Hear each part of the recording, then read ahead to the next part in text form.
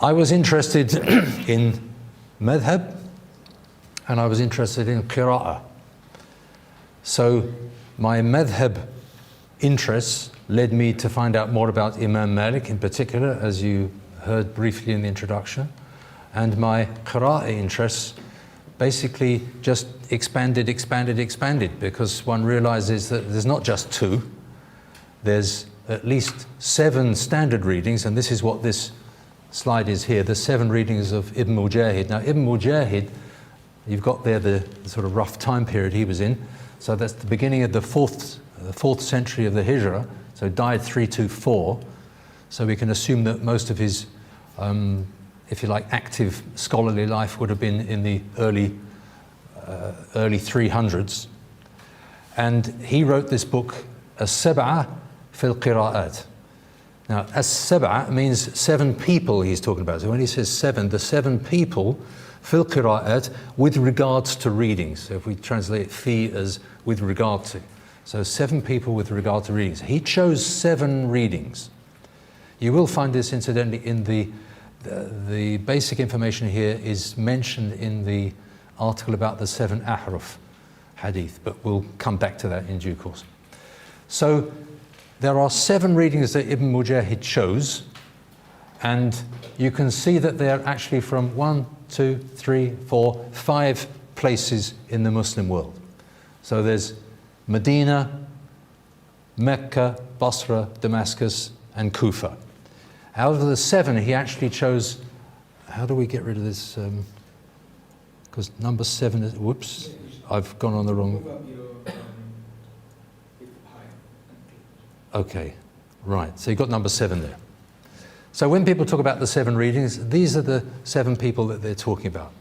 And they put, or Ibn Mujahid put Nafi' first, who's the reader of Medina, same time incidentally as Imam Malik. Died 197.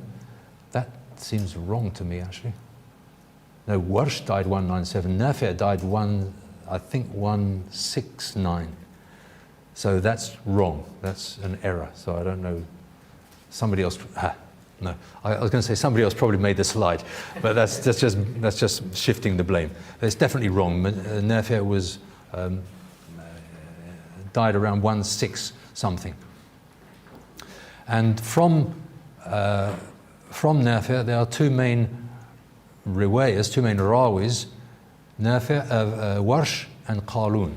Now Warsh is the reading that's used in North Africa in particular and West Africa, so Nigeria, traditionally anyways, things are changing quite rapidly. But traditionally, West Africa, Senegal, Nigeria, etc., Mauritania, Morocco, Algeria, Tunisia, not Libya, those areas would have recited using the reading of Imam Warsh. And alongside Warsh, you could say Warsh's brother is Qalun. Now both of these, of course, learnt from Imam Nafi' directly.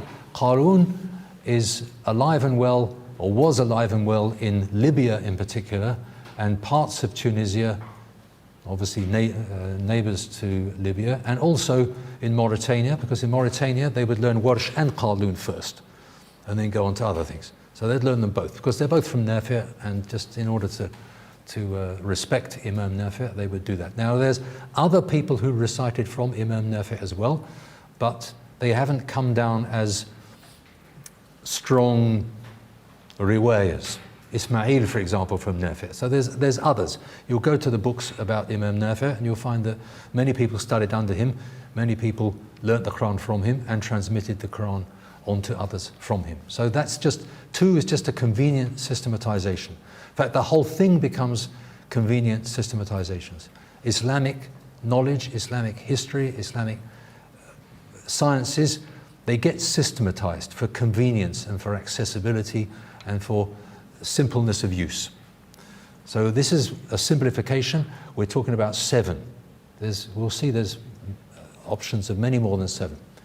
So Nafi' is alive and well in the reading of Warsh and Qalun, which are both used nowadays.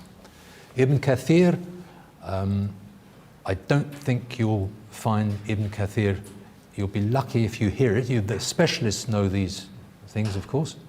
Abu Amr, yes. Ad-Duri from Abu Amr, you get that traditionally in the Sudan, Somalia, East Africa, that area. Ad-Duri was, and to a certain extent still is, well used. And I'll say something about the differences in a minute. Ibn Amir is the Damascus reading. I never know whether to say Damascene. I don't like it as a standard adjective because I don't think people use it. But you can have a Damascene blade if you have beautiful engraving on your sword or something like that. You talk about Damascene work, which is to do with Damascus.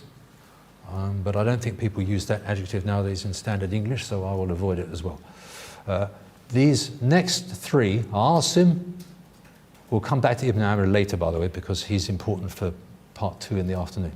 Asim, Hamza, and Al-Kisai, all three from Kufa. And from Asim, there's Hafs and Shu'bah. Now, Hafs is the standard one that most people are familiar with nowadays. So when you talk about which readings you use, people say, don't know. Well, probably Hafs from Asim, because that's the standard one that's printed nowadays. But Hafs, again, isn't the only one, just like Warsh isn't the only one from Asim. And there's the other man is Shu'bah. He's also known as Abu Bakr because he's Abu Bakr Shu'bah.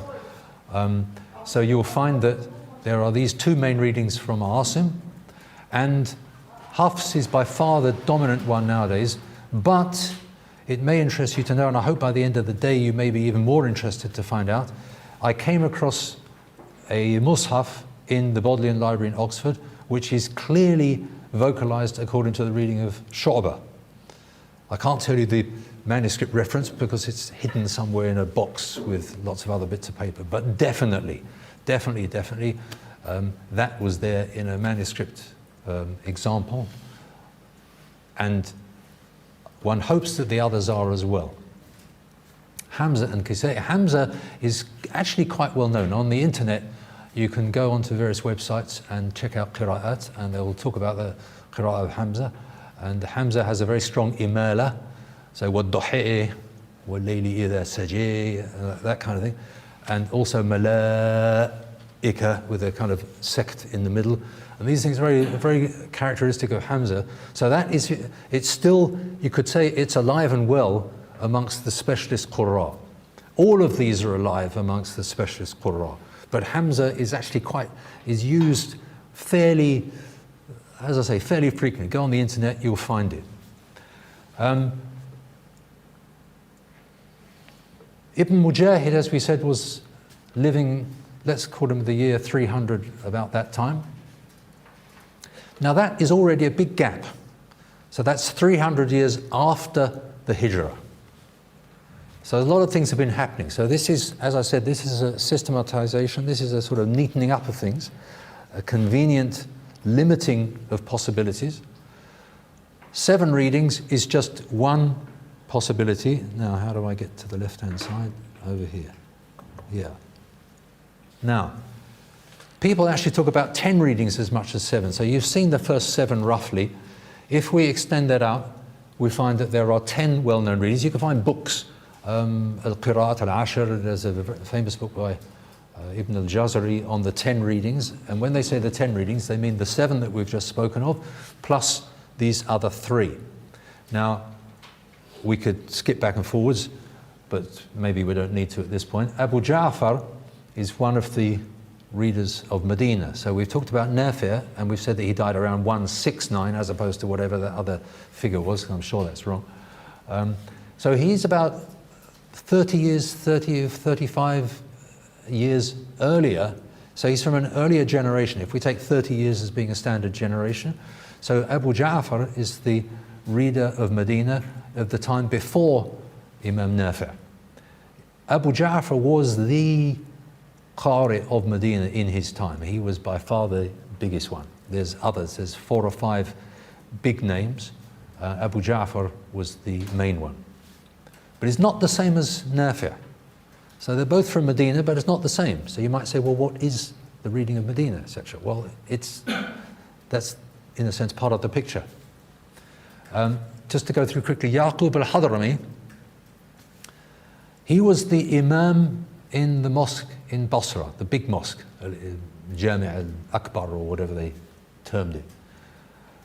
And so his reading is one of the 3 making up the 10, but assuming that he read using his reading, that was the standard reading in Basra at the time when he was the Imam of the mosque. One just assumes that that makes sense. So I'll just put that in because the 3 get sort of almost neglected. Anything beyond the 7, overlooked. I won't say neglected, but just overlooked, not thought about.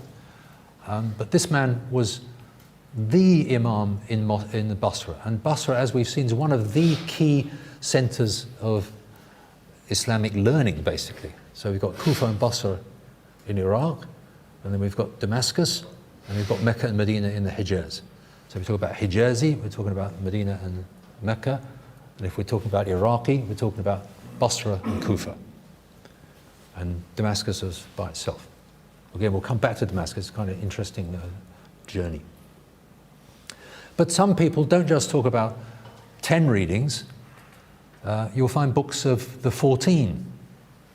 And so there's 4 others. And again, we've got their geographical locations here. Mecca, 2 from Basra, Kufa.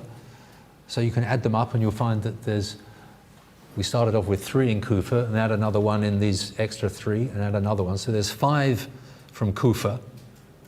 And then we've got our first Basra and Abu Amr, we've got Yaqub al-Hadrami, so that makes 2. These 2, Hassan al-Basri, Yahya al-Yazidi, another 2, so that's 4. So there's 4 from Basra, 5 from Kufa, 4 from Basra. That's Iraq, right? Iraq was the center of all this learning at this period. 1 other from Mecca, Ibn Muhaysin, alongside Ibn Kathir we had in the 7. And we've got Abu Ja'far, Imam Abu Ja'far, alongside Nafi' to represent Medina. So there's 2 from Medina, 2 from Mecca, 1 from Damascus. Don't ask me why, that's an interesting one. So that's 5, and then the others from Iraq. So those are the readings that most people talk about nowadays. That's what you'll find in the books. Either 7 readings, Ibn Mujahid being the famous book. If you're in the slightest bit interested in the readings, you must get hold of a copy. You need it. It's sort of essential resource. And the 10, there's An-Nashr fi al-Qira'at al-Ashr. So Kitab An-Nashr, that's Ibn al-Jazari. Again, essential. We'll get back to him later because he has an amazing introduction. First-class introduction. If you want to see what a PhD would have been like in the old days, you read his introduction. First 50 pages tells you absolutely everything about the readings, nicely formulated, laid out, point by point, bom, bom, bom, bom, bom, bom, bom. Beautiful Arabic, clear thinking, absolutely brilliant scholarship. That's Ibn al-Jazari. He is the #1 guy for the readings. And he composed a book about the 10 readings. And he discusses, are they mutawatir, etc. Well, he says, yeah, of course they are. They just sort of fell, in a sense, by the wayside. But we have these 4 who make up the 14, so you'll find some books of 14. They generally consider these shadh. Shadh is another technical term that we need to be familiar with. It means irregular, non-normative, in some sort of way, a little bit slightly less usual than the other ones. So you have the usual ones and then the slightly less usual ones. But in their day, they would have been used as well and they would have been normal. As we've said, like, for example, Yaqub al-Hadrami, his reading was obviously totally normal. Basra, one of the big centers, and if you went into the mosque, it would probably be his recitation. But I mention those because the names come up. Al-A'mash, for example, if you've read that article I read about the 7 Ahraf, you'll find that he's referred to. He was died 148. What it doesn't say there is that he was born, I think, the year 60. Does that make sense? Yeah, it's like about 90-something years old when he died. And Al-A'mash said, because he's from Kufa, he said, there was a time with us where the reading of... Now, I should go to my text because I'm going to forget this. He's comparing the reading, what he calls the reading of Zayd and the reading of Ibn Mas'ud. And he says, there was a time with us where the reading of Zayd now, the reading of Zayd with us is like Ibn Mas'ud was with you, or something like that. In other words, Ibn Mas'ud was the standard reading in Kufa in his early years. And then it got overtaken by the reading of Zayd. We'll come back to that because that's a whole story in itself.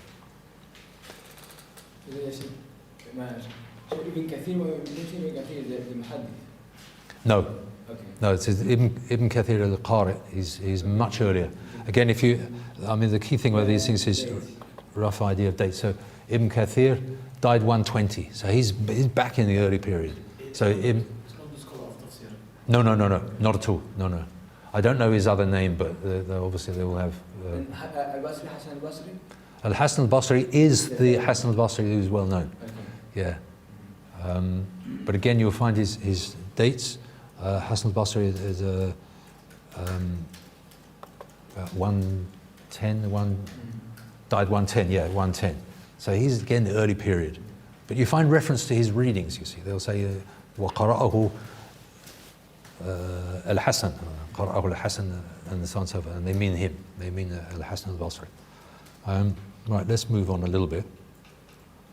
So that's something about the readings in terms of the people, in terms of the places, and possibly you could also say in terms of their dates. Now, all of these people effectively in either the first, when I say first century, I mean from the year 100 onwards. So the second century, died in the second century, and therefore were active in the second century, maybe from the beginning, maybe from the middle, maybe from the end, and a few into the third century. Now the next slide. Yes. This is really what the talk started off being about, and I've allowed myself to say something about the other readings. This is well recorded in hadith collection after hadith collection after hadith collection. In other words, pretty much all over. And I will read it from the text I've got in front of me. It's from Umar ibn Khattab, who said, I heard Hisham ibn Hizam reciting Surah al-Furqan differently to the way I recited it. And it was the Prophet ﷺ who had taught me it. So Umar ibn Khattab is in a situation where he hears this other man reciting a surah that he knows, or he thinks he knows. But it's different. So he's a little bit surprised. I was about to rush up to him. This is Sayyidina Umar and his, jid. I was about to rush up to him, but I allowed him time to finish his prayer, because he's doing the prayer. I mean, he's a poor guy, he's just standing there reciting Qur'an, and Umar is wanting to grab hold of him. But then he did. When he's finished the prayer, it says, then I grabbed hold of him, grabbed him by his cloak, and took him to the Messenger of Allah, sallallahu alaihi wasallam, and said, Messenger of Allah, I heard this man reciting Surah al-Furqan differently to the way you taught me it. So I've just heard him, he's reciting that same surah. I learnt it from you, and it's different from the way I learnt it. There's a question mark in his mind. The Messenger of Allah, sallallahu alaihi wasallam, said, let him go. I forget what the Arabic is, mahlan or something, I don't know. Then he said, recite Hisham. So the Prophet ﷺ is saying to Hisham, you recite. And Hisham recited it in the same way that he'd done so before. In other words, the way he'd learnt was the way that he then repeated the recitation when the Prophet ﷺ asked him to recite. And Hisham recited it the same way. The Messenger of Allah ﷺ said, yes, it was sent down like that. هَكَذَا أُنزِلْ. Or هَكَذَا نَزَلْ. Again, I can't forget the Arabic. Then he told me to recite. So he's talking to Sayyidina Umar. And Sayyidina Umar did so. I did so, he said. And he said, it was sent down like that, yes. This Qur'an was sent down in 7 different versions. عَلَى سَبْعَةِ أَحْرُفٍ. That's the phrase in the hadith. عَلَى سَبْعَةِ أَحْرُفٍ. Now, ala is clear. Ala means on or according to or something like that. Sab'a is clear. We had kitab al-sab'a. We've got sab'a. 1, 2, 3, 4, 5, 6, 7. 7. It's a well-known Arabic word. Ahruf. Not so easy. It's the plural of the word harf. Actually, it has different plurals. Ahruf is what they call a plural of paucity. Jam'u al-qillah. If you're 1 to less than 10, or 10 up to 10, you can use this.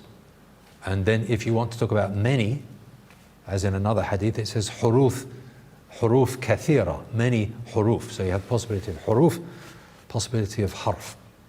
What does harf mean? Harf is an interesting one. Originally, it's the edge of a sword. Haffa, the edge of something, the hem. But what does it mean here? Ala sab'ati a'raf, on 7 edges. Be a literal translation that you could possibly work with. 7 edges. What does 7 edges mean? I've attempted in my article to maybe I should start looking at the article because I've gone through these things bit by bit. It has the idea, I always think of geodesic domes or something, and you've got sort of like different edges making up one thing, because they're all edges of the same thing. That's the key thing. It's like a 7-edged, and even 7 is, we'll see later, that 7 doesn't mean literally, well, some people say it does mean literally 7, other people say no, 7 is when the Arabs want to refer to multiplicity, but at a small level, and 70 is if you want to refer to multiplicity at a larger level, or even arba'in, you could say like 40 or 70, and then 700, as in the hadith, the reward of the one fasting is, so 700 times that, etc., meaning many, many times. So I've always understood 7 as being best understood in that way here. So it means 7 means a small amount, but nevertheless more than 1. So there's a sort of multiplicity.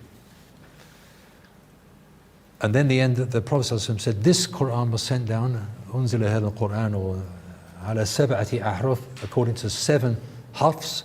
So recite whatever it is easy for you. فَقْرَأُوا مَا تَيَسَّرَ مِنْهُ. فَقْرَأُوا مَا تَيَسَّرَ مِنْهُ. What is easy? Yasir is easy. مَا تَيَسَّرَ, what is easy.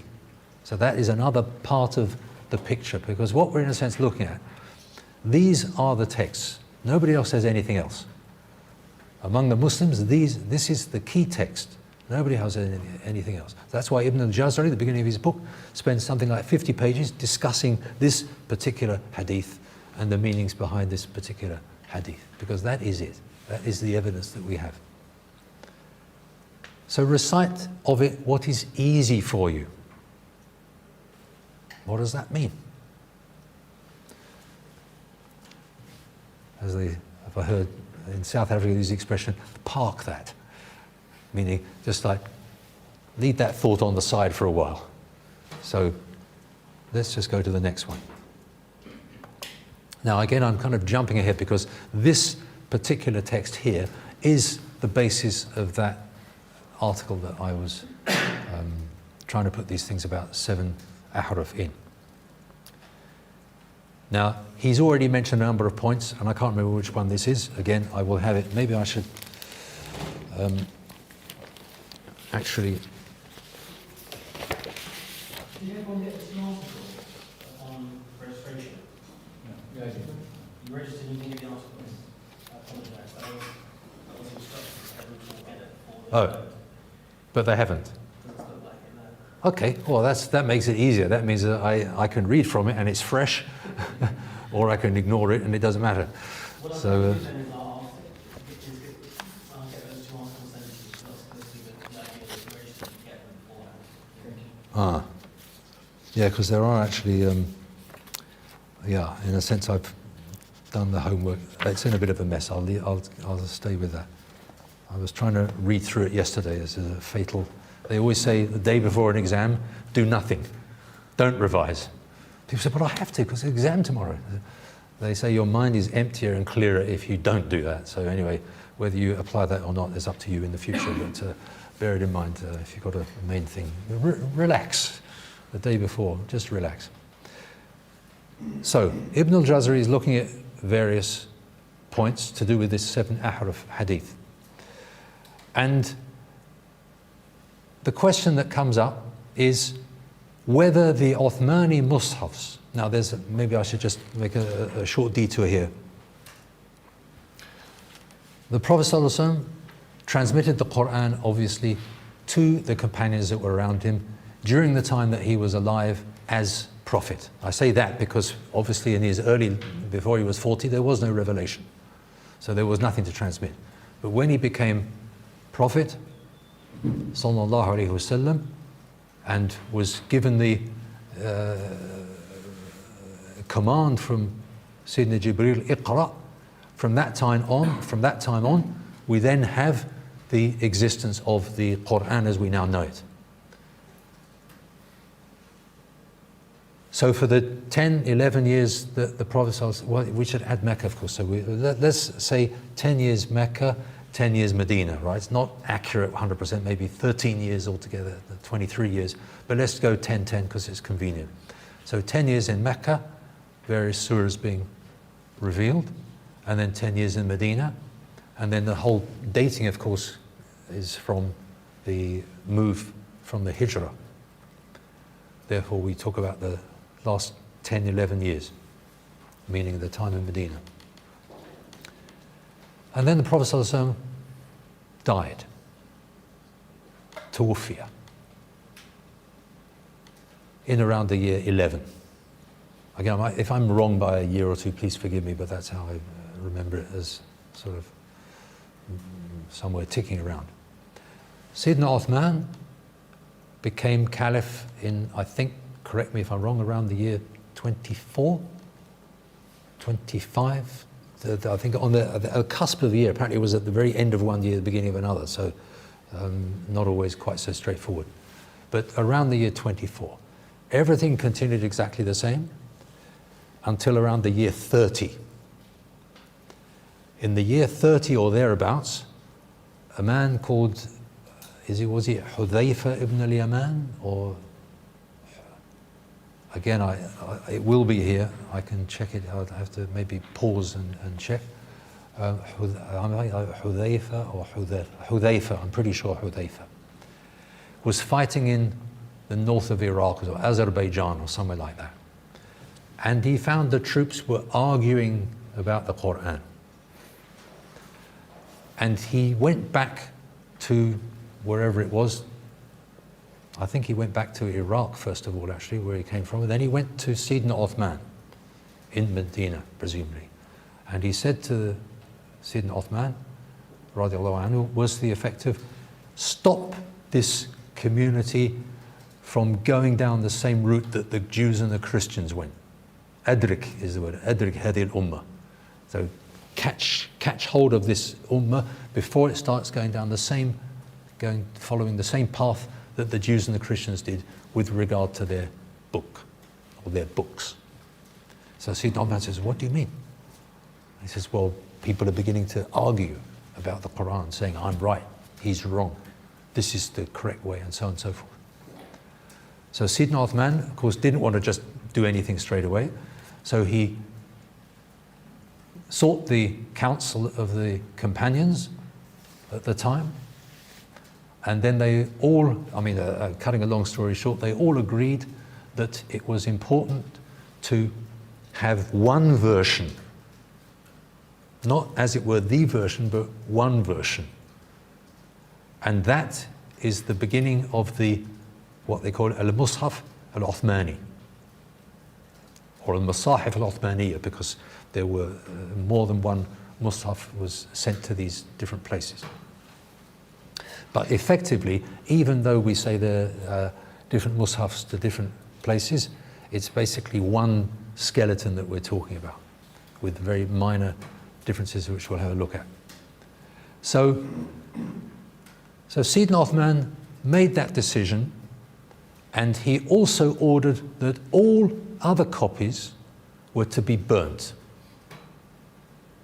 So that means whatever was going on in that first 30 years was then changed, or it was restricted. And what was allowed was, in some instances, then not allowed. Now that brings up the question of, well, does that mean you've lost some Qur'an? What does that imply? Because that was, if you like, the question behind this question.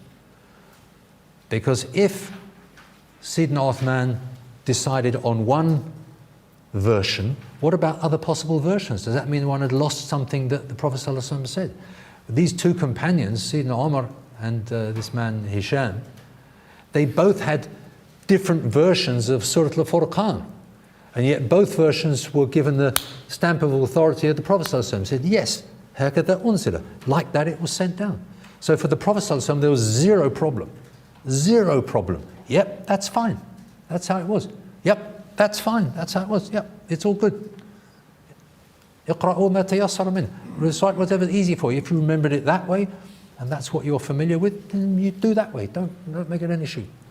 But then we start getting these arguments between the troops, Azerbaijan, etc., as I just mentioned. And so then it was a different issue. In other words, now you're beginning to, there's discord among the Muslims. So instead of being one people who could use that version, and it's all sort of possible, it's now becoming a cause of argument.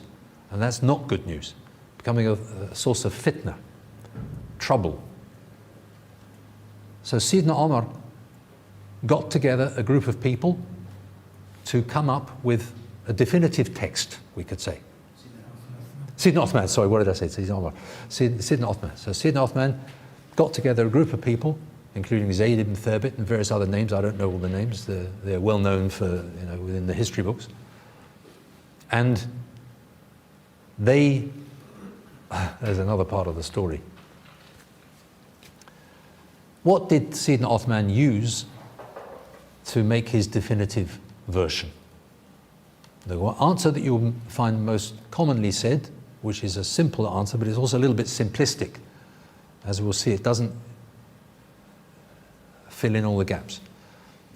The simple answer is that Sayyidina Abu Bakr had got together a version in his caliphate. Because people were being killed in the Battle of Yamama, I don't know what the battles were. There were battles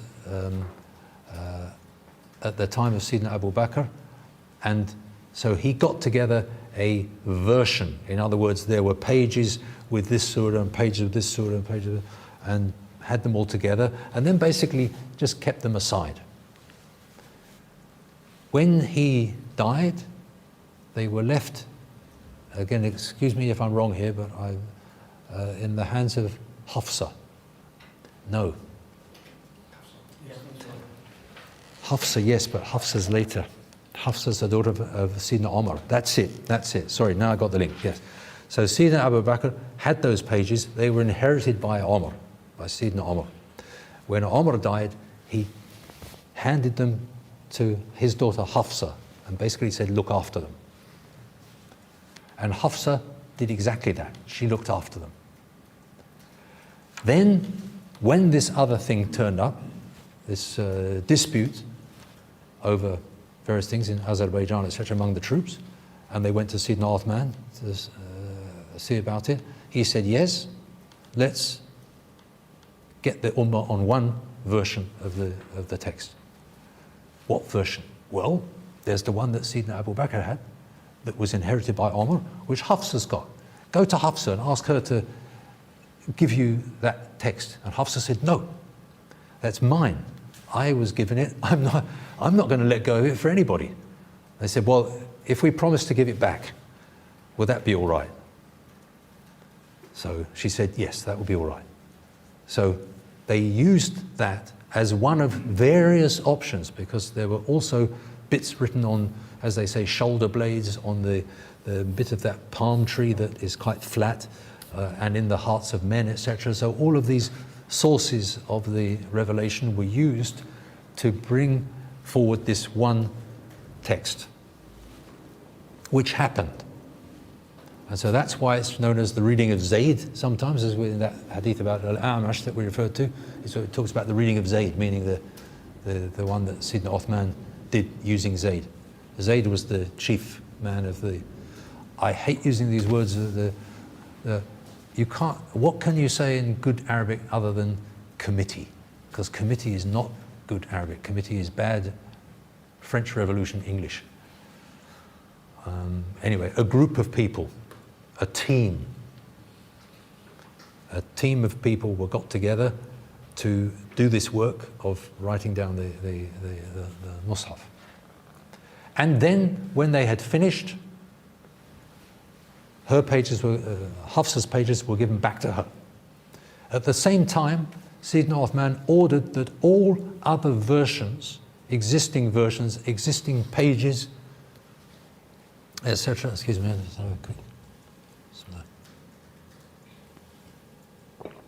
were to be destroyed by burning or by washing away, if it's a question of the ink. So they use various words. Harq for burning, so some of the pages were burnt.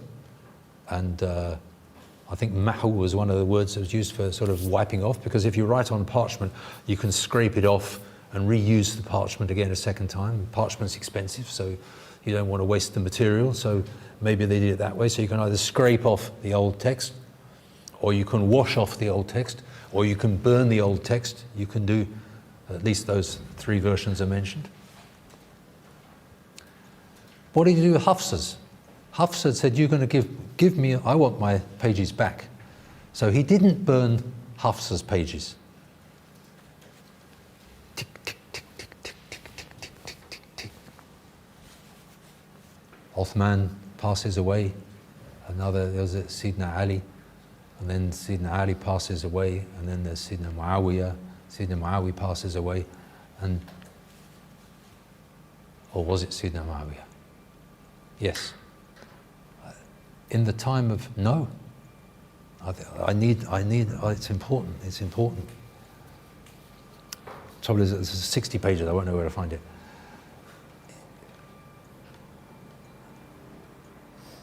The question is, when did Hafsa die? I don't know. But I think it was, Allahu A'lam. Because it was Marwan. Yes, it must have been the time of Muawiyah. Because Marwan was the governor of Medina under Muawiyah. So it's the time of Muawiyah. Now Muawiyah was the caliph between 40 and 60. Near enough. Maybe 61, I think 60. 40 and 60 of the Hijrah. And Hafsa died, from memory, in the 50s. Say like 57, 58 or something, I don't know. You can find out. These things are accessible in the books of history. So she had her pages. So Marwan was the governor. Now Marwan knew about the judgment of Sayyidina Uthman and their kinsmen, of course, the Bani Umayyah as well. So when he knew that she died, he ordered those pages, ordered those pages to be brought to him, and he burnt them.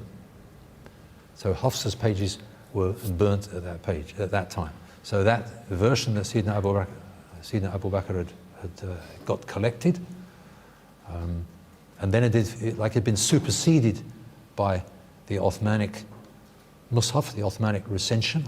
I'm using these words, but take them in their Muslim meaning. And he'd ordered everything else to be destroyed. So not in deference, because it's more than that, in obedience to that command, he, the governor of Medina at that time, when Hafsa died, said, we must burn these pages. If not, they will cause, I'm guessing here, but they are the cause of potential fitna in the future. Because if people see these and see that there's differences, they're going to say, whoa, no, you say one Qur'an, one this, one that, but there's multiple versions here. What are we going to trust? It'll cause fitna, which it does. It still does now, which is one of the benefits, hopefully, of what we're studying now, that we can be armed against this fitna, because it's just fitna. Just fitna. Sayyidina Uthman got the community on this one Mus'haf for the benefit of that community. So then, you get this question of, well, was something destroyed that was important? Or what was destroyed? Or what do we mean when we say destroyed? Because Allah Ta'ala has, إِنَّا نَزَلْنَا الذِّكْرَ وَإِنَّا لَهُ لَحَافِظُونَ. Allah has promised that He's preserving the dhikr, preserving the remembrance. So nothing is lost from that point of view. So Ibn al-Jazari is putting this question. do the Uthmani mushafs contain all of the 7 ahruf? أنزل هذا القرآن على 7 أحرف. So the Prophet ﷺ said this was revealed according on 7 harfs. Again, we haven't looked at the meaning of that word yet. And one of the understandings of it, I don't think it's the complete understanding, but one of the understandings is that harf could mean version. So they talk about, for example, the harf of Ibn Mas'ud, the harf of Zayd, the harf of so-and-so. That's one meaning, right? It's a valid meaning. It's used and found in the sources. And that's where Al-A'mash, who we looked at briefly just earlier, he said, more or less, I mean, paraphrasing, big paraphrase, when I was young, we used to read the reading of Ibn Mas'ud, or it used to be common in Kufa, far more common than Zayd. And now it's the other way around. And now we read the harf of Zayd, and the harf of Ibn Mas'ud, we're not allowed to recite it for various other reasons. So, do the Uthmani mushafs contain all of the 7 ahruf? And he said this is a major issue, a major question about which the ulama have different views. Certain groups among the fuqaha, the qurra and the mutakallimin, take the view that the Uthmani mushafs contain all the 7 ahruf. They base this on the premise that it's not possible for the ummah to have neglected to transmit any of the 7 ahruf in which the Qur'an was revealed. In other words, they're saying we have a complete memory, we have a complete transmission of everything that was sent down to the Prophet ﷺ. Therefore, 7 ahruf were sent down, we have 7 ahruf available now. That's that position. So it's a kind of logical thing, because we know that we haven't lost anything, and because we know that Allah Ta'ala is preserving the Qur'an, then we can assume logically that everything is there. So all 7 ahruf are there. That's point number 1.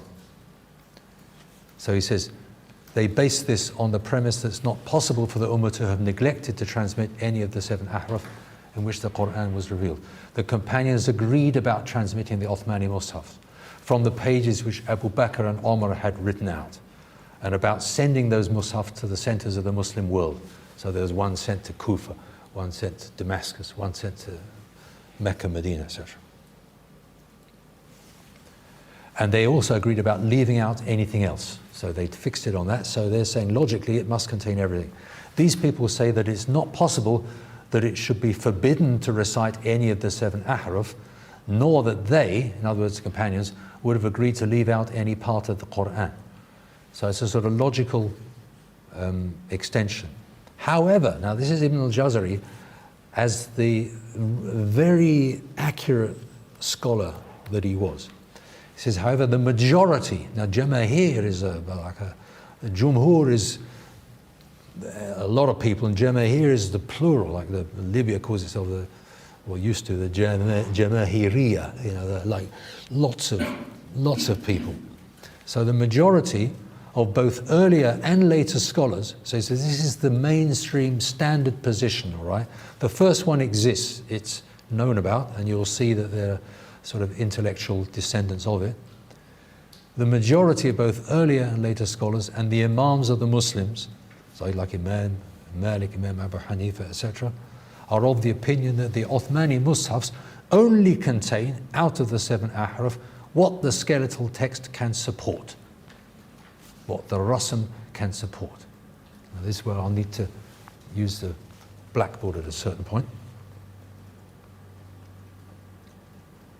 And are of the opinion that the Uthmani, sorry, I've said that already. They only contain of the 7 ahruf what the skeletal text, the rasm, can support. Although these mushafs include all of the last rendition, al-ard al-akhira, because we know that before the Prophet ﷺ died, Sayyidina Jibreel appeared to him twice, went over the whole thing to, if you like, fix it. So as rendered by the Prophet ﷺ to Jibreel, without leaving out any harf from that rendition. Now harf's being used in a different way there, because harf can mean letter. So or it can mean a small, they say kalima, like in like in the sort of the, excuse me saying the Pakistani world, but you learn like different kalimas. La ilaha illallah Muhammad Rasulullah. Kalima number 1 or whatever it is. Kalima number 2. Now that's a phrase, right? That's not a word. Kalima means word, but it can mean phrase consisting of a number of words.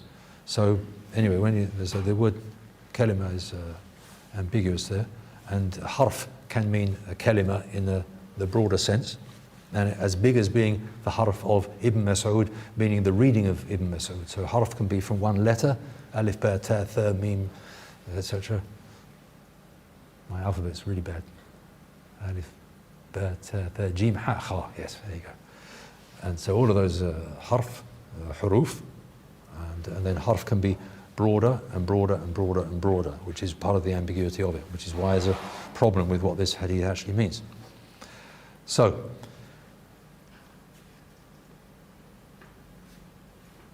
that it contains the Ard al-Akhira, the last rendition, as rendered by the Prophet ﷺ to Jibreel, because he read it out to Jibreel, without leaving out any harf from that rendition. In other words, that is complete. This latter view is the one that seems to me, he says, to be correct, because of the authentic hadiths and well-known and widespread reports that indicate it and bear witness to it. Now, that, if you like, is the start point. This is a leaf from a number of leaves kept in the Bodleian Library in Oxford. And when I was doing my thesis on Imam Malik, etc., I was also interested in this.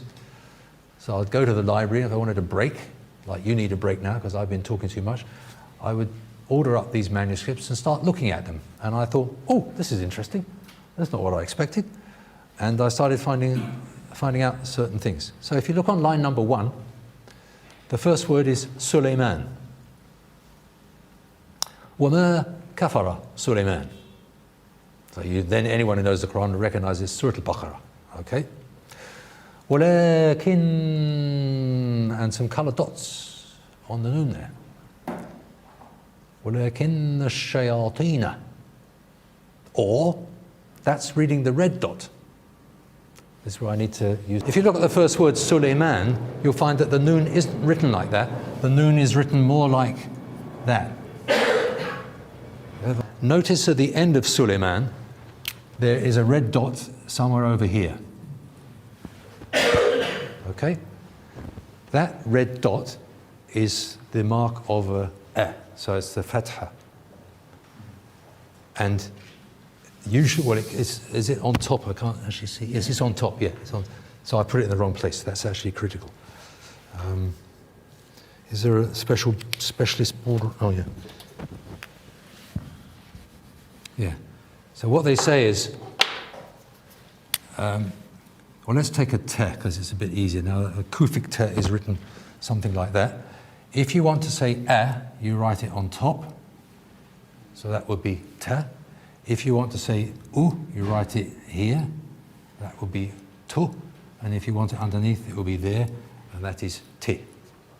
So the dots are in places to indicate the vowels. If you want to mark a ta, what you find is that you get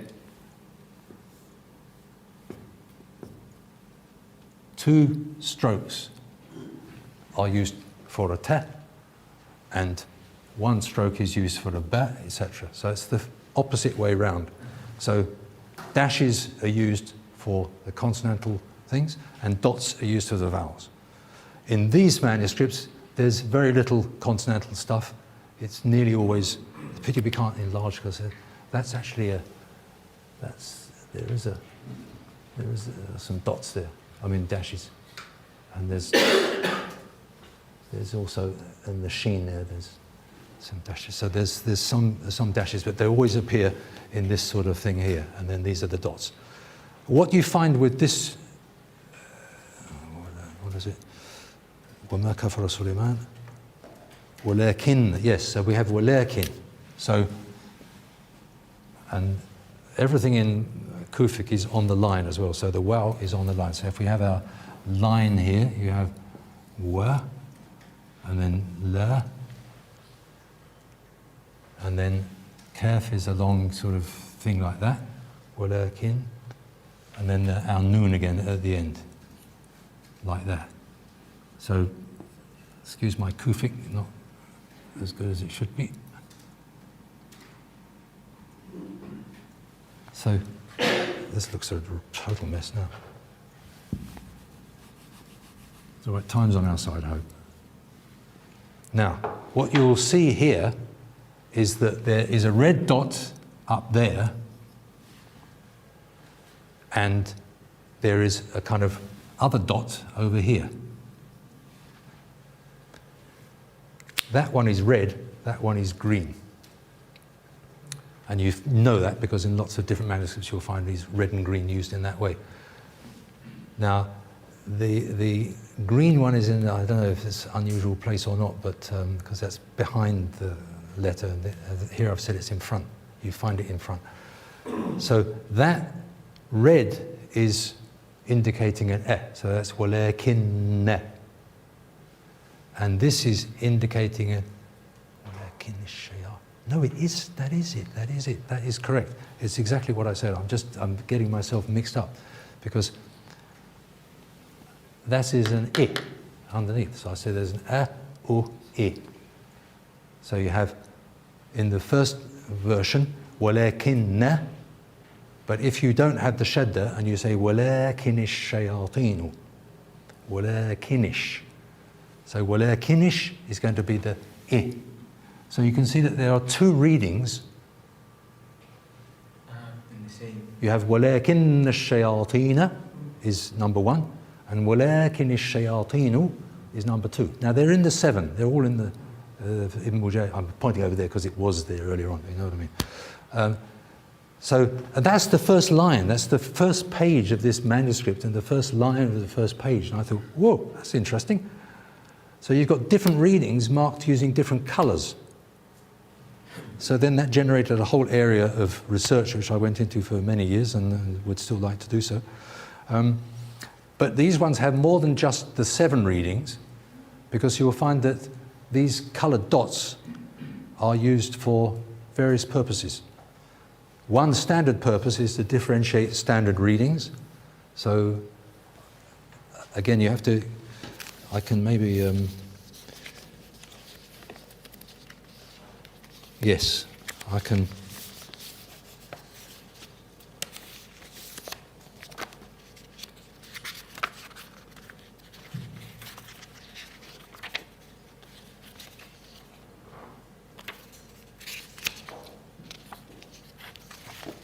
Yeah, so this, yeah, so in other words, there's variants within the 7 that have been marked. وَلَكِنِ الشَّيَاطِينُ Ibn Amir, Hamza al-Kisa'i Khalaf. So we're saying that that's the Damascus reading, and 4 of the Kufans have وَلَكِنِ الشَّيَاطِينُ, but Asim doesn't. So the one that we're familiar with is وَلَكِنَّ. Now that's the same as Wash. So in that case, Wash and Hafs are identical, but the other Kufans, contrary to Asim, say وَلَكِنِ الشَّيَاطِينُ, and that's standard Arabic grammar. That's not a problem, right? If you use the وَلَكِنَّ, you have to put the word after it in nasb, you know, in the accusative case. And if you have walakin, just a light, as they say, walakini, walakin ash-shayatin, you don't change anything at the end. So shayatinu. So you'll find that the shayatinu, at the end, that last word on the top line there, again, there's 2 dots. One on top, which is the red one, and one in the middle, which is the u. Okay, so that, I'm glad I wrote that up before I forgot. So that is that's the a on the top, and that's the u there, and the I there. So you've got an example of the I, walakini, and walakinna, shayatinu, etc. You've got those 3 vowels marked there. So that, for me, opened up an interesting line of inquiry, line of research. As I said, it doesn't finish there, because if you go down, basically you end up reading all of these things and coming across these various coloured dots, and you have to try and work out what's going on. Now if I point you down to, yes, make it easy, the penultimate line, the line before the bottom. So we're looking at this word here. Now those of you who are huffaz, you can pick it up from the line before. I mean, I know what the word is, but I want you to find it out. I'm just لو كانوا يعلمون ولو أنهم آمنوا واتقوا لا. I know what the word is, you see, but what's the standard reading? لمثوبة, yes. Now, another thing here is that if you put two of these dots together, you get the tanween. So that's another thing about these early manuscripts. So that double red at the end there is un. So that's mathubatun. But look at the wow. Now it's not very clear because obviously you haven't got the thing in front of you, but that's actually a green dot in the original. So it's a green dot above the wow. Now, from your knowledge of what these represent, you can now tell me what that indicates on the wow. Is it a wa or a wu or a wi?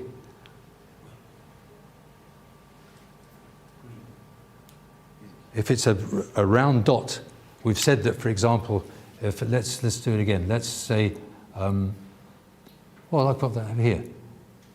Let's say this is going to be the shape for a ba, and we want to say there's a ba and a bu and a bi. The ba is up there, the bu is there, and the bi is there. So of these three, which one is it? We've got a wow, and we've got, yeah. So it's a wa. All right, it's not a wu, it's not a wi. Now mathubatun, there's nothing on the wow at all. It's like sukun. Or then, I don't know, grammarians probably wouldn't sing that. But here we've got a dot which is indicating a pronunciation of a wa. So if you're going to pronounce that with a wa, and you've got الذين آمنوا واتقوا لا مثوبة لا مثوبة مثوبة. You say, where's that come from? I've not heard that one before.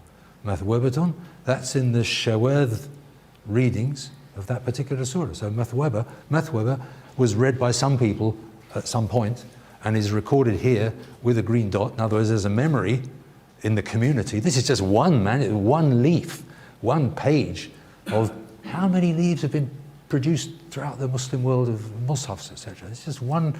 This happened to be the first one I ever looked at of this type of thing, as I said, taking a break from my other studies. And I found that up the top, which was interesting. So here we have different readings among the seven, put in one, indicated by, color-coded in the Mus'haf. And then there's also other readings that are contained. And you'll also find that there's verse numbering and all sorts of things going on. But just while we're on that, if we just read it through. Al-Huffaz يساعدوننا. Sulaiman وما كفر سليمان ولكن الشياطين, if we go with that, كفروا وما يعلمون الناس, is it? السحر وما أنزل على. Now this one, what's the normal one that we're used to? Malakaini. But again, with your knowledge now of these vowels, you can see that this is Malikaini. So there's another shadh reading coming up. Al-Malikaini bi-Babila Harut wa Marut. But this is like Babila, that's normal, right? That's just a red dot in the right place. And so that's the kind of thing that you find. So you look through, I mean, what I did, I would look through and be looking for these green dots. Because the red dots, I kind of expected those, they're normal, although they're also got a story. And there's these various green dots. But the thing that I was going to point out was these red dots, sorry, on your side, that would be this kind of thing here. But we have to, I think it's يضرهم ولا ينفعهم. Yeah, so it's ma. You have to help me out here. What's the bit that leads up to yadurruhum and then wala yanfa'uhum? Tick, tick, tick, tick. I know we're all getting tired. There's a reason for pointing it out, because it's very, very common in these manuscripts. Oh, I've lost it myself. Yes, this line here. Yadurruhum, and there's a red dot after the meme. So from your knowledge of I, the red dot is indicating what? Ooh. So it's yadurruhumu. So you have what they call this meme al-jama', the meme for marking the plural. And in many of these early manuscripts, you find it marked red, clear, no ambiguity whatsoever. Yadurruhumu, with no hamza coming afterwards, no special sort of warsh type feature or anything. Just ooh, time and time again. This one has it. Maybe that's only one actually, but sometimes lahu fil akhirati min khalaq. This isn't a particularly marvelous example because there's just one or so there, but sometimes let's just have a look. So can I ask a question? Yes. Is this before Ottoman's compilation or is it After. This is all post-Ottomanic. Oh, okay. The whole lot. Yeah. Because these are the surviving. This is probably a few hundred years. No, maybe not. Maybe one or two. I'll just see if I can dig out some other one. Look at the top line. This is the end of Surah Al-Fatiha, so you'll be familiar with this. An'amta alayhi, four colours. What might be going on there? An'amta, that's normal, right? The ta doesn't, you don't mark the ta itself, but you mark the vowel. So that's the dot on top, so it's an'amta alayhim, alayhimi, alayhum, alayhumu. It's all those possibilities. Hamza, we talked about the reading of Hamza. Hamza is one of the ones who says alayhum. I think he says alayhum. And then if you say alayhum, if you're going to add the thing after, it's alayhumu. If it's going to be alayhim, Abu Amr has alayhim, alayhimi, and that sort of thing. So you get these different ways of pronouncing the endings there, and they're marked with these different colours. So it's like saying that, and that's just what you can manage. If you've got four colours, that's the maximum you can put down. Anyway, it's just. But do the colours mean something different? So the greens mean. Well, we don't know. That's what I was interested in.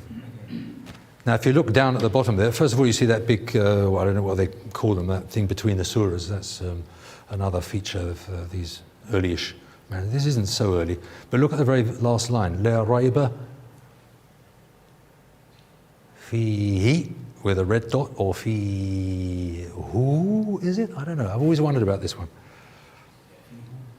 Because fihu is what you'd expect, right? Logically, that dot in that place would give you the But it might be, because you find counterexamples, it might be that they're indicating a long vowel. So fihi, la raiba fihi, as opposed to la raiba fihi.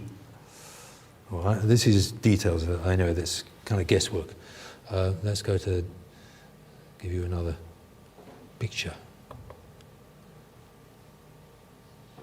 This is another example of that same bit of Surah Al-Baqarah. So again, Sulaymanu, وَمَا كَفَرَ سُلَيْمَانُ, but it's, the lining is, you know, obviously it's taken more space. And then again, وَلَكِنَّ الشَّيَاطِينَ. Again, there's got the dots in the places there to indicate that both these readings are being transmitted parallel.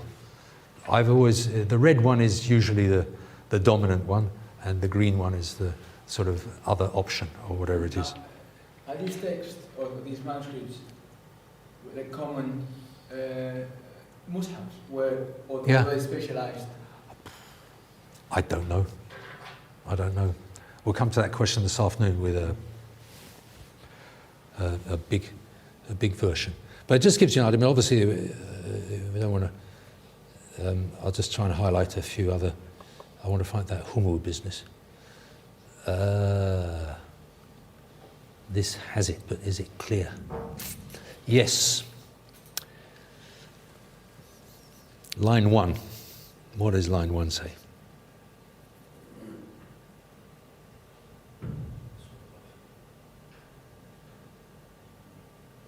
I'm sorry, not being half with it is actually quite difficult.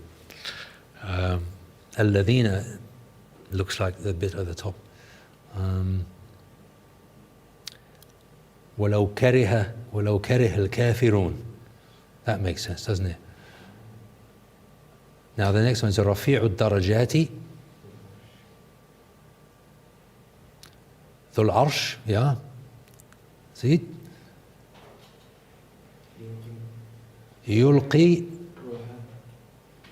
يلقي الروح من أمره على من يشاء من عباده لينذر or لتنذر. Notice that one. There's 2 strokes underneath in green to mark a yeah, and there's 1 on top. If it was 1, it would be a single, so that would be linundira. But I'm not sure. But again, you find that there's shawaz readings, etc. But I'm looking for a humu and everything. Line 4, 5. لتنذر قوما. What was it? No, لتنذر يوم التلاقي, isn't it? يوم هم بارزون. There you go. So line 1, 2, 3, 4, 5. يوم هم بارزون. يوم هم بارزون. And you'll find that in this particular manuscript, and there must be other examples on that page as well, that this humu kumu business, it's marked every single time as normal. Later you find it restricted to the reading of Abu Ja'far and Warsh in some circumstances, and Qalun in some circumstances. So it's associated with Medina, but at this point it's sort of standard, and we'll find later this afternoon in the Syrian manuscript. So the questions that start arising in my eyes, where did it come from? Where did it go? Where did it disappear? If it disappeared, why? Etc. So there's lots of things. And this is, I don't think this is the Medina manuscript. I think it's probably Iraqi. What else? That's probably enough for the time being. But oh, even clearer. Ah, yes. Look at the first line again. And again, you find 2 dots on top. لا يرى إلا مساكنهم ولا ترى. Is it لا ترى? لا يرى? Can't remember. The red would لا يرى. لا ترى. Yes, so we've got the green reading is لا ترى, you do not see, and the red reading is لا يرى, it is not seen, there is not seen. And if you complete the green bit, لا ترى إلا مساكنهم, that has to be then in the nasb because of the grammar. But if you go with the red thing, لا يرى إلا مساكنهم, so مساكنهم, مساكنهم, to do with the grammar. So is it going to be in the accusative or the nominative or nasb or raf, etc. But whatever one you say, مساكنهم, مساكنهم, there's a dot after it, even though you don't need one in the sort of Warsh ruling. So those are some of the things. Let's quickly go through the. That's not strictly speaking relevant for the moment. Let's leave that out. This is the famous one. Somebody gave me a lift this morning and said, oh, we went past the British Library and said, oh yeah, it's got one of the earliest Qur'ans in it, hasn't it? Or the earliest. This is a picture from that mushaf, or at least portion of a mushaf. And I'll just point out a few things because they are sort of relevant. On the top line there, وما تنزلت به الشياطين. Again, notice after shayateen, there's a sort of round circle with red dots around it. Those are understood normally to mean 10 verse markers. So every 10 verses, boom, they indicate one of those. Now, that in itself doesn't really matter too much, except that you realize that just as there are differences in readings, there are also differences in verse numbering. So that, for example, Alif Lam Mim, verse, ذلك الكتاب. No. Alif Lam Mim, break, ذلك الكتاب, and then So some readings will stop at Alif Lam Mim, or they'll mark an ayah, so they'll say number 1, and other people say, no, that's not the end of the first verse. The first verse doesn't end till La Rayba Fihi, or something like that, Hudan lil Muttaqin. So you find that. But then you find that those verse numbering systems are associated with the various centers. So you have a standard sort of Kufan verse numbering system, standard Medina numbering system, etc. So if you have one of these scripts, one of these pages, there's a lot of information there. You can take out readings. If you've got vowels, you can take out vowels. If you've got verse numbering, you can say, what kind of verse numbering system is this? And you can actually find out a lot, which is what I was doing, and it's led up to trying to understand this 7 ahruf business. Let's just go to the last. Yeah.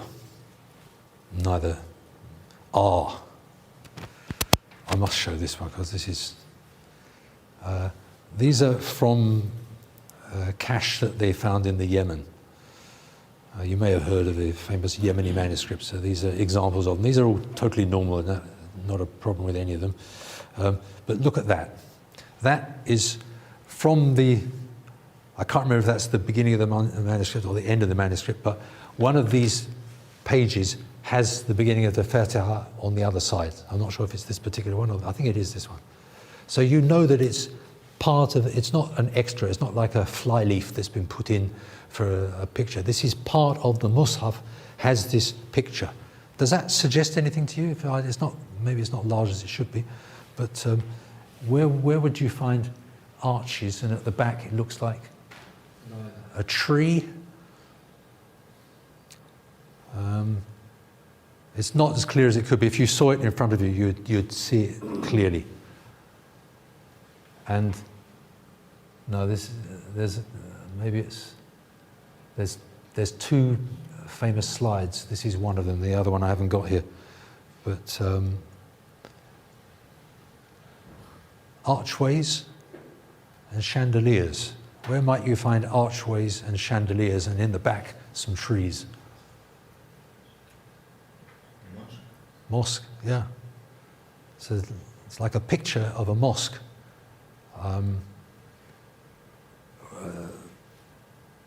From the Yemen in this case. But the arches, these art historians, they say, oh yes, that arches, that's like in the Umayyad Mosque in Damascus, and that's like this, and that's like that. And they link all these things together, and this looks like it's that period. So it's the Umayyad period. But this is quite early. Where nowadays do you find a picture in a Mus'haf? Have any of you ever seen a picture in a Mus'haf? It is like after Fatiha. This once, I don't know if it's this one, there's 2 pictures. There's like the front gate of a mosque, and then the sort of going through to the back, like you look through the mosque and get to the courtyard at the back where the trees are. So the trees are in the courtyard. It's just a representation.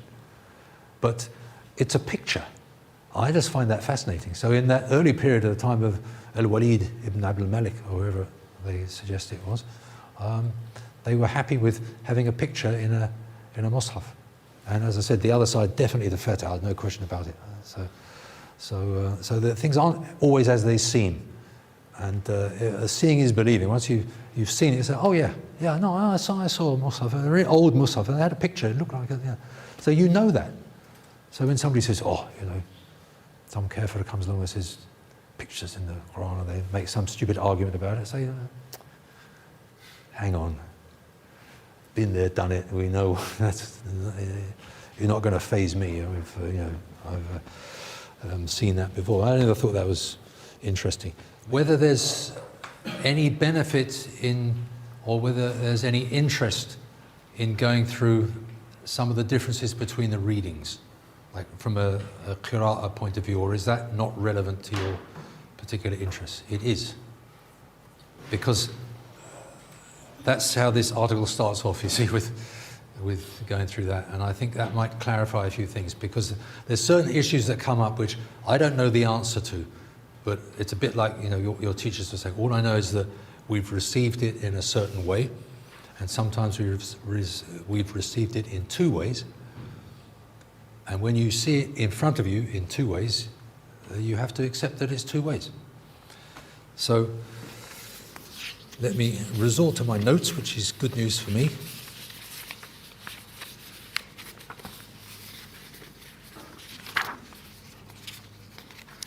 So I was trying to summarize for myself, and then by extension, of course, for other people, the differences between the readings. Now, some of them are really minor, because it's just about pronunciation. And yeah, especially, these are the ones that people get wrong very commonly when they're reciting Warsh, etc.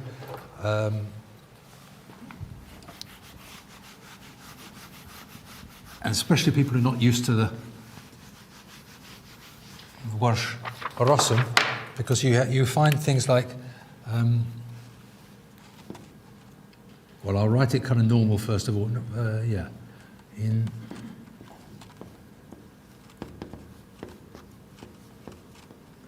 now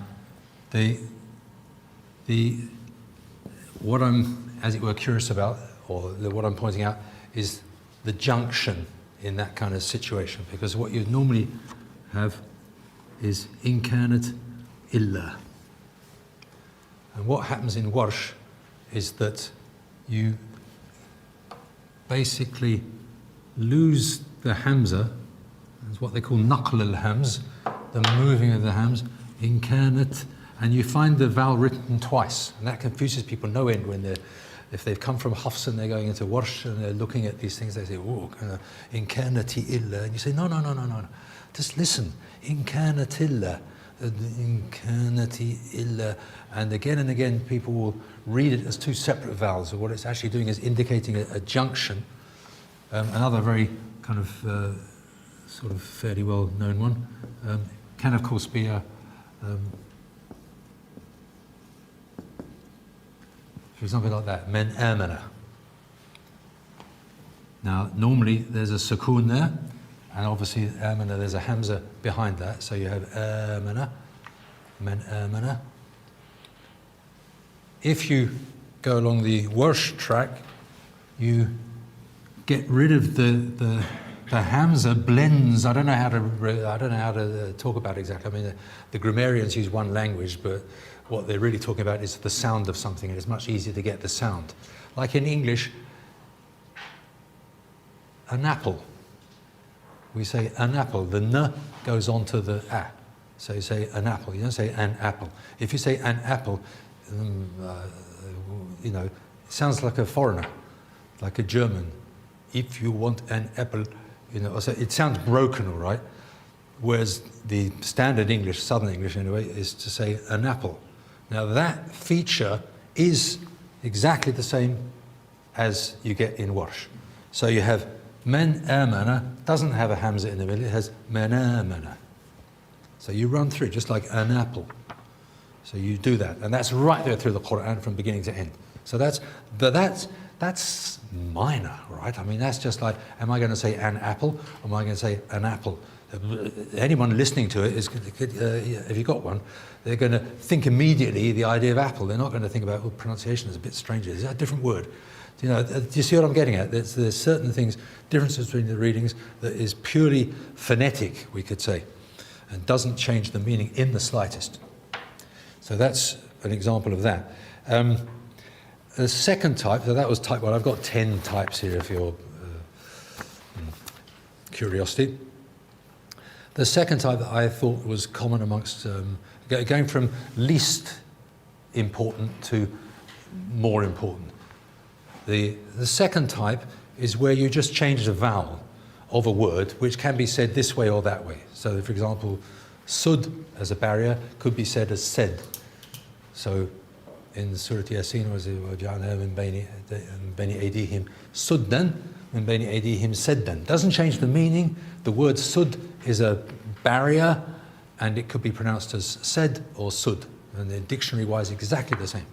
So you're changing a vowel, but no meaning change whatsoever. So the first one, you're changing a pronunciation with zero meaning change. In the second type that I'm talking about here, you have that sort of thing, like, or udhun. Is it udhun, udhunun, or udhnun? doesn't matter. You know, udhnu khayrin. They're not problematic. You can add a vowel in that case, or just have a sukoon. Doesn't make any difference. And we've had the one also, لَكِنَّ الشَّيَاطِينَ وَلَكِنَّ الشَّيَاطِينُ. So you're changing the at the end for grammatical reasons, but has no effect on the meaning. There's a possibility, and this is one that one of my teachers used to sort of think was a major issue, but I don't think it is. فِي لَوْحٍ مَحْفُوظ. Yeah, okay, fair enough. But if you're going to read on, now this is as you know, from the kind of Western Quranic studies, is about as complicated as they can find. في لوح, I want to do a different type of meme, but anyway, I'll do that. محفوظ. Now, you can have في لوح محفوظ, which is one reading, or you can have في لوح محفوظ, which is actually Warsh, I think. Now, that في لوح محفوظ gives you a full sentence. في لوح, on a tablet, محفوظ, preserved. So preserved on a tablet. But you've got preservation and you've got a tablet, so the ideas are still there. Or you say في لوح محفوظ. إنه لقرآن كريم في لوح محفوظ. On a preserved tablet. So if you have a preserved tablet, it's a tablet and it's preserved. If you have preserved on a tablet, preservation has taken place and it's also on a tablet. So you've still got a preserved tablet, whichever way you look at it. But some people, I've heard them sort of argue that that's a distinctive difference. I don't think it really makes that much difference. Anyway, that's type 2. Type 3, again, these are just my, just the way I've been sort of dealing with it, as I say, going from less complicated to more complicated. In other words, these things just involve vowel endings without any change of meaning. One type is long vowels. Now, in the early script, they usually didn't write the long vowel anyway, so that's almost like irrelevant, but sometimes they did write it, and there would be differences in whether you wrote it or not. Obviously, prime example number 1, Bismillah ar-Rahman ar-Rahim, Alhamdulillahi Rabbil Alameen.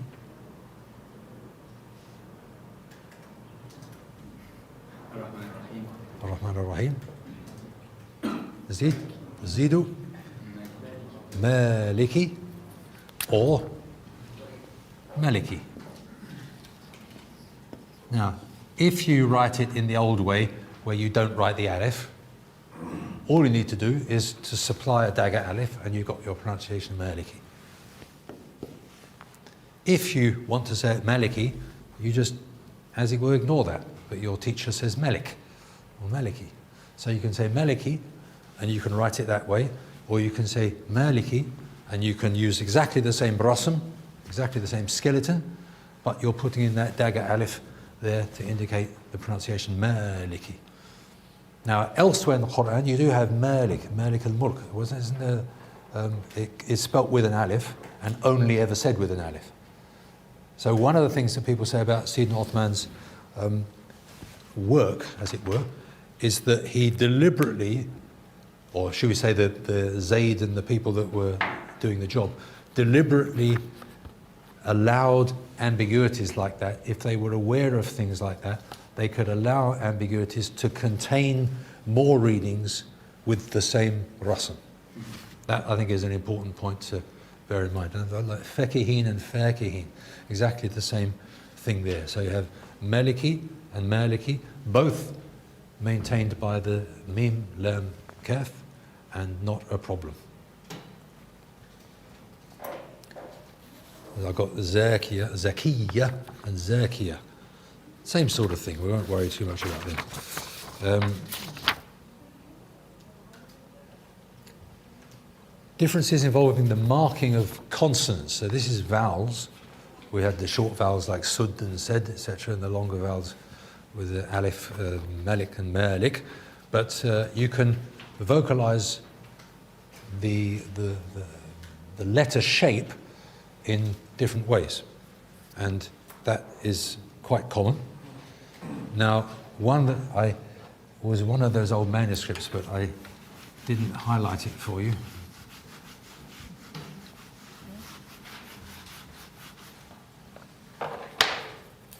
If I just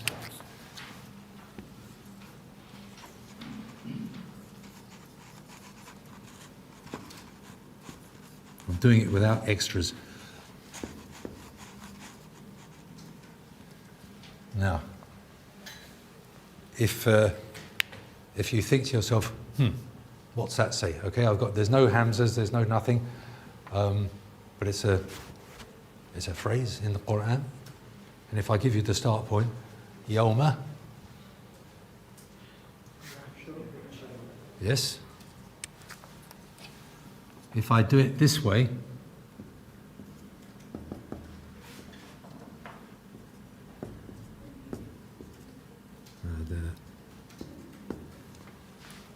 I'm going to have that, right? Yawma nahshuru a'da Allah. That's one reading.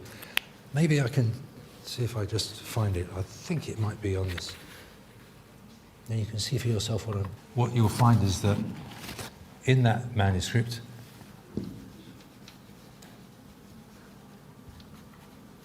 because all of this is extra, all of these hamzas, etc., they're all added. This is the skeleton that we're talking about. This is, if you like, the Ottomanic skeleton that we're concerned with. So the n would be one stroke, but you might have a ya, and if you had a ya, then that would give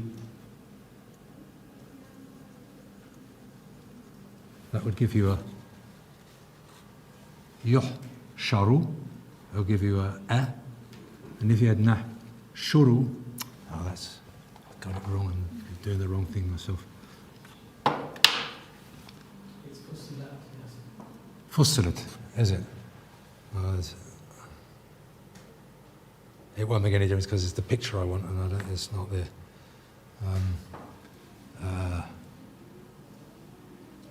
So, yawma nahshuru, yawma yuhsharu. Yeah, that's what I want. Yawma yuh. So that could be yuh. So the yeah would be written differently. Nuisance. Okay. You have to go back to Kufic, otherwise it doesn't work.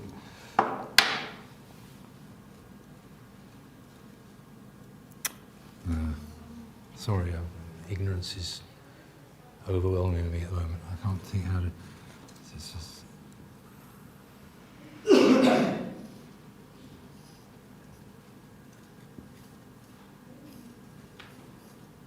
something like that.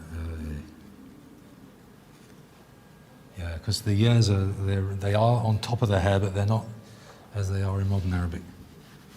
The point being that you'll find that you have. Well, let's just do it the way we're used to it. Yawma nahshuru a'da Allah. Yawma yuhsharu a'da Allah. You've got two options and they'll be coloured. So they'll be colour-coded, the one way or the other way.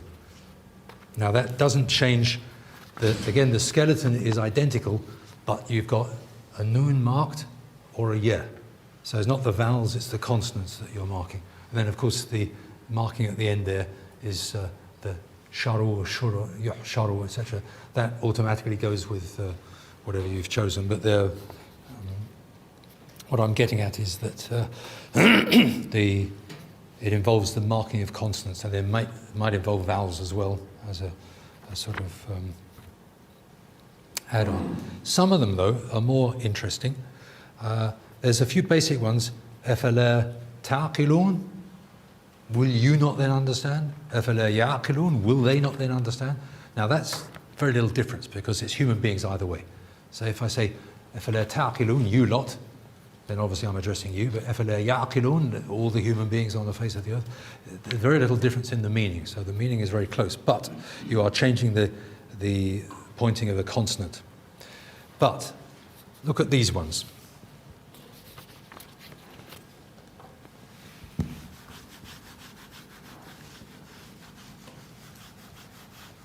And this is where, again, if you had a copy of Ibn Mujahid's 7 readers, And you can look it up and say, oh yeah, okay, boom, because they're all there.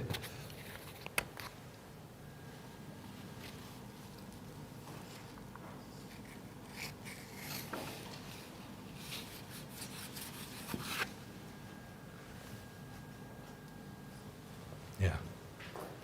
Now, if I gave you the beginning part of the ayah, then you'd be able to work it out, but I don't know it, so I'm afraid I can't help you on that. Now, if I put in this,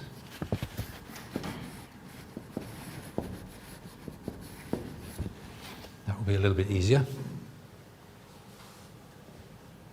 I think it's Surah Al-Hujurat. إذا جاءكم فاسق بنبأ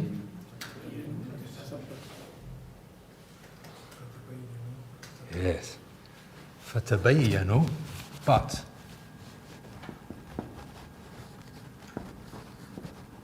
there's a reading فَتَثَبَّتُوا. Exactly the same rasam again, but we're changing the yeah.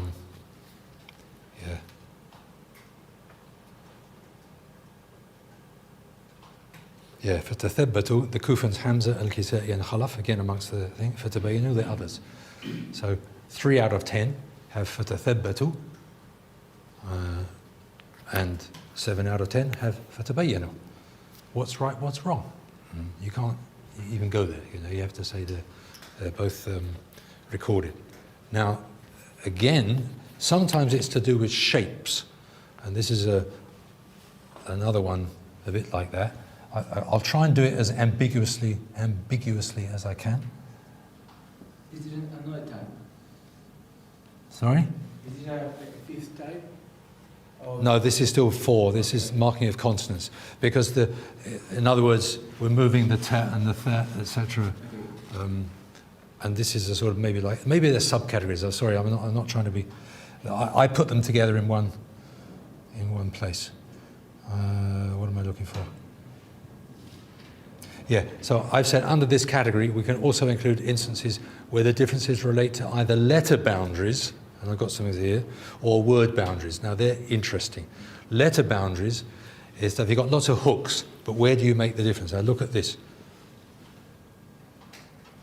Again, I'm trying to make it as ambiguous as possible.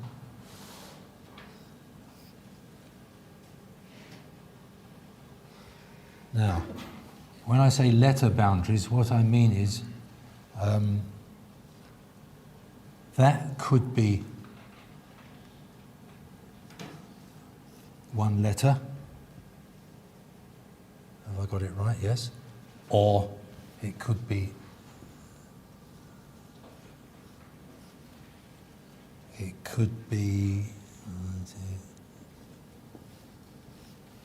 it doesn't look very good there because I've made it too loose. But put it this way. There's a reading, هو الذي يسيركم. Now that's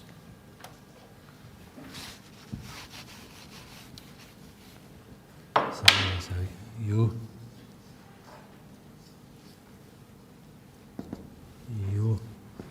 say Yiru. Okay, so يسيركم في البحر في البر والبحر هو الذي يسيركم. But there's another reading which is ينشركم. ينشركم.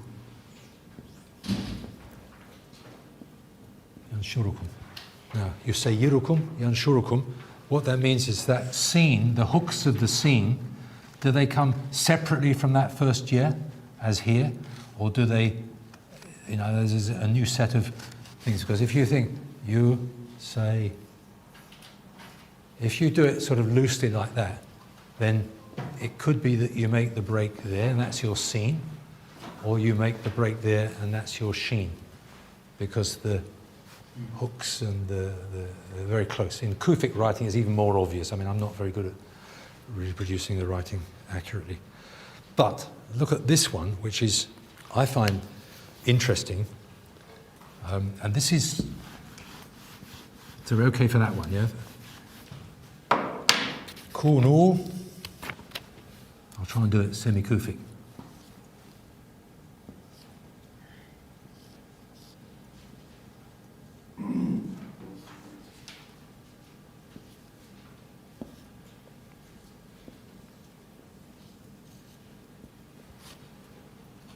Kufic alifs have a flat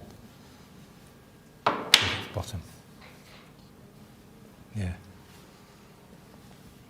That's supposed to be joining on there, on that line. So the context is kunu.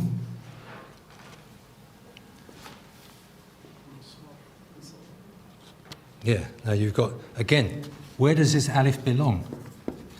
Because in Kufic writing, every letter, the gap between every letter is the same as any other thing. So that could be an alif belonging to the word before. It doesn't matter, because that gap there is the same theoretically as that gap there, is the same as that gap there, is the same as that gap there. I've exaggerated it because I'm already thinking of what it is. But let me just write it up. See, that's where one goes wrong, you see. So let's just do it again with the gaps.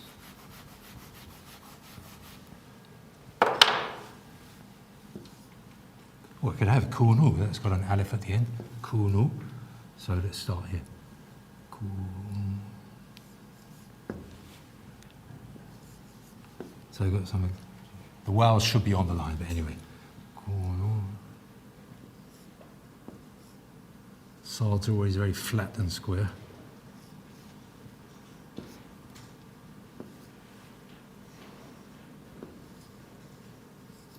So what I'm trying to do is, I haven't done it very well, but trying to make similar gaps between each block of letters. And then the question is, where do you divide it up? Kunu ansar, is that alif belong to ansar? Ansaran, lillah. Kunu ansaran, lillah. Or kunu ansarullah. Ansarullah. So then you've got the Ansarullahi. Does that alif belongs to Allah or does it belong to Ansar? And both of those are genuine readings. So you have Kunu Ansaran Lillah, be helpers for the sake of Allah, or be the helpers of Allah. Helpers of Allah. So both ways the meaning is not seriously affected, but you then have to question, well, what was the intention of the scribes with that alif? Was that alif intended to belong to the word after or the word before? And there's no answer. You've got two readings which are preserved audibly. One of them says ansaran and pronounces that as a tanween, and the other puts the word juncture in a different place. But that's the kind of thing you've got. Now that is interesting for me, because if that is an ambiguity that arises out of the script, then it has to arise after the script was fixed. So it has to be, somebody saw it there and they said, well, yeah, you could say it that way and you could say it the other way. So it's a bit like the 7 ahruf relating to the written thing. So that you get the Uthmani rasm, and then you get the companion saying to, yeah, you could say it that way. Why not? Or, I don't know, that's a larger question that I actually find kind of interesting. But Prophet allowed these different ways that he taught people. Is it not possible that, you need more evidence, there is more evidence, but I haven't presented it to you.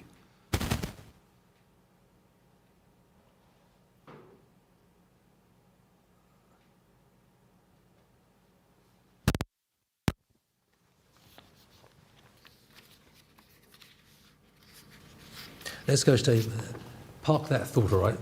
Get me to come back to it later about freedom to generate your own pronunciation of an agreed meaning. The meaning is not in question. The storyline is not in question. But can you see, there's what I'm looking at, what I'm thinking of is hadiths which say something like, Wallahu ghafurun rahim. And one of the companions, when he was writing that, he wrote down, Wallahu sami'un alim. And he said, yeah, Allah is ghafurun rahim, Allah is sami'un alim. Whichever one you put, Allah is ghafurun rahim, Allah is sami'un alim. Doesn't matter. Now, that people find difficulty with nowadays. But it's recorded in the hadith without any question about it. I can give you references, Ahmad ibn Hanbal, Abu Dawood, 6 books, etc., etc. So those things are recorded. So I'm curious as to how they arose, and I'm assuming that people would have followed not just their own memory of the Prophet ﷺ, but also the way that they had been allowed to say things. So in other words, they were following, if you like, a sunnah of taqririyah sort of thing, they felt that it was acceptable. فَقْرَؤُوا مَا تَيَسَّرَ مِنْهُ. Recite what is easy for you. So if you say Allahu Ghafurur Rahim, yeah, okay, that fits. But what they say, what their hadith adds, don't put an ayah of torment or a phrase of torment at the end of an ayah of mercy. So if the meaning is one of mercy, make sure the whole thing is consistently merciful. If it's torment, make sure it's consistently tormenting, or whatever it is. So you have to choose the formula, if you like, that fits the meaning. And then there's the question about how much liberty is there in that. I don't know. They have a section where there's one particular example that comes out this afternoon, which we will have to spend time on. So that was 1, 2, 3, 4, 5. How much time have we got? Because it's 5 to 1. Because there's 10. It'd be nice to get through to 10, even if briefly. Number 5. This one you'll be familiar with. Differences involving the change, addition, or omission of 1 or 2 consonants. So we're talking about not the vocalizing of a consonant or the dotting of the consonant, but the actual consonant itself. And the famous example is وَلَا يَخَافُ عُقْبَاهَا or فَلَا يَخَافُ عُقْبَاهَا. سَارِعُوا إِلَى مَغْفِرَةِ رَبِّكُمْ وَسَارِعُوا. You're going to have سَارِعُوا وَسَارِعُوا. Again, Ibn Mujahid, you will find it documented there. You turn to the right page. So they're all noted. وَلَا يَخَافُ, obviously وَلَا يَخَافُ is the Hafs ending of Surah Al-Shams, which most people are familiar with, and فَلَا يَخَافُ is the Warsh ending of that. So what you're always a bit worried about is if you're reciting Surah Al-Shams and you come to the end and you say فَلَا يَخَافُ, what? And people are correcting you and you think, okay, fair enough. Let's try again another day. قال الملأ وقال الملأ تحتها من تحتها. There's a min that comes in. Now you could say that's a word, right? That's a mim and a nun. There's one reading which has min tahtiha. I think it's, what surah is, I should have it here. Tawbah. Surah Tawbah. Yeah. Min tahtiha al-anharu, presumably. Or tahtaha. So there's that kind of thing. That's 2 letters. That's a word. You can say there's a word difference. So then, if these kuffar come up to you and say, "Oh yes, but the Qur'an is," you claim it's just one text and exactly the same, no pesh, no zabar, how to play, this kind of thing. Say, hang on a second. We know what you're talking about in general, but there's these instances that we're aware of, and so you can have certainty about those things. So those are within the standard readings, if you like, within the 7 and the 10 and etc. What I've also been interested in is the shadh variant. Now shadh means non-standard, and there's quite a few of them. Page 8, page 10, 11, here we go. Yeah. Now these are the ones that get a little bit more interesting, but they are real. They exist in manuscripts. They are known about in the literature. So part of, as I say, once putting together all the evidence to try and get a clear picture of what was involved in the writing down of the Mus'haf and what was involved in the choice or rejection of readings, and what, by extension, we should know about that, and what, if you like, by extension, we can carry on into the future, even if it's just knowledge, so we know about it. لِيُعْلَمَ أَنَّهُ عَلَى عِلْمٍ تَرَكْنَاهُ. So that we know that it was with knowledge that we left it. So these other people come and start causing trouble, and they do. All over the internet you'll find this ridiculous trouble. So we've got 5 more types with shed variants, and then we'll insert the word shed if you're not familiar with it.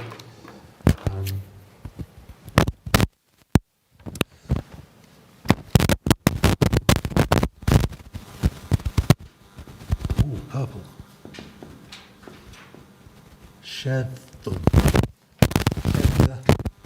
I'm not sure it's here. Shaddu. This should be. Sorry.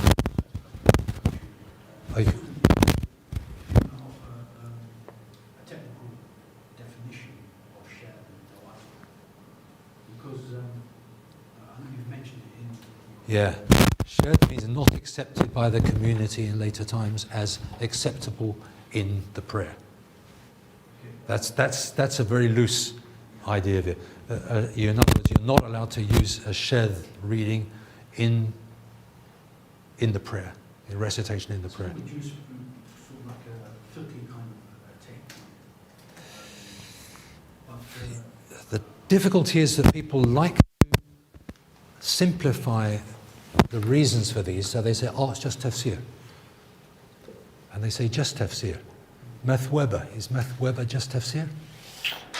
Doubt it. Anyway, let me just give you some examples, because these are pretty hectic, as they say in South Africa. Maybe elsewhere as well, I don't know. People use hectic here for, like, whoa, no, anyway, it doesn't matter. So it means, it means like not... Shed non-standard. Yeah. I'm just trying to think of another irregular. Is it like non-unanimously accepted? Is it like accepted by some, not by others? That's nuancing it slightly differently, because everyone, for example, if you have a book of Al-Qur'an or Qira'at al-Shadda, right? That book will be sold in bookshops, be accepted by everybody. So the book itself is not a problem. Yeah. And the knowledge contained in that book is not a problem. But using that knowledge in the prayer is a problem, big problem. So not standard for prayer? Yeah, Okay. yeah. So that's why I would. If you sort of like contrast that with what Ibn Jazari says in his Nashr, for example, Uh-huh. I can debate on how we define, we give the criteria for how we debate. Yeah. So what I've understood is maybe you can either maybe. Well, he says there's 3 things, doesn't he? He says it's got to be good Arabic. It's got to be. Must correspond to the Arabic. Yeah, It must be according to the Mus'haf al-Thani. yeah. And So the skeleton, in other words, and related by shuyukh. Sahih. So Yeah, it should be- like an isnad sahih. Yeah. Yeah, so, I mean, and then that's what sort of qualifies al-qira'ah to be mutawatir. So is it right to say that there is a difference in the understanding of tawatur between the Qur'an and the Usuliyyin, for example?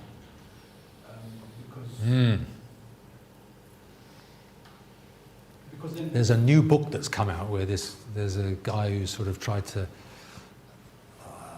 I think it gets close to troublemaking, because you start saying that no qira'ah can be mutawatir by definition and things like that. And I think, hang on. Yeah, that's the name I was thinking of. So I'm not sure, but Imam Malik, for example, is very clear. He says you forbid anybody reciting using the Qur'an of Ibn Mas'ud, for example, and you make sure the authorities forbid it. But to transmit that reading in certain contexts is not a problem. was that again, like you said, very early on, to do like the systemization of it, for Yeah. maslaha purposes, rather than saying that it's not allowed outright. But if somebody does agree with it, it should be okay. But just in order to stay away from conflict and discord, maybe Imam Malik sort of referred to that. But that's Yeah. interesting when you contrast that with what Imam Malik said to Harun al-Rashid with regards to becoming the standardized Yeah. manual for Muslims. But you see, that has politics in it. The whole thing is politics. Because if you say yes, the Caliph can go around and say, well, Imam Malik said this. And he's using his authority for what he wants to do. Which Malik is saying, hang on a minute. We're talking about the people of Medina. We're talking about what they passed down to us. We're talking about that. That is our proof, not you. So if you make it a government book, you've sort of lost the battle right from the start because you've said yes to that particular government. So are you almost doing that with the Qur'an as well? When you're sort of restricting everyone to read in a certain way, and that's only going to give you a certain meaning. If there is I don't think there's any difference in meaning on that level. Incidentally, can I put in at this point what I should have said right at the very beginning? May Allah make us min ahli al-Qur'ani ilman wa amalan. May Allah make us the people of the Quran in knowledge and action. Because why are we, all of this stuff, why are we doing it? I mean, if we don't end up acting according to the Quran, we've missed the whole point. The whole point.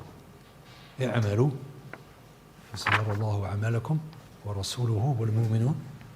I mean, it's got to be the, like that fiqh, like you just brought up the fiqh thing, that is about doing things. So you were going to give the example of Yes, yes, I was. some of the hadith, or maybe possibly the hadith from Abu Hurairah, where he says that as long as you don't change the wording, Hakim and Alim to Yeah. Ghafur Rahim to Adab Alim, etc. Yeah. So that almost sort of gives us an understanding that as long as I think, you know what we'll do? I really want to have a section on that in the afternoon, because I think there are enough examples there to really, Yeah. really Well, draw let's, them out. I mean, there's a lot of material that I tried to put together here. It's worth it. So, like, kind of, There's a lot more to it, I think. again, using that funny expression to park that thought, you know, to keep it there and we'll get back to it, inshallah, later on. There's a section, really. Yeah. Or as- Because there are, and if you've been exposed to some of the evidence, then that's already a step forward. You know? So you say, oh yeah, I've heard that, yeah. Okay, fair enough. You know what I mean? It's like, it stops you being too rigid, because I think what we're in danger of being oftentimes is just a little bit too rigid. Well, not except, you know, like as I said, like the standard thing that I used to sort of hear was, you know, the idea that, again, it's the Urdu expression, isn't it? Every patient, zabr and all this sort of stuff, as if it's kind of like dropped down from the sky, exactly like that. And then you show people an old manuscript and, you know, they're like very uncomfortable with it. But I mean, these old manuscripts, I mean, it's in colour, right? It's like kind of boom, you know, like, you know, it's in your face with consonants and vowels, and sometimes even like they'll write an alif in a green alif, you know, to mean that you pronounce this one alif. It's like they weren't embarrassed by it. They just say, oh yeah, this is you know, this is part of what we've inherited and we're sharing it, so we know what it is. So anyway, that's part of a much more necessary big answer. So that's a small part of something. Substitutions of one word for another. Now this is again. This is shadh, right? This is not standard stuff that you can recite in the prayer. Ibn Mas'ud's reading of as-suf al-manfush instead of al-ihn al-manfush, because suf or ihn means suf. So al-qari'atu ma al-qari'atu ma adraka ma al-qari'ah yawma yakunu yawma yakunu jibalu كالإهن المنفوش وتكون جبالك, which way around is it? يوم تكون الجبال, yeah. So you have al-ihn, anyway, the point is that al-ihn means wool. And so and as-suf is the common word for wool. So if you say كالصوف المنفوش, the meaning is identical, but you're choosing a different word to give that meaning. Now that's shadh. You can't use that nowadays. Again, you find in the Muwatta, right? This is standard Islamic literature. It's not remote or anything like that. He records that Sayyidina Umar would recite Famdu ila dhikrillah, Surah Al-Jumu'ah. It's a well-known shadh reading, because we will recite Fas'aw idha nudiya lis-salati min yawm al-jumu'ati min yawm al-jumu'ati Fas'aw ila dhikrillah. Fas'aw. Imam Malik records that Sayyidina Umar, and I think there's one or two other companions that he may have mentioned as well, read Famdu. What does Famdu mean? Famdu means walk. Fas'aw. Fas'aw can mean like say between Safa and Marwa, can mean go quickly, or it can just mean make your effort, put effort into it, as I'm going to go to the Jummah. So it's intention. Famdu is just walking, right? You might be walking, you know, strolling along any speed or whatever it is. Famdu, it means go. So the linking meaning, if you like, is make an effort to go. if you hear the call to prayer, go to the prayer. Why do you think he's calling the adhan? He's calling the adhan so that you go to the prayer. So famnu, but it's a different word. So there's a difference. And Anas apparently is recorded having read aqwa muqilan and aswa muqilan. And I don't know which surah that is, but okay, so that's one type, but there's like a synonym. Differences involving the omission or addition of words. يَأْخُذُ كُلَّ سَفِينَةٍ صَالِحَةٍ غَصْبًا. So you're adding the word صالحة, or in one version صحيحة, صحيحة. So يَوْمَ يَأْخُذُ كُلَّ سَفِينَةٍ غَصْبًا, the standard reading, but you can add the word. And what that means is that you're commandeering every ship in good condition, not just every ship, but every ship in good condition. You wouldn't commandeer one that wasn't in good condition, because you're only going to take or steal the ones that are in good condition. So anyway, in one reading that was added. Attributed to Ubay and Ibn Mas'ud, Ibn Abbas, and also Sa'id ibn Jubayr, one of the successors. So has a kind of longish history. It's not just from nowhere.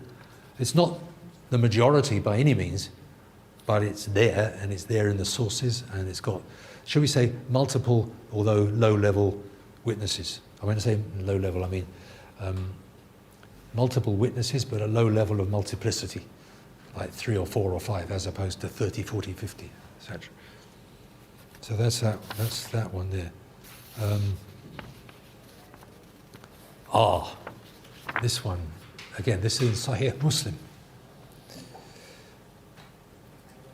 I think it was Abu Darda turned up in the Kufa, and he said, how do you recite Surah Al-Layl? أعوذ بالله من الشيطان الرجيم بسم الله الرحمن الرحيم والليل إذا يغشى والنهار إذا تجلى والذكر والأنثى. He says, yes. I think he's in Damascus, he turns up. Was it in Damascus? Oh, okay. But it's Abu Darda, he's in Damascus already. So somebody, one of the people of Ibn Mas'ud, I thought he went somewhere where there was a companion of Ibn Mas'ud. He said, do you know, it doesn't matter anyway, the point being, whatever it is, that he hears that version, and he said, yes.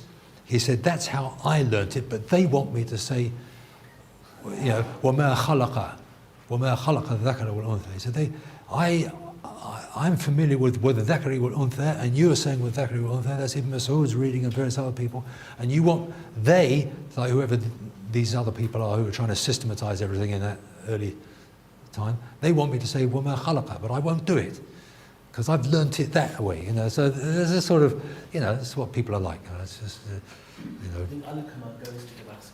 Al-Qamah means Darda. Okay, that makes sense. That makes sense. Yeah. Okay. Yeah.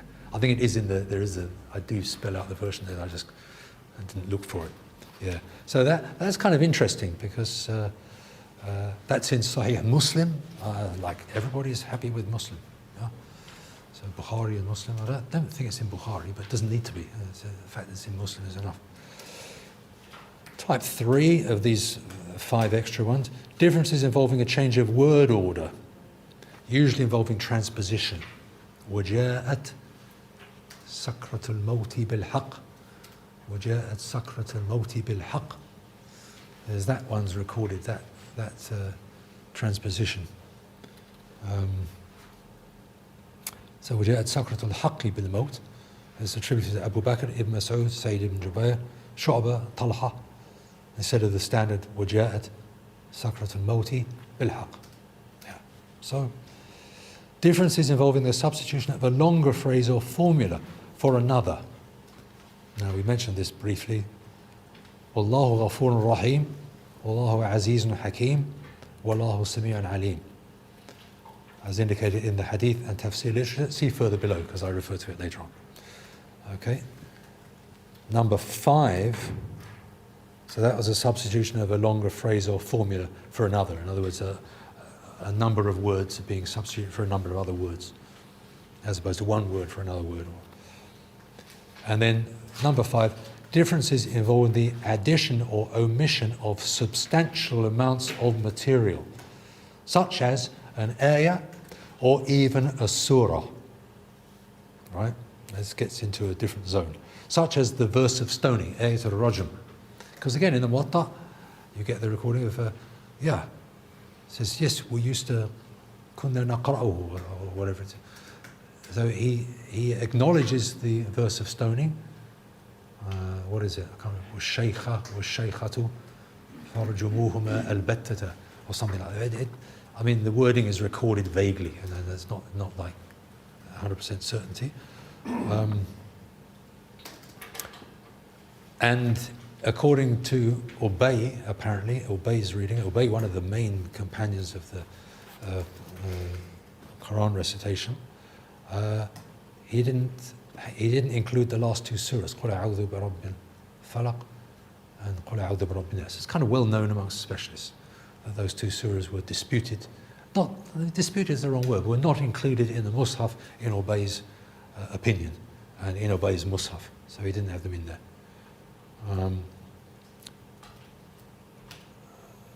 No, sorry, that's Mu'awwidhatayn. Yes, that is that.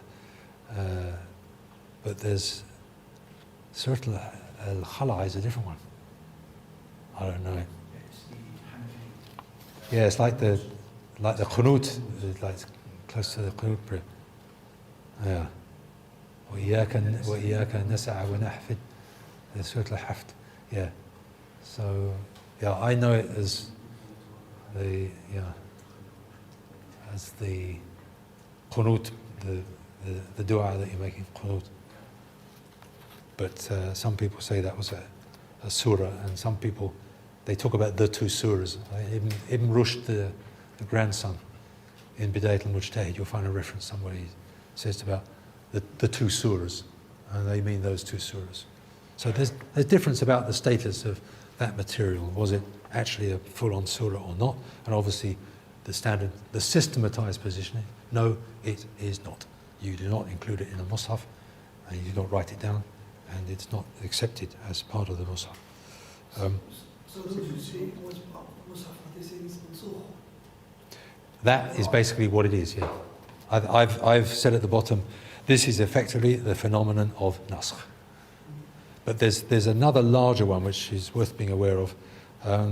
Again, I think this is in Sahih Muslim in particular, the surah in which Abu Musa al-Ash'ari said they used to recite and used to consider the same as Surah At-Tawbah in length and severity.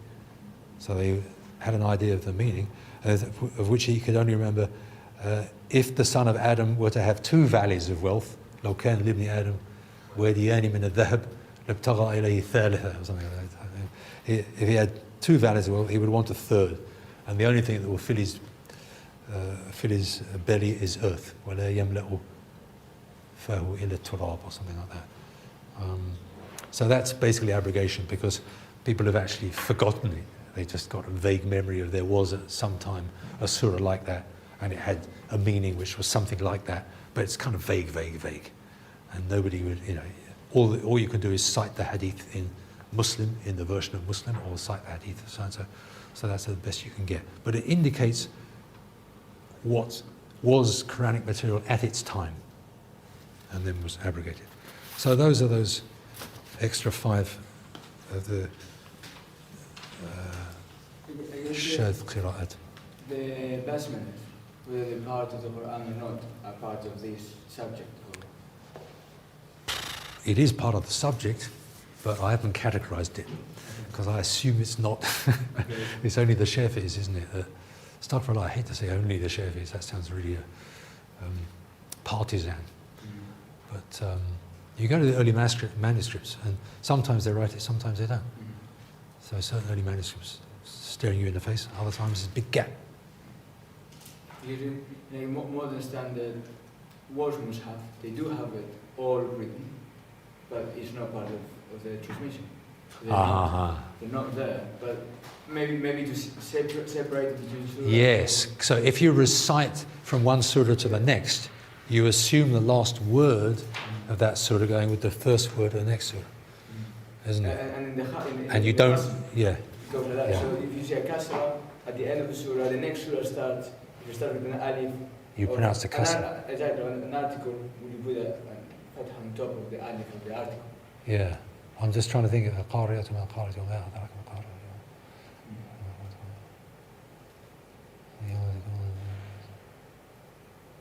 Help me out. Yoma. I always get it wrong. Why did I get it wrong? If I'm standing in the prayer doing it, I don't have a problem. If I'm trying to, they say, and slow down when you get to the end. فأما من ثقلت موازينه Yes. فهو في عيشة راضية وأما من خفت موازينه فأمه هاوية ما أدراك ما هي نار حامية ألهاكم. Is it? So Yeah. حامية. What's هامية الهاكم. no. No, الهاكم, yes, it's alif. حامية ألهاكم. Yeah. One or two. Anyway, I know what you mean. Those surah junctions is what we're talking about. So the surah junction in Warsh, at least, it assumes the vowelling of the last, like في لوح محفوظ, and then whatever you're going to have. حامية الهاكم. حامية Yeah. الهاكم. Because of the tanween. No, but Alha is a surah al-Qata', it's a Hamzat al-Qata'. But because of the tanween before. Ah, yeah. So that's Naql and Hamza again. They're getting rid of Hamza.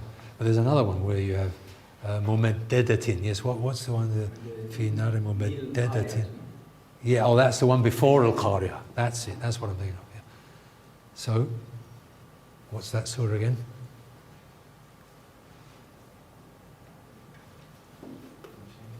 Mumaddedatin. See, this, when one's not Hafiz, it's very difficult. What's the surah before Surah Al-Qari'ah? Al-Adiyat, it's not that one. Mumaddedatin, what comes before Mumaddada? Or what comes after Mumaddada? Where does Mumaddada come? Mumaddada. It's one of the...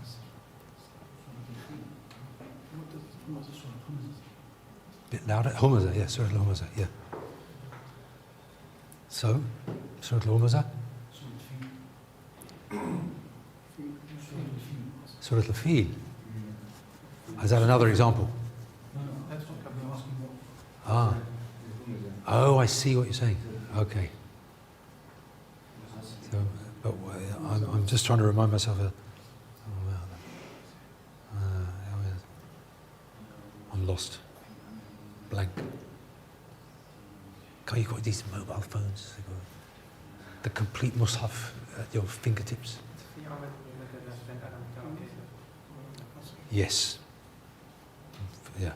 وَمَدَّدَةٍ أَلَمْ تَرَى وَمَدَّدَةٍ أَلَمْ. Does that make sense? Is that the junction I'm thinking about? Yes. I don't know. Anyway, those junctions. Well, the point being that the basmala is not considered necessary when going from one surah to the next. You can go straight to the next surah. Yeah. So that's, if you like, is evidence for that. Before we move on to part 2, I just wanted to highlight one thing which I noticed when I was going out. If you look at the bottom line, or maybe the second to last line, the end of it,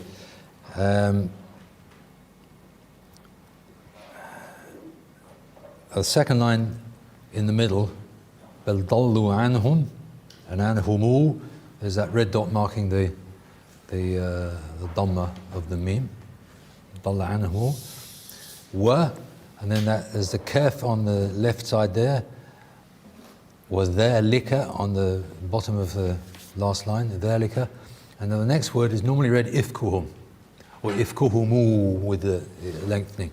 But you can see green dots, you can see 3 green dots. One to the top of the first alif, indicating an a, and then one on top of the fa, indicating a fa, and one on top of the kaf, indicating a ka. So you have وَذَلِكَ أَفَكَهُمُ. So instead of ifkuhum, this was just the, how can I say, like another illustration of these shadh variants being put into the manuscript, because Afaka is not one of the standard readings. Not sure if I've got the reference here, but I've only got half an article, so I'm not sure if it's in this half or not.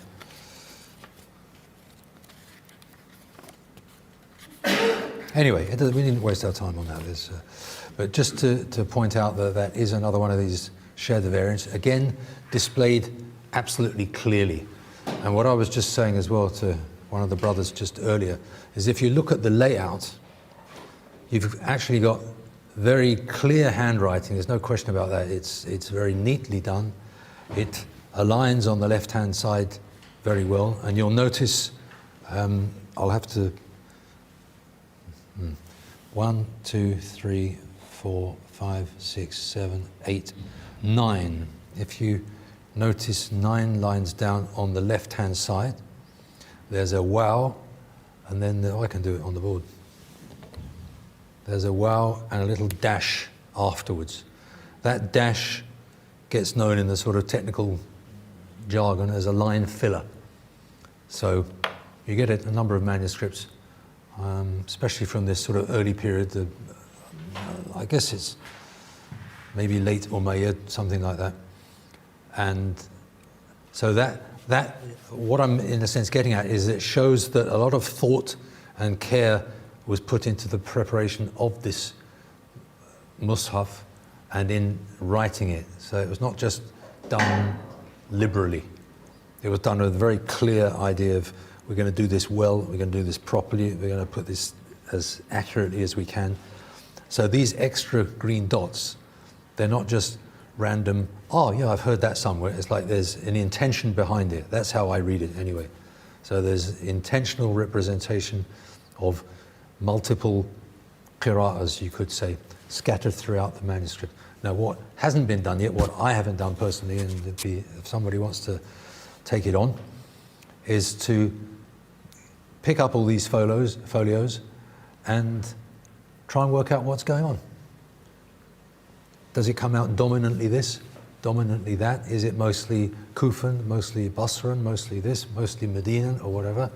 And that's what we'll see in the next part. A little bit of background, won't take too long. You may remember 3-4 years ago, there was a whole sort of stuff about the oldest Qur'an found, blah, blah, blah. XYZ, Birmingham, everyone rushing to Birmingham to see these early folios of Muslim tradition. I think they do have them on display now. It's become sort of quite a big thing. And I kind of thought, well, what's all the fuss about? Now, autobiographically, I had started looking at this manuscript back in 1997, something like this. I knew about it. Other people know it. There's a German scholar who's done a lot of work on that, has referred to it. Most people don't know about it and haven't bothered because they haven't made the trek to Birmingham.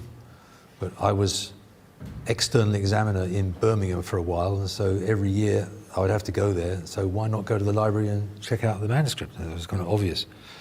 So, and I'd been there, as I said before. So over a period of a few years, sort of 2005, 2006, 2004 maybe, something like that, I did a lot of work on this particular manuscript. So what I'm going to talk about now is really just a few things that I've noticed. Now they came out with some sort of crazy claim. They said that they'd been radiocarbon dated, and it made it one of the earliest manuscripts, possibly from the time of the Prophet ﷺ himself, and possibly this and possibly that. And I'm thinking, doesn't really look like that. It just looks like an early manuscript. Plenty of early manuscripts look exactly the same. You've just seen one that was in the British Library earlier on. They're all pretty much the same kind of thing. But the other thing about radiocarbon dating is that it's not accurate to the extent that we need. If we are looking at a manuscript of this sort of age, we're not interested in a 100-year spread. We want ideally 5 years or 10 years. You don't get that with radiocarbon dating. It's just not possible. But I have been told that this period of time in general, like this sort of like early Islamic history period, is actually quite good. In other words, you can expect say like 100-year spread. If you're looking at some, rock that's, I don't know, thousands of years old or something, you've got a much larger sort of like window of missed opportunity, or what, like the opposite of getting it clear. So I do not bother too much about the radiocarbon dating of this particular manuscript. I can't remember what it is. I do have the figures somewhere here. Incidentally, everything I'm saying is in these articles, which presumably will be sent out if they have. Email exotic courses. Yeah. To send them both articles to people. And in fact, it may be by Allah the best way to have approached it, that after you've had some sort of general talk about it, you then look at the article and say, right, I remember that. I see, now that's filled out, etc. So I think it may be actually the right way around to have done it. No, it wasn't the intention, but anyway. So let's just look at, there's this particular manuscript has 9 folios, which means there's 18 sides that can be looked at. So there's 18 bits of information. And I don't think there's all of them here, but there may be. So these are sort of random, but if you notice on this one, again, if I just do I'm scared to, I don't want the X, I want to enable editing. And how can I get rid of this brown band on the top? Or any of these menus? You go to the top left. Oh, same as before, this one here. Okay.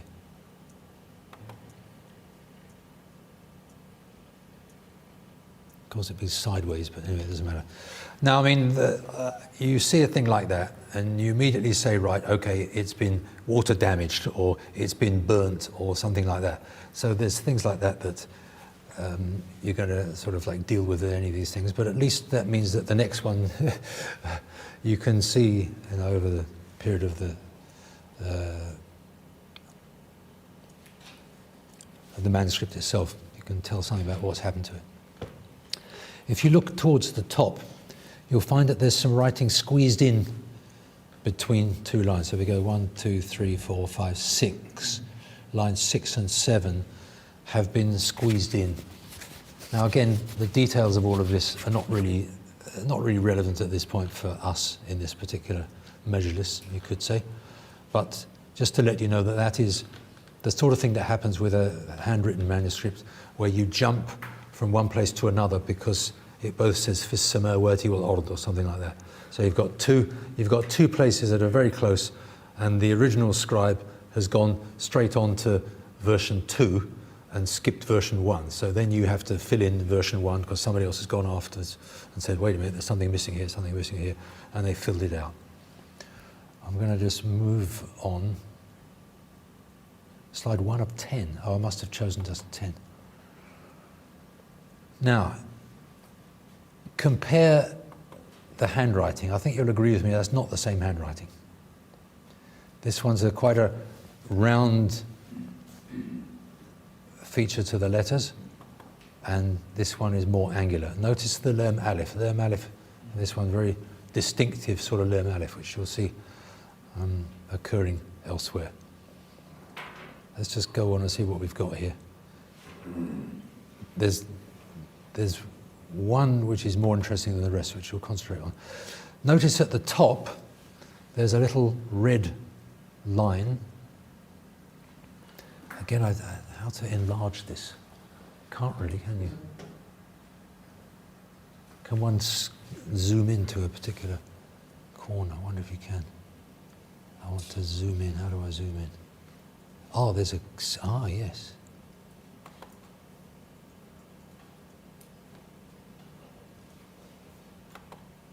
Nah, it's gone the wrong way. I'm sure you can do it, but I'm not sure how to do it, so I'll mess things up. Let's go back to what it was. Yes. So you see that little line at the top. Now there's another one coming up which is much better, but the early books about this kind of thing talk about these inter-surah, I'm lost for the vocabulary, there's a word. Sorry? Dividers, separators. dividers, yeah, or like a frieze or something. There's a word for this type of decoration, because sorry. Vector. No, there's a kind of technical art history term which I can't think of at the moment. But this is basically a surah divider. That's the easy way of looking at it. And can we? He said the trouble is, what about this? This does have a Bismillah ar-Rahman ar-Rahim. So that has the surah divider. I think Bismillah ar-Rahman ar-Rahim. Ya ayyuha alladhina amanu awfu bil uqud. So the beginning of Surah Al-Ma'idah. So that means at the end of Surah At-Tawbah, Surah number Nisa. So end of Surah Nisa, the beginning of Surah At-Tawbah. Yeah. And it will also sometimes say, yes, on the top left of that the top line, sorry, I keep going the wrong way. It tells you how many ayahs there are, which of course is a later, I lost the thing, here we are. Back. Forward.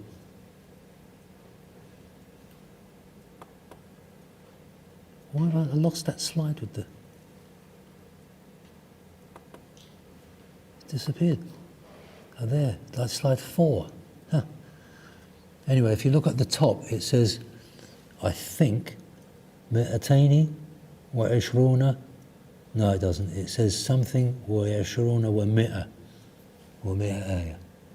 So it's X plus 220 or whatever it is. So then you can get some kind of idea of what verse numbering system is being used. Because if you go to the books that tell you all about these things, you'll find that in Basra it was considered 220, in Kufa it's considered 221 or something like that.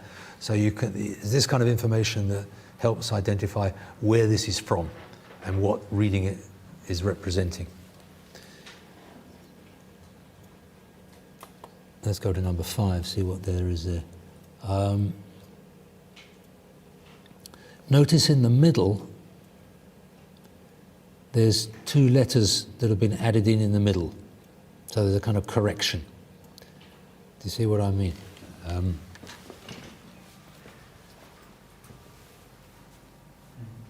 Ra, ba. So that's al-ard.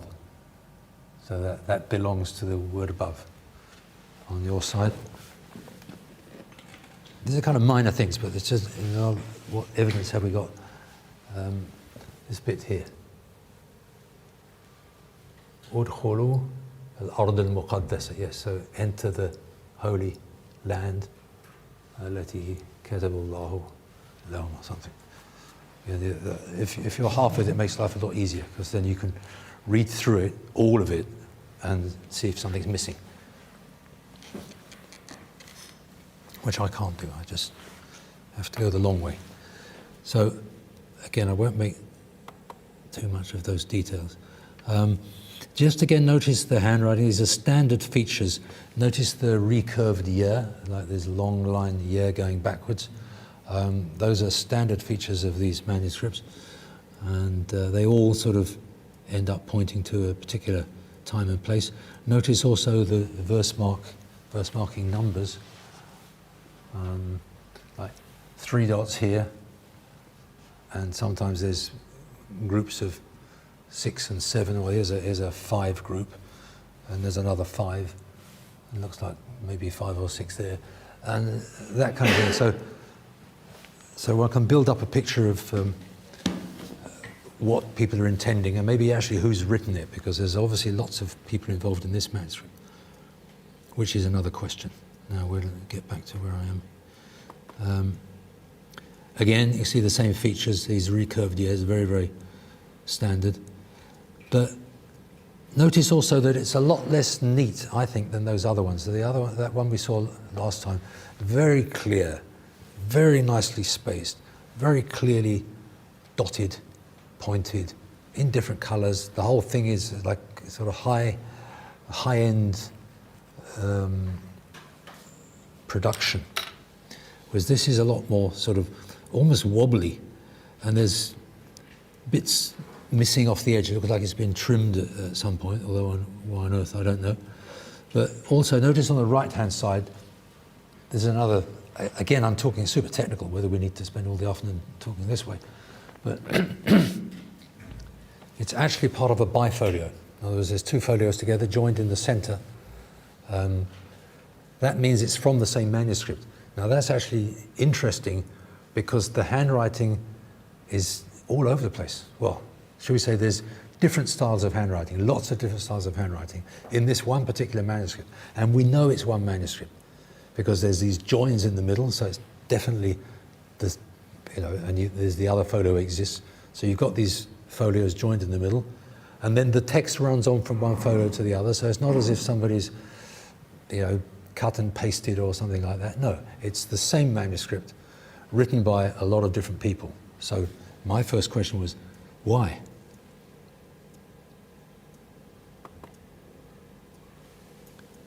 Now, one of these is significant if I can find the place. Well, I can't find exactly what I'm looking for, but I can find other things there. If you, whoops.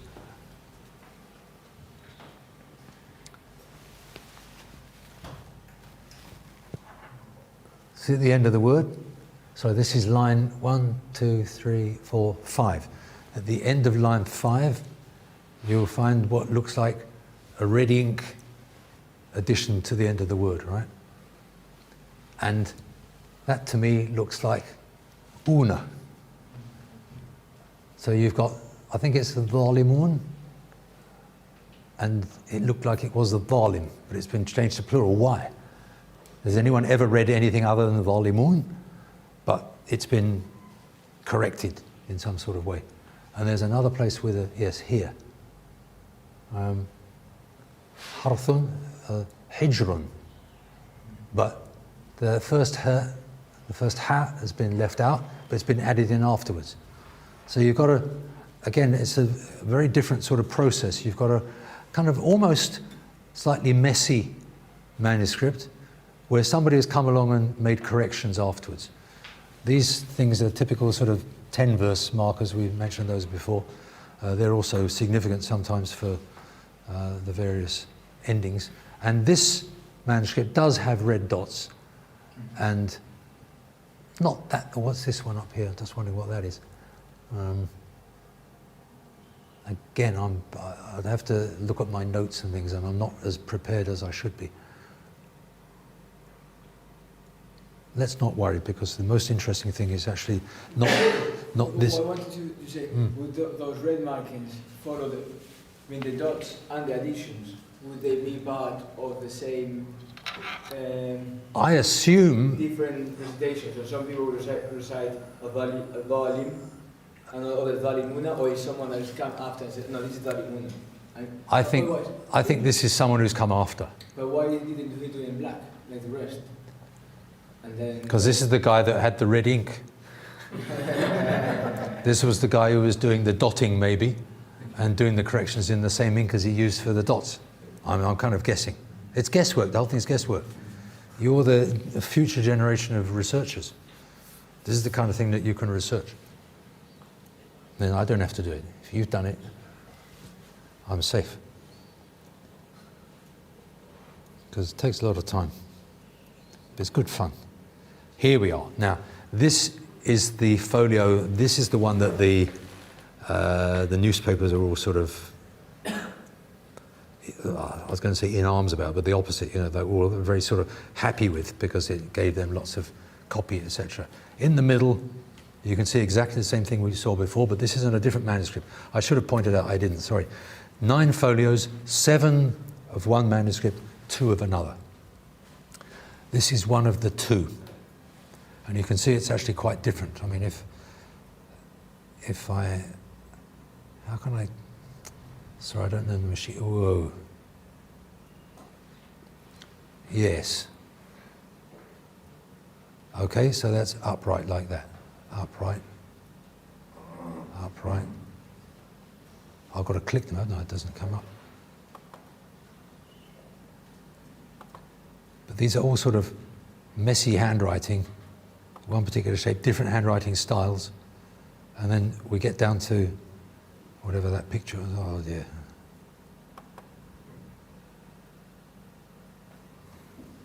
Another senior moment, as they say. Anyway, let's just stick with this one for a while. Now I want to go back to the Allah. What am I doing? Here we are. No, we're not. Slide 1 of 10. 2, 3, 4, 5, 6, 7, 8, 9. Yes. There is a riwayah that Imam Malik showed his students a mushaf that his grandfather had written out in the time of Sayyidina Uthman, and he says that it had in it, and the phrases uses mithl silsila, like a chain. You look in the middle there, you have what I think is like a chain. So a chain decoration. Again, this is a surah division, so it's exactly the same function as the other one, but you have something which is in the literature related back to the time of Sayyidina Uthman. So in terms of the type of the manuscript, it's quite reasonable to assume that it does come from that time. But lots of people wrote lots of manuscripts. It wasn't just 6 people sending it to 6 cities. There'd be lots of individuals. And so Imam Malik's grandfather presumably was writing out a mushaf or a part of a mushaf for himself. In other words, for private use, not for sending to a major garrison city or anything like that. But it seems that this is the sort of thing they were talking about. And this again is quite neat. The lines are very clear and the handwriting is very good. This is like the British Museum one, actually, relatively. I mean, that same kind of thing. But what we have here is something that is, I think, particularly interesting. And it's fortunately on the very last line, so you don't have to look around. This is sort of Taha, and if you look at the bottom, or 2 lines, I always go 1 or 2 lines up because then I can pick up. فَخْلَعْنَا عَلَيْكَ إِنَّكَ بِالْوَادِ الْمُقَدَّسِ طَاوِي. Now we can do this. Now that's not your normal reading, but it's absolutely clear.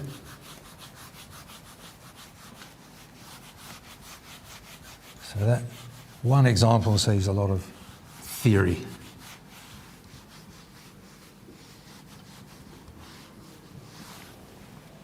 So you have on the bottom line there, you have a ta, which is with a bent thing, which is normal. And then there's a kind of gap here, there's a wow. And how's the yeah done? Recurved, presumably, yes. So you've got something like that. Now, what's that doing there? It looks like it's scratched out. And what you can see is the sort of shadow image of something which looked like that was an alif there. Now at that point, you're no longer in the realms of tuwa, or tiwa, or tuwan, or tuwan, or any of those other options which are available amongst the 7. You're into something different. You look around, you find that is in the Shadh variant books, and they say tawi. And like they say ala ism al-fa'il or something like that, as if it, in other words, they're saying the alif is there, the alif is part of it. Now, don't get too worried, because if it was in ordinary Arabic grammar, that would have to be innaka bil wadil, excuse the handwriting, muqaddasi. Now, normally you'd expect, grammatically, it would be tawin if you were going to do that, because huwa tawin. It's not at-tawi. It's not, there's no alif lam, so there should be a tanwin on the end, so it should be tawin, but it isn't. There's clearly a ya there. So you're talking about something which presumably was exactly that. Ta, alif, waw, ya. 4 letters. and one letter's been scratched out. Why? Presumably to accord with the other possibility, which is just Tua or something like that. This is dhann minni. This is speculation. But you find that that is exactly the same. There's an example in the British Library, I think. But let me show you this, because this comes from the next one. It's from a different place. Look on the left-hand side, line 4, lines 4 and 5.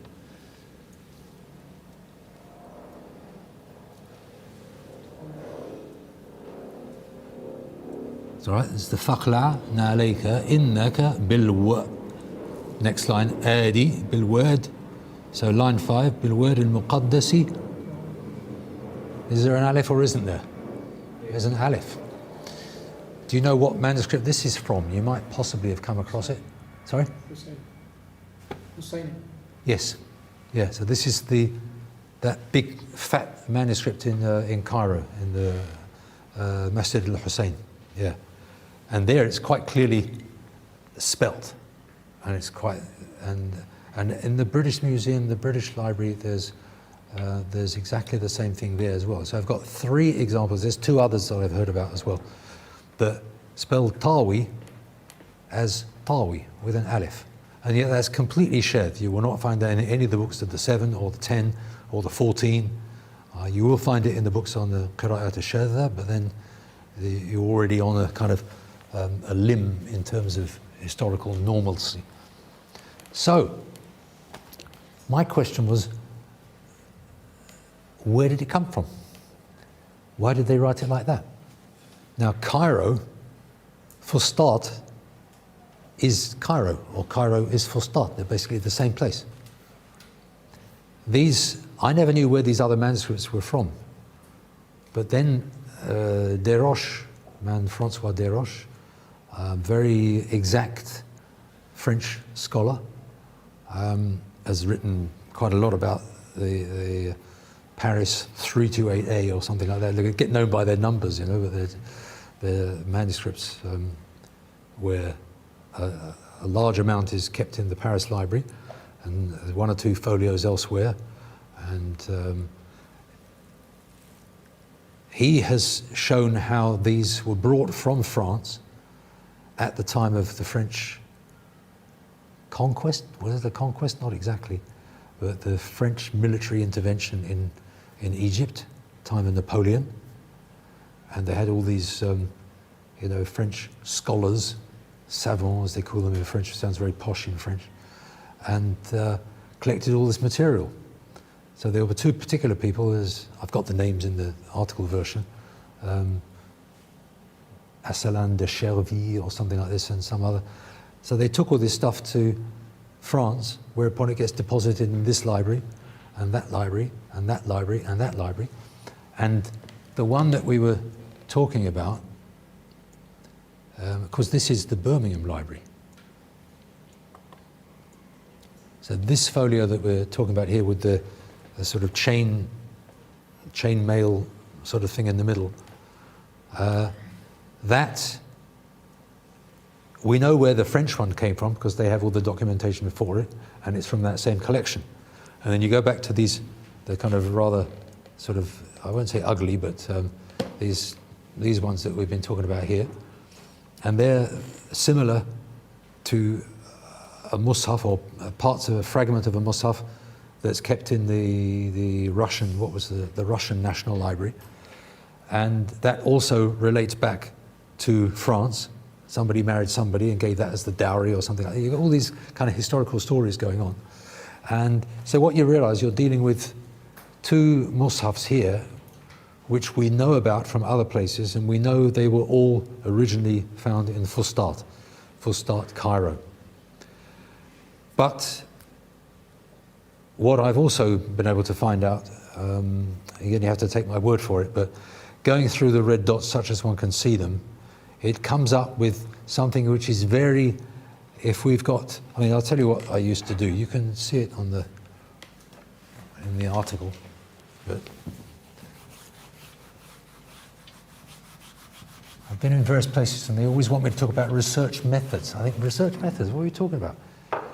You read, you collect notes, you do things, you just have ideas and you put them together and that's it. But anyway, they talk about research methods. So let's do some research methods here. If we've got, say, Medina, Mecca, what's next going to be next? Syria? No. Yes, let's do Syria. I'm trying to get the order that they present them in the books. We're talking about our 7 readings again, or our 10 readings. Syria, Basra, Basra, Kufa. So let's give ourselves some columns. And then maybe we've got unknown over there if we need it. So then you have something like, this is, then you've got your own manuscript here. So this is X, and this says FK, or something like that. And you say, no, no, no, no, no, yes, Shadh. Then you've got another thing, which says Subul, or something like that, and you say, yes, yes, yes, yes, yes, yes. Okay, no, that doesn't help us. Then you've got something else, which Rashed, or Rashad, or something, I don't know. Or some of those other ones that we had before. We had, what was it? Doesn't really matter what it is. So this is whatever that is. And then you say, yes, no, no, no, no, no. And you think to yourself, that is probably Medina, for example. And then you have another thing here, another word that you have, and that's also yes. There's also a few other yeses, but it's consistently yes. And then one exception, but yes, yes, yes, yes. And so at the end of a little bit of research with all these various words that you've collected from the manuscript, you can say, well, it looks to me very much like it's the Medinan reading or something very close to it. So that was the research method that I have been using. So that is, if you like, the manuscript that you're dealing with, and you go through all the variants and you note them down and you see if you can correlate them to any of these places or possibly people, because it depends. It might be that you have to say Ibn Abbas, Qatada, you might have to do it in terms of people, you might have to do it in terms of place, but whatever it is, you work out a category and then you see if it accords with that. And if you're lucky, and sometimes you are lucky and sometimes you aren't, if you're lucky, then you have a result. And you have what is effectively a very strong result and a very good result, because you say yes. Out of 20 variants, 19 accord with the Syrian reading, and the nearest other reading is only 4, 6, 7 or 5 or whatever it is like that. So you can say, well, look, statistically, this is definitely something to do with Syria. Not 100%, there's 1 or 2 exceptions, but it's definitely something to do with Syria. And as I said, you could do the same with any of them. And the same with verse numbering, because the verse numbering in this particular manuscript, I don't think we've got an example here, but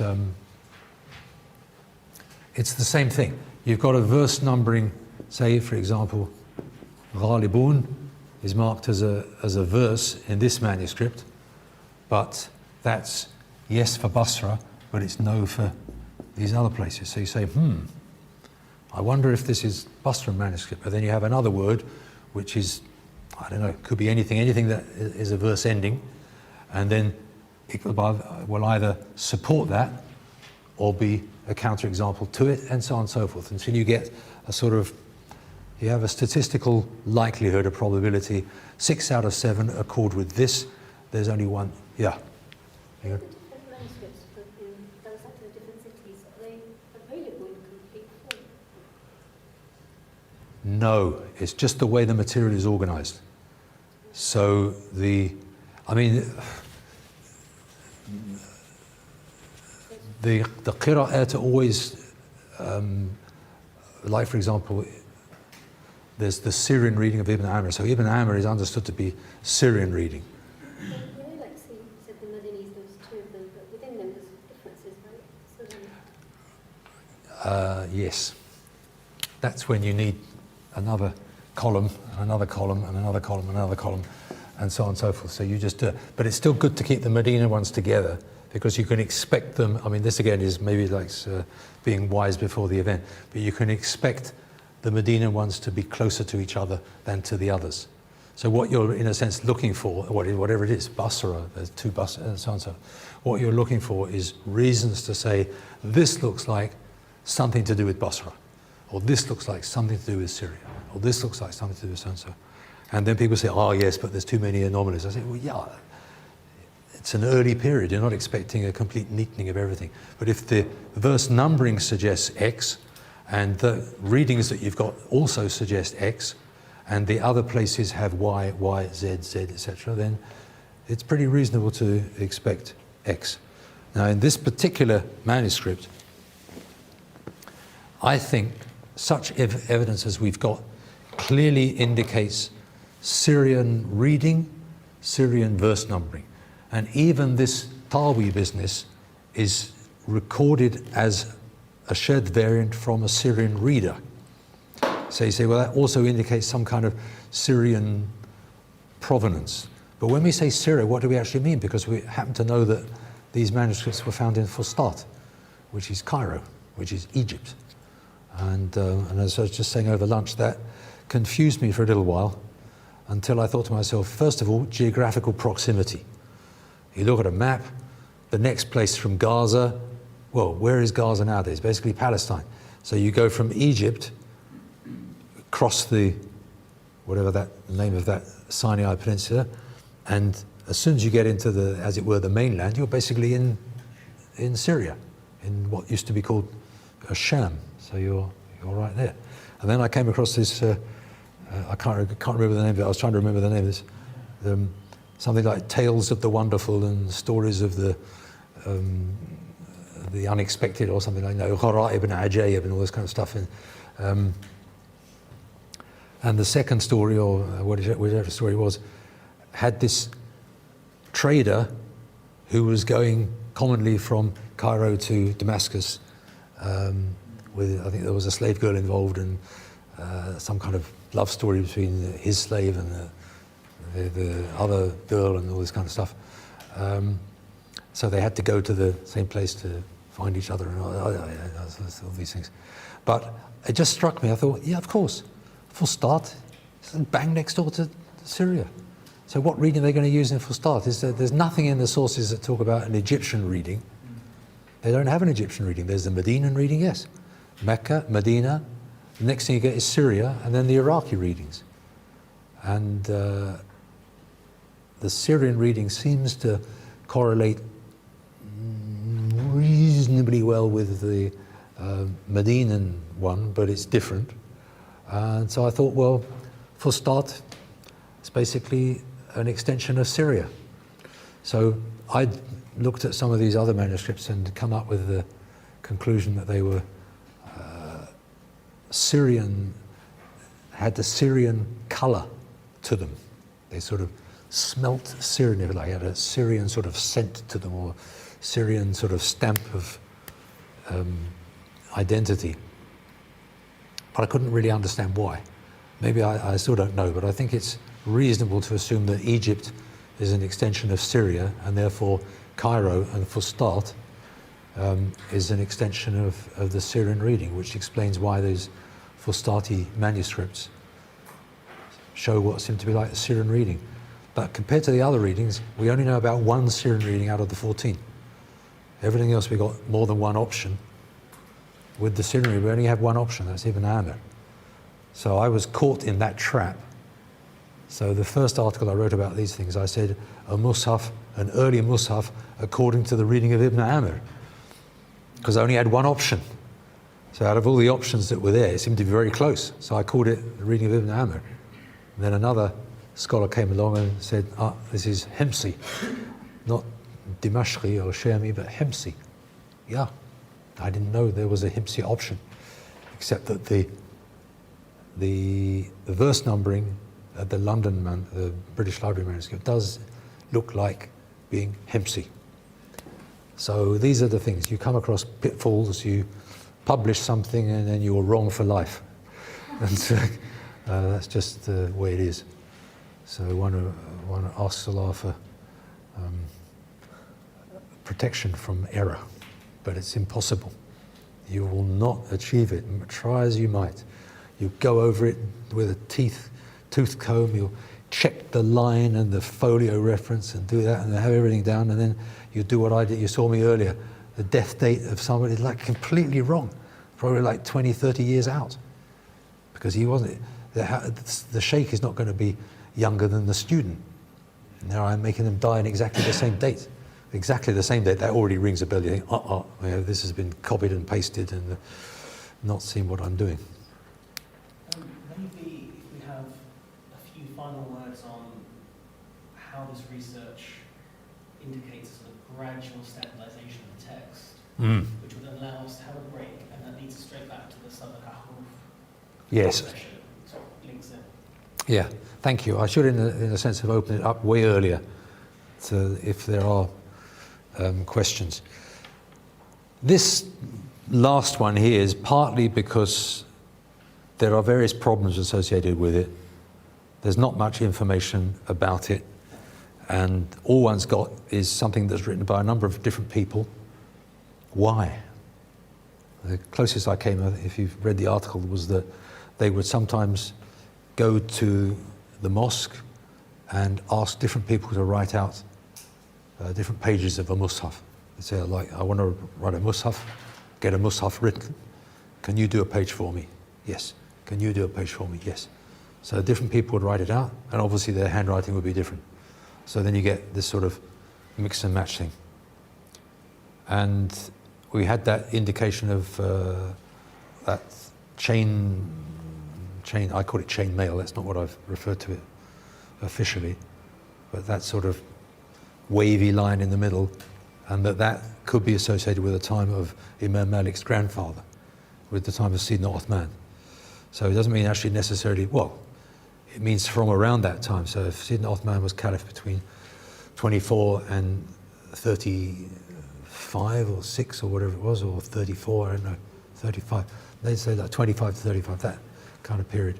Then this could be late 30s Hijri, or maybe the 40, around that time, something like that, possibly a bit later. It was one style that was carrying on. And this, of course, is probably Syria rather, or Egypt. Egypt, when did they conquer Egypt? 20-something, 80, 18? They would have been set up by then. I mean, all of these different things sort of cross currents, and it's very easy to know about that and not know about that. So one is opening up for mistakes again. But what we seem to have is a time when you had these vertical format masahif written in this so-called Hijazi, they call it Hijazi script, but that's just it's almost like a guesswork thing, which Desroches uses. And this one seems to be according to the Syrian reading, but there's absolutely no reason why other early manuscripts should be the Syrian reading, because these are produced in Syria or Egypt. So something produced in the Yemen or produced in Iraq, you'd expect it to be different. But until they're researched, nobody knows exactly what they are, where they are. You had another, what was the other question leading on to the 7 Ahruf? Just how this leads us to believe in the sort of gradual standardization of the text. Yeah. It wasn't so immediate as the story. Yes. Well, you can see in this one, in the first one, the 7 one, we've seen a number of corrections already. So that implies that somebody didn't know exactly what they were doing and needed to be corrected. And parchment's expensive, so you think, well, you know, somebody's writing out a mushaf, they're using all this material, and yet they're making mistakes. And sometimes you get odd things. Again, I should really have had it already here, but as I said, maybe it's a blessing in disguise. You read the article afterwards, and you'll have some sort of greater expectation, and it'll be easier to understand, because this is quite technical in terms of individual readings. But you find what look like odd bits of Arabic, like that, the dhalim, dhalimun. That's not an obvious one. And again, I'm afraid I haven't spent enough time preparing the material beforehand, but you find things that don't make sense grammatically, whereas our version now does. So things get neatened, and so there's various processes. This is on a very limited. This is like a very local level. This is one particular place producing a particular mushaf with a few mistakes here or a few omissions here or something like that. If you're expanding that out over the Muslim world, then what's happening is people are gradually systematizing a tradition. So where at some stage you would end up making a fair number of mistakes, then they're taking care to make less mistakes, but still maintaining variation. So those ones that I showed you earlier this morning were very clear, very well written, well produced, but showing you options and showing you non-standard options as well. Shawadh, if we consider that as non-standard. So you get the bigger question, with all these variants, how do we get all these variants? Where does it all come from? The 7 ahruf hadith, I thought to myself, that is the clearest inroad. And for a long time I wondered about that, and then again, in my sort of previous dispensation, I was external examiner. Actually, it was in Wales that time, in Lampeter. So there I am, down in Wales, and I was talking about these things, and a colleague said to me, have you read Albert Lord's book, The Singer of Tales, or something? I said, no, that sounds interesting. He says, well, have a look at it. So I remember I was actually going to Spain, and I took it with me on the journey. I was reading it on the bus from Madrid down to Granada. And I thought, wow, this reads like the Qur'an. This reads like the variants. You know, I looked at this thing, and it was, well, the short story was about some couple of classicists who'd done some research in the then Yugoslavia on singers of songs. People who would be in a cafe somewhere, say like Ramadan in the evening or something like that, and then he went to so-and-so, and then blah, blah, blah, blah, blah, and they would sing a song, they'd sing a story, and they would do it, you know, whatever the word is, extempore, just off their own back. And what happened was that some researchers went there, I think in about the 30s, 1930s, mid-1930s, and they went back 10, 20 years later or something like that, went to the same singer and said, oh, you know, Dedi Kulchuk or something, you gave us that song 20 years ago. Can you tell us it again? Oh yeah, absolutely. I can do it just the same, exactly the same. And they'd do the same thing, but it'd be recorded. So the first one was recorded and the second one was recorded. Yes, the story's the same. Yes, maybe the events take place in the same order and so on and so forth, but that actual phrase is not the same as that one, and the adjective used there for a bright gleaming sword or something is actually bright shiny sword or something like that, not gleaming at all. And you find all these sort of small but significant differences.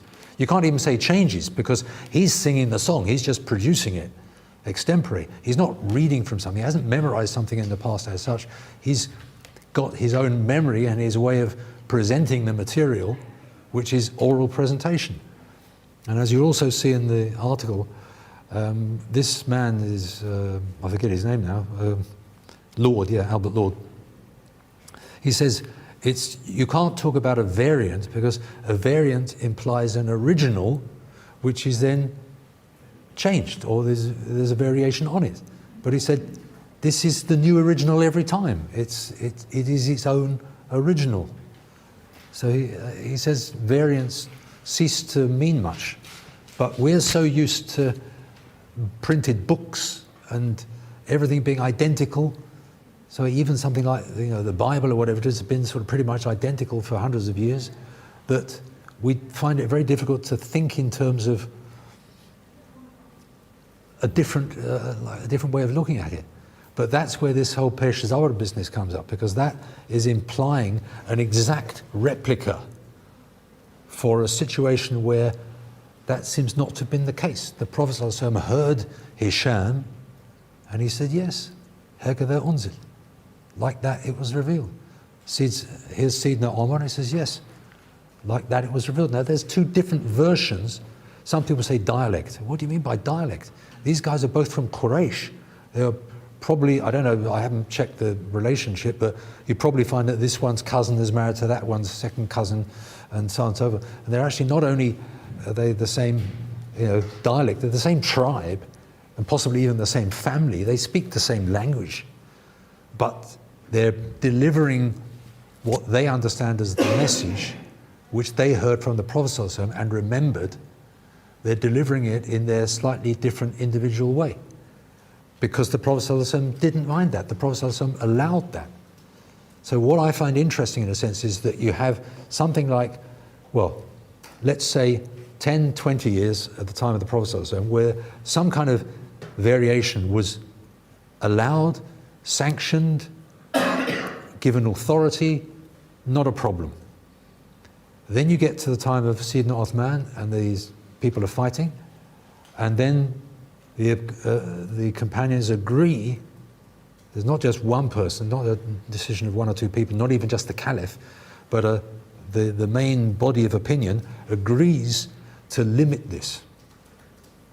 And then the limiting is done in various ways, so that Malik could be written and pronounced as Malik, which is a good thing, because then you can maintain the reading Malik or what you've heard, the Malik and the Malik, etc. And so you have this whole sort of attempt to put speech and oral presentation and oral reception into a written form. So what in a sense I was trying to do in that second article is to see how, well, what do we start off with? We start off with إِنَّهُ لَقُرْآنٌ كَرِيمٌ فِي كِتَابٍ مَكْنُونٍ فِي لَوْحٍ مَحْفُوظٍ. Is that the ayah? Yeah. There's a different, Kitab Maknoon is the other one, isn't it? So that's Surah Al-Waqi'ah. So you have something which starts off as, there's no space. It's non-spatial. إِنَّ عِدَّةَ الشُّهُورِ عِنْدَ اللَّهِ 12 شهرا في كتاب الله متى يوم خلق السماوات والأرض. So the number of months with Allah in the book of Allah is 12 months in the book of Allah on the day He created the heavens and the earth.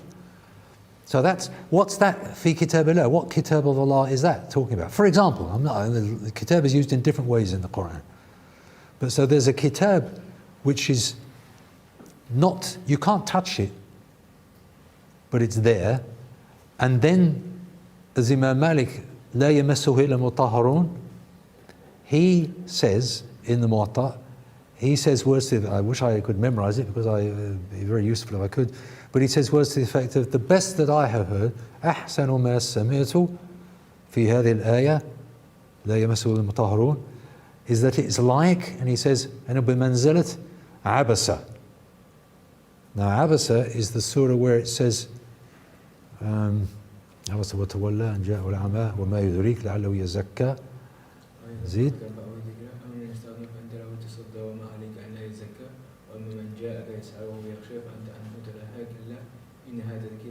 Right. إنها لتذكرة فمن شاء ذكره في صحف مكرمة مرفوعة مطهرة بأيدي سفرة كرام بررة. So it's مطهرة بأيدي سفرة. So he says it's purified in the hands of the angels. So he says the best that he's heard of لا يمسه المطهرون, he says the مطهرون are the malaika, because they're the ones who've been mutahhar. As for ordinary people, maybe tahir, maybe not, have you done wudu or not, etc., etc. But he says that's dunya. This is some kind of other thing. This is angelic realm. And of course, so there's an existence of the book in the angelic realm. And then there's the other ayah, which is the one that I'm hunting for, which you'll be able to help me with, inshallah.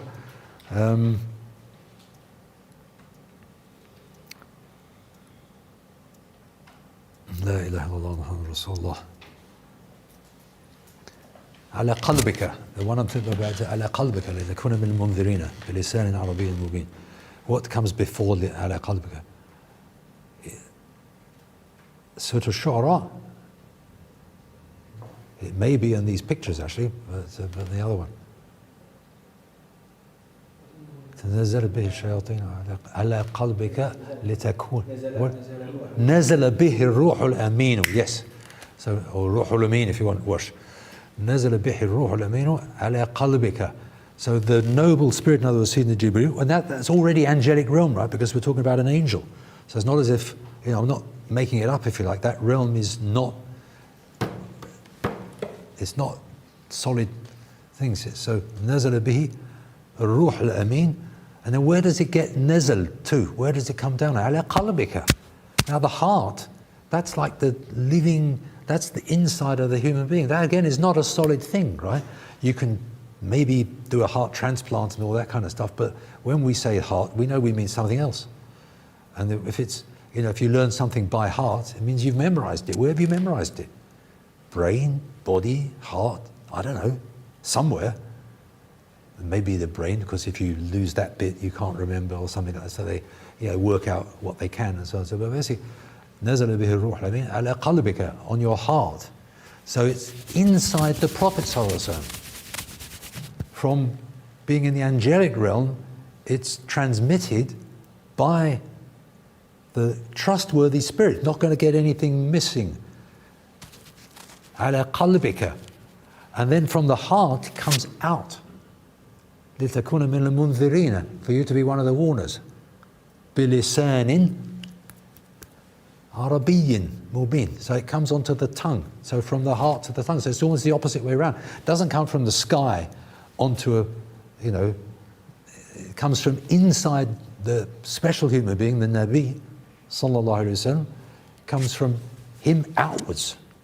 First onto the tongue and then to other people. But then there's another stage, because that's Qur'an. Qur'an is recitation. Qur'an you can hear. أقرئه مني السلام, like passing my salams. So you use qara'a for something that you can hear. So the human beings who are around the Prophet ﷺ, they hear this message, because his job, لِتُنذِرَ, whatever the rest of the ayah is. So it's kind of almost, I won't say backwards because that's looking at it the wrong way, but from an angelic realm, it comes into a sort of human realm by what means we just have to accept. And then from that realm and the heart of the Prophet, it gets transmitted to other people by the tongue, and then other people's hearts. And then it gets to the stage of, if we don't do something, the people getting killed at the Battle of Yamama in the time of Sayyidina Abu Bakr, if we don't do something, we're going to lose it. So then you get the necessity almost to write it down, because that's what other people have done. So that's a model that's available. How did the Christians preserve their book? How did the Jews preserve that? How do these people do it? Maybe even the, like Sanskrit people, they wrote the things down. So people know that that's a possibility. So then it moves to the stage of being written down. And so you have the Mus'haf. So you could say almost you have divine kitab, Lawh Mahfuz, Qur'an, heart of the Prophet with the tongue, and then there's the later stage where it gets written down as a Mus'haf. So the Mus'haf is actually the last of those stages. And in the case of the Muslims, the Mus'haf really didn't really happen properly until the time of Sayyidina Uthman. Shall we return to that? That's a good place to break. Yep. Every place is a good place to break. Once you get through the sort of Kitab Allah, Qur'an, Mus'haf thing. Yeah, okay. So that's a good point. Yeah, there we go. Take a break. Let's take between 5 and 10 minutes. When we come back, maybe to just return to the flexibility of the early community, especially even Yes. Badger. Yes, there's a lot needs to be said about that. To unpack that in the conversation. Let us So take just a note. 5-10 minute break, and then we're going to return. And then Kitab. unpack that stuff, and then we're going to get into Qur'an, Mus'haf, Ibn Mas'ud, Maybe there's others. There's also the Anas example, isn't there? Anas. Yeah, I mentioned that briefly, didn't I, just earlier on, yeah. The Ibn Mas'ud one is probably the most easy to understand. I should have said it earlier, but in the world of conferences and seminars and things like that, there's one shift, there's one time which is considered particularly bad. After lunch, known as the graveyard shift. We actually managed to get through the graveyard shift, but now the kind of secondary siesta is building up. And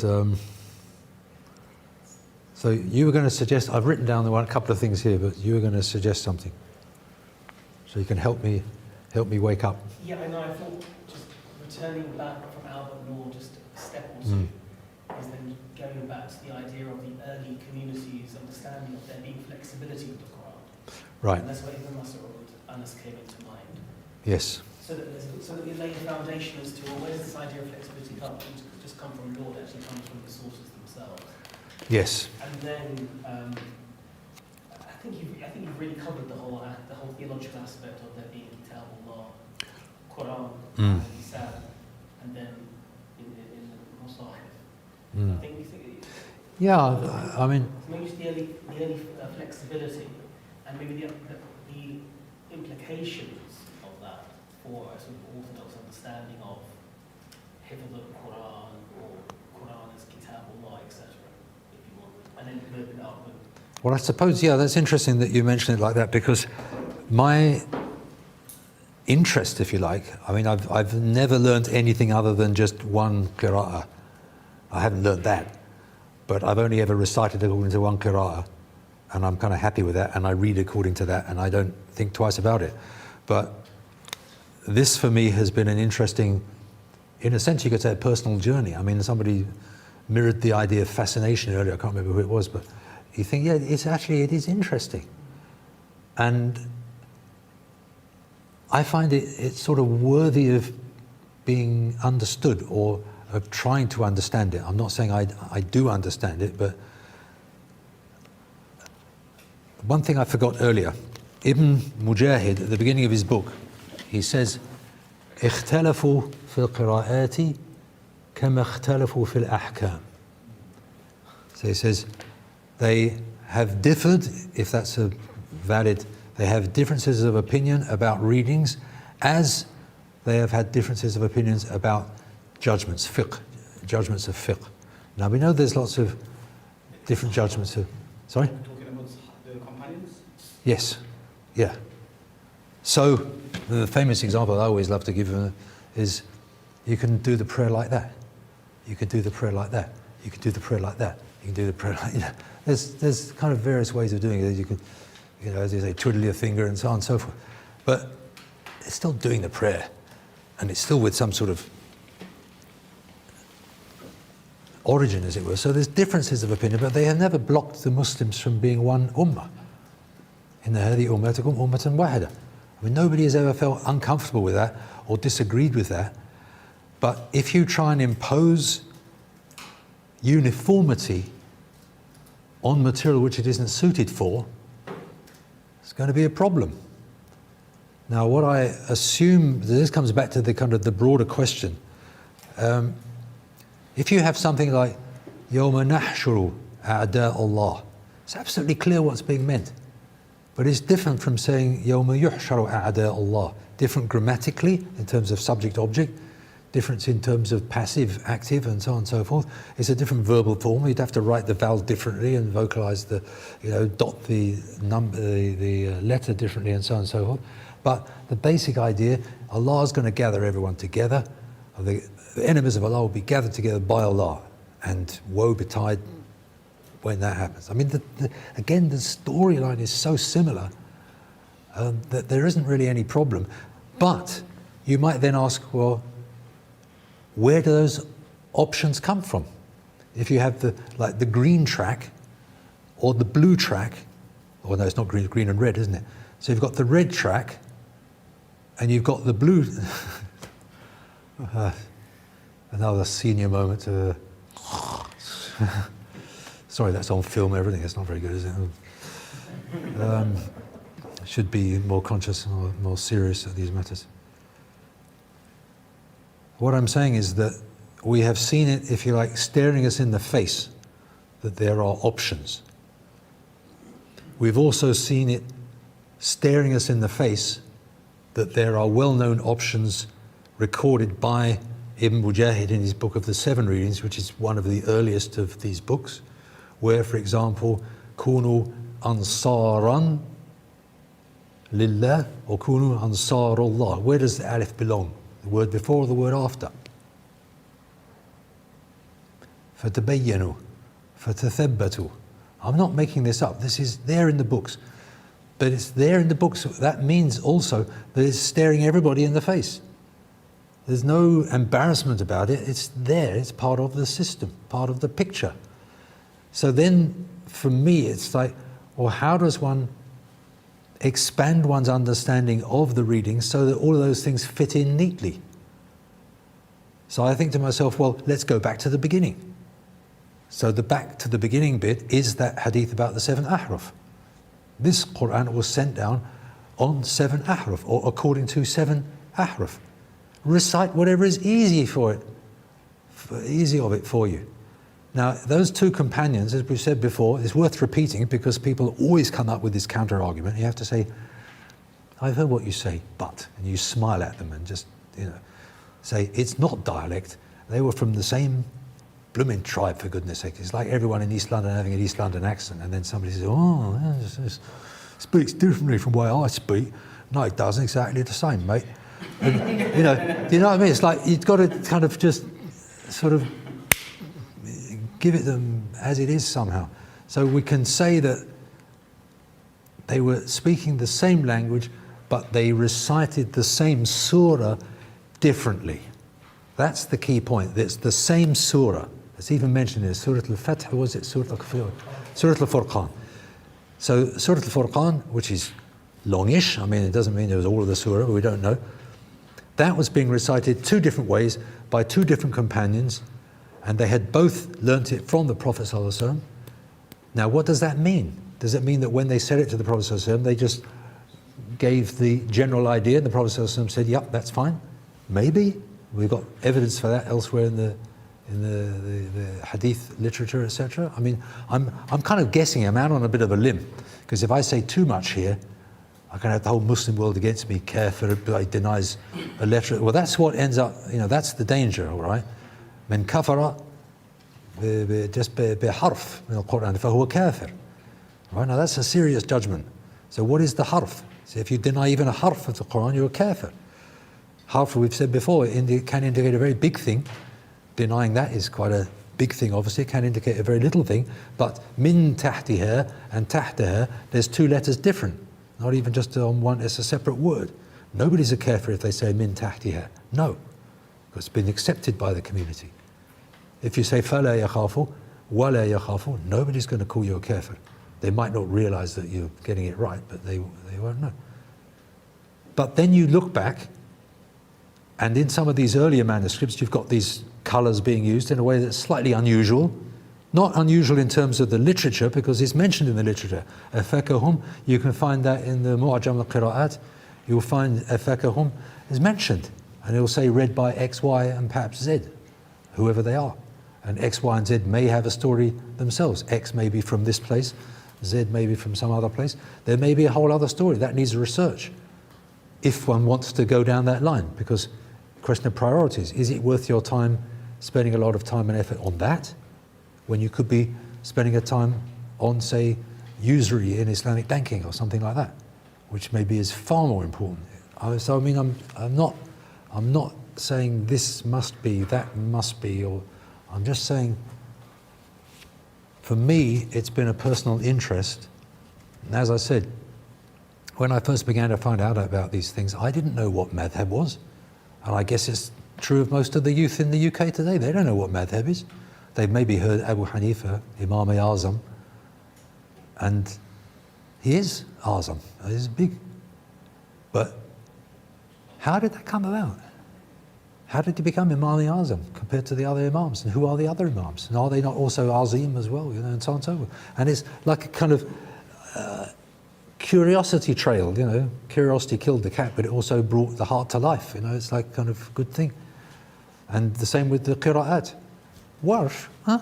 Who's Warsh? Never heard of him. You know, Hafs, huh? Isn't it just the Qur'an?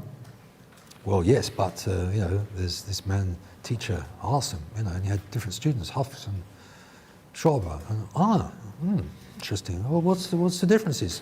Well, and then you can start expanding and so on and so forth. But it's part of, in a sense, leading up to the chair's questions. Chair's going to have questions, of course. What will explain these variants as they have manifested?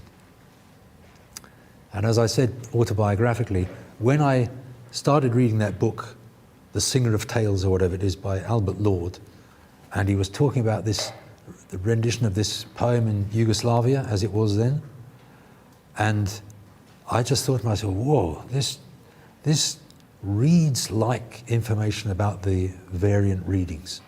That's what it smelt of, if you like. And that was what my colleague in Wales had indicated. He says you'll find that interesting, you know, worth having a look at. So I thought, let's just take this a bit further. What would it mean? Well, the words they use, or he uses, Albert Lord, is multiformity. Now that's as opposed to uniformity. Uniformity is when you say, that's it, sorry, wala yakhafu, we're not going to accept anything else. No, bang, you know, whipped on the knuckles or whatever it is. So you have to say, well, how can I accept wala and fala and fatathabbatu and fatabayyanu and ansaran lillah and ansar Allah? How can I accept all these things so that it makes sense? Because that's the evidence. So how can I put a unity, if you like, not in the uniformity level, but how can I put together these bits to make a unified picture which, if you like, probably explains most of the evidence? Let's not try and overclaim for it. And when I heard about that question of multiformity and, if you like, different performances almost, I mean, performances are used in a different context, because that's the first thing one has to be careful about. The Qur'an is not poetry, and it only later becomes written down, but there is a stage where the Prophet ﷺ, as we know, could say, that's okay, and that's different, but that's okay. So that's, if you like, the problem and also the answer. How can you hold both variants of Surah Al-Furqan to be correct and accurate, although they sound different? What was the difference? We don't know. Do we have any evidence? No. We've got what the books say about Surah Al-Furqan, variants in, and you'll have the kind of standard variants. But that was before. Those books were not written till later. What was it like at the time of the companions? If you may ask. So you said that Kalamullah, and this is how to go I think back. we'll get to it. I think let him develop it. I think we're going to get there. We just lay the foundations out. So yeah, exactly. I mean, when you say foundations, it's almost like that, because there's certain things that are there in the evidence, and you want a picture that, I can't say explains the evidence, but is explained by the evidence. Because the evidence is not the answer, the evidence is an indication of something. So what is it,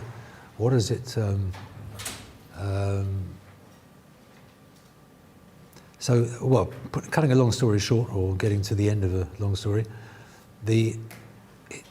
everything seems to point to multiplicity rather than uniformity. So the Qur'an went through a stage when a fair amount of variation was possible.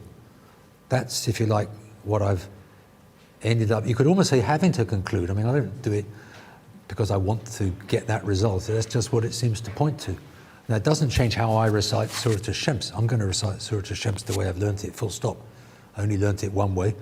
Surah Al-Layl, again, I'm only going to recite it one. I'm going to say فَلَا يَخَافُ because that's just what's in my head. And I don't know if that begins to clarify it a little bit. Possibly. I think what's interesting, I think we laid it down using the rather obscure example of Surah Al-Furqan with Umar and Hisham. But then I think with the Sahaba themselves in isolation, let's say the narrations from Anas, Ibn Mas'ud, it shows Ibn the Mas'ud. continuation of it. Yes. I think it was Sayyid ibn Jubayr used to recite Taraweeh in presumably Basra, and he used to do one night using the Qira'ah of Ibn Mas'ud and one night using the Qira'ah of Zayd. Now what does that mean? That means Ibn Mas'ud's Qira'ah was alive and well enough to be able to be used in recitation. Now that's why, with all due respect to Professor Azami, I'm a little bit uncomfortable when he, if you like, tries to explain away the reading of Ibn Mas'ud. Because for me, I'm not worried by it. It's different, but then, as it were, so what? That it then later gets, sidelined is the wrong word, later gets suppressed or later gets, politically considered, like persona non grata or qira'ah non grata. If it gets that, that's for political reasons later. But I can't see how you can deny the qira'ah of Ibn Mas'ud from our sources. Our sources, isn't it? Which one's going to? Where he permits the replacement of words. Oh yeah, Ta'am al-Athim. Oh, because it's difficult to pronounce. Ta'am al-Athim. So Ta'am al-Fajr. Yeah, it says you can use. Yeah, and that's exact synonym again. So that's a synonym replacement. But there's something I can't remember. Maybe one of you will be able to help. But I think there's Kitab al-Athar that's been translated into English. It has that citation. It has that one in it, does it? Yes. And I think there's another one somewhere in that same book. There's two. But I mean, that's the kind of thing. Now that's, if you like, from a Hanafi point of view, that's like strong evidence, right? Those texts are strong evidence. Are you going to chuck out the baby with the bathwater kind of thing? Or discard the whole thing because it doesn't fit with a later picture of, one Qur'an dropping down out of the sky, like picture perfect or whatever, bam. Oh, look, complete. It's complete, but our understanding of complete is completely wrong. I mean, I don't know. I'm just trying to open up the thing because I'm as much in it as you guys are. I'm, in the world of books and trying to edit a, yeah. I think you touched on it before lunch, but the idea of mouths or about sort of using ijtihad to kind of come up, pick a reading based on Arabic. So where does that fit in?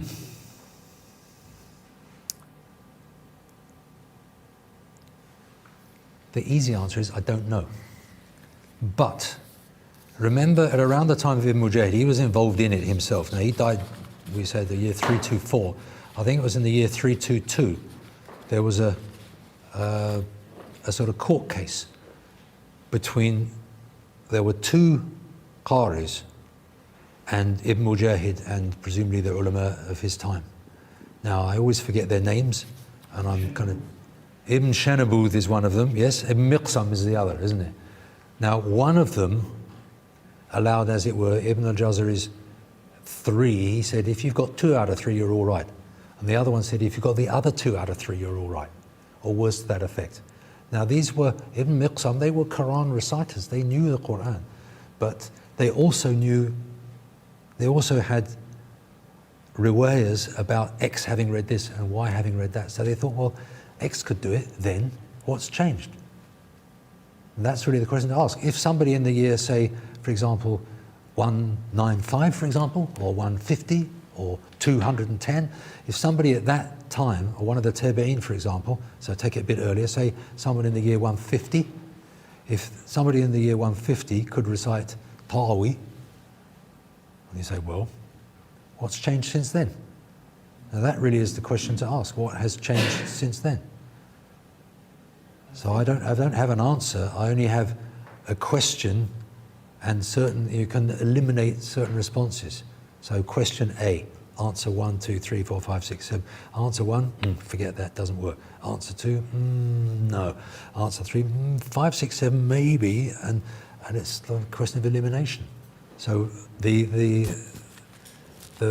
feeling that I have in terms of making consistency, in other words, how can we justify what it seems the companions were involved doing, or what it seems the Tabi'een were involved doing?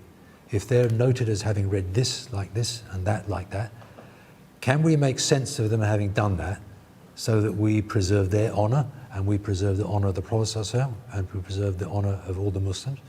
And I think one way is to say that if the Prophet ﷺ allowed that in his lifetime, the companions would have done it afterwards because they considered that acceptable.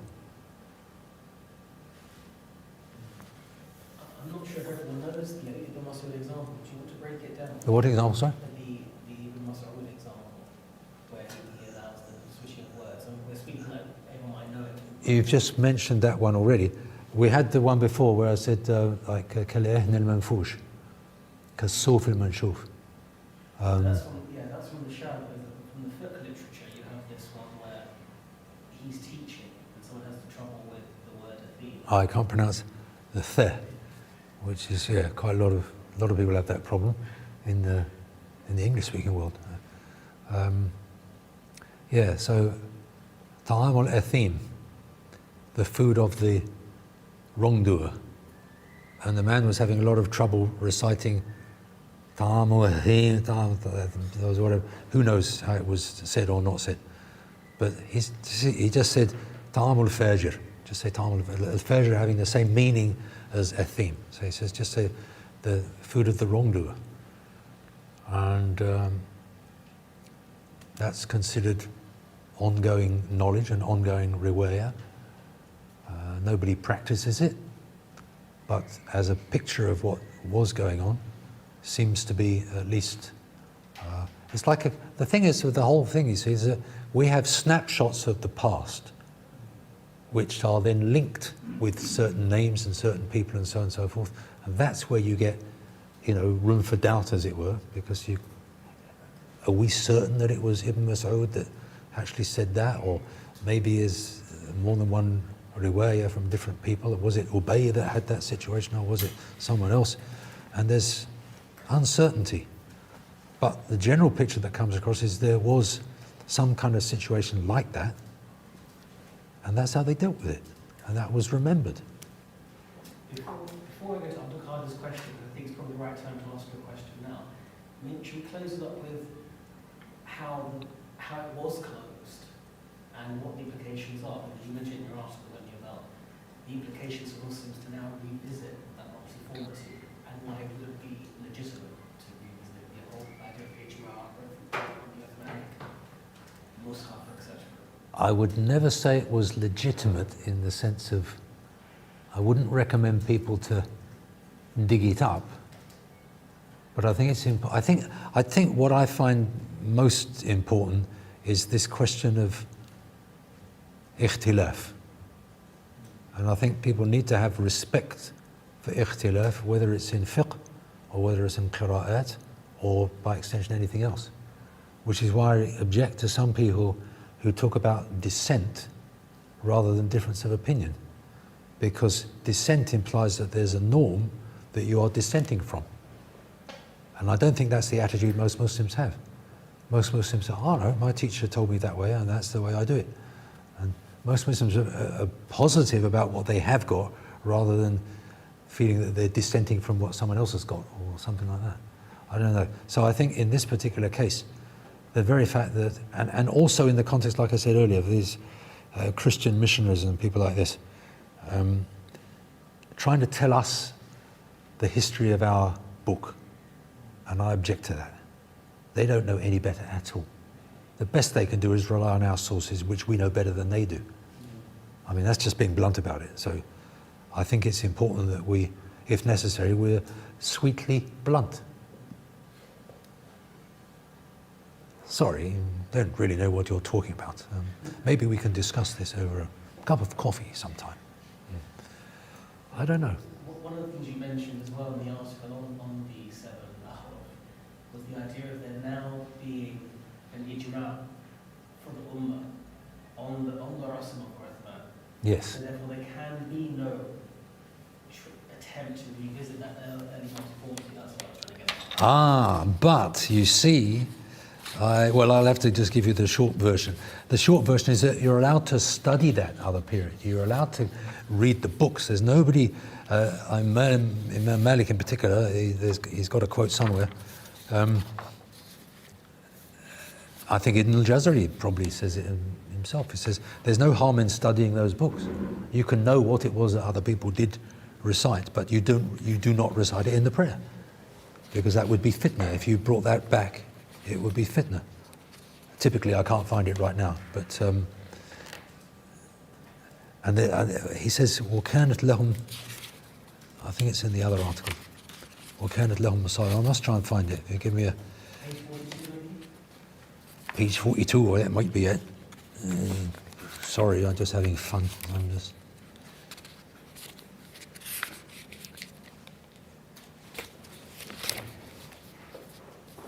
Not quite. No, but there's a footnote that I'm looking for. Yes. Yes. Yes. I mean, you'd have to see the original to get the real sort of tendency, the real nuance. But he says words to the effect of, people had mushafs, كانت لهم مصاحف, الناس كانت لهم مصاحف, something like that. And the six that Umar ibn al-Khattab had entrusted with choosing his successor, so the political people who were choosing the next emir, had masahif, sorry. Now, who are those six? Abdurrahman ibn Auf, Ali ibn Abi Talib, Uthman ibn Affan, three others I can't remember. I've just mentioned, didn't I? So they had masahif. Now, the implication in the context, I can't quote the chapter and verse of that particular context, but it's about differences between readings, differences between recitation.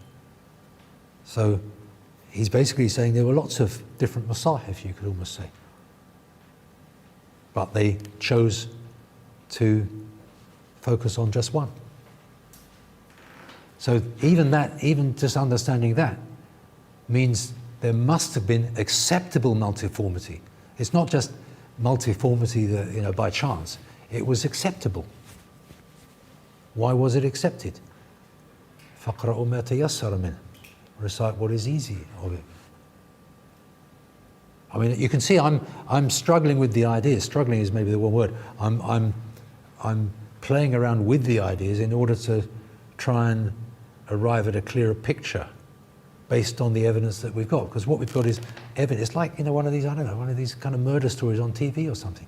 You've got various bits of evidence, and you can go down the wrong track because you're misled by a particular piece of evidence which actually isn't relevant. So it's like a detective story. How do I find out what actually went on? And you try and eliminate the people who are, they're no longer suspects because you can eliminate them from the inquiry. But then you're left with, well, what are we left with? And as I've said, the thing that comes out most strongly for me is this sort of multiformity. Now, if you then say to yourself, right, multiformity existed in ancient Greek culture, it survived in modern Yugoslavian culture, and it has these tendencies to, wine dark sea can also be the, wine red sea as opposed to wine dark or something, and you get these things, and you find that that's common in that tradition, and it's common in another tradition, and exists in another tradition. Why not in the Muslim tradition, which was the same sort of tradition before things got written down? And in fact, there's work being done on variants in pre-Islamic poetry, for example, which wasn't written down till later, but it was produced off the cuff kind of thing. The big poets. Tell us that poem that, that one that you did about traveling over the desert on your horse, that rhymes in lam. It says, yes. Aqimu bani ummi sudura matiyikum.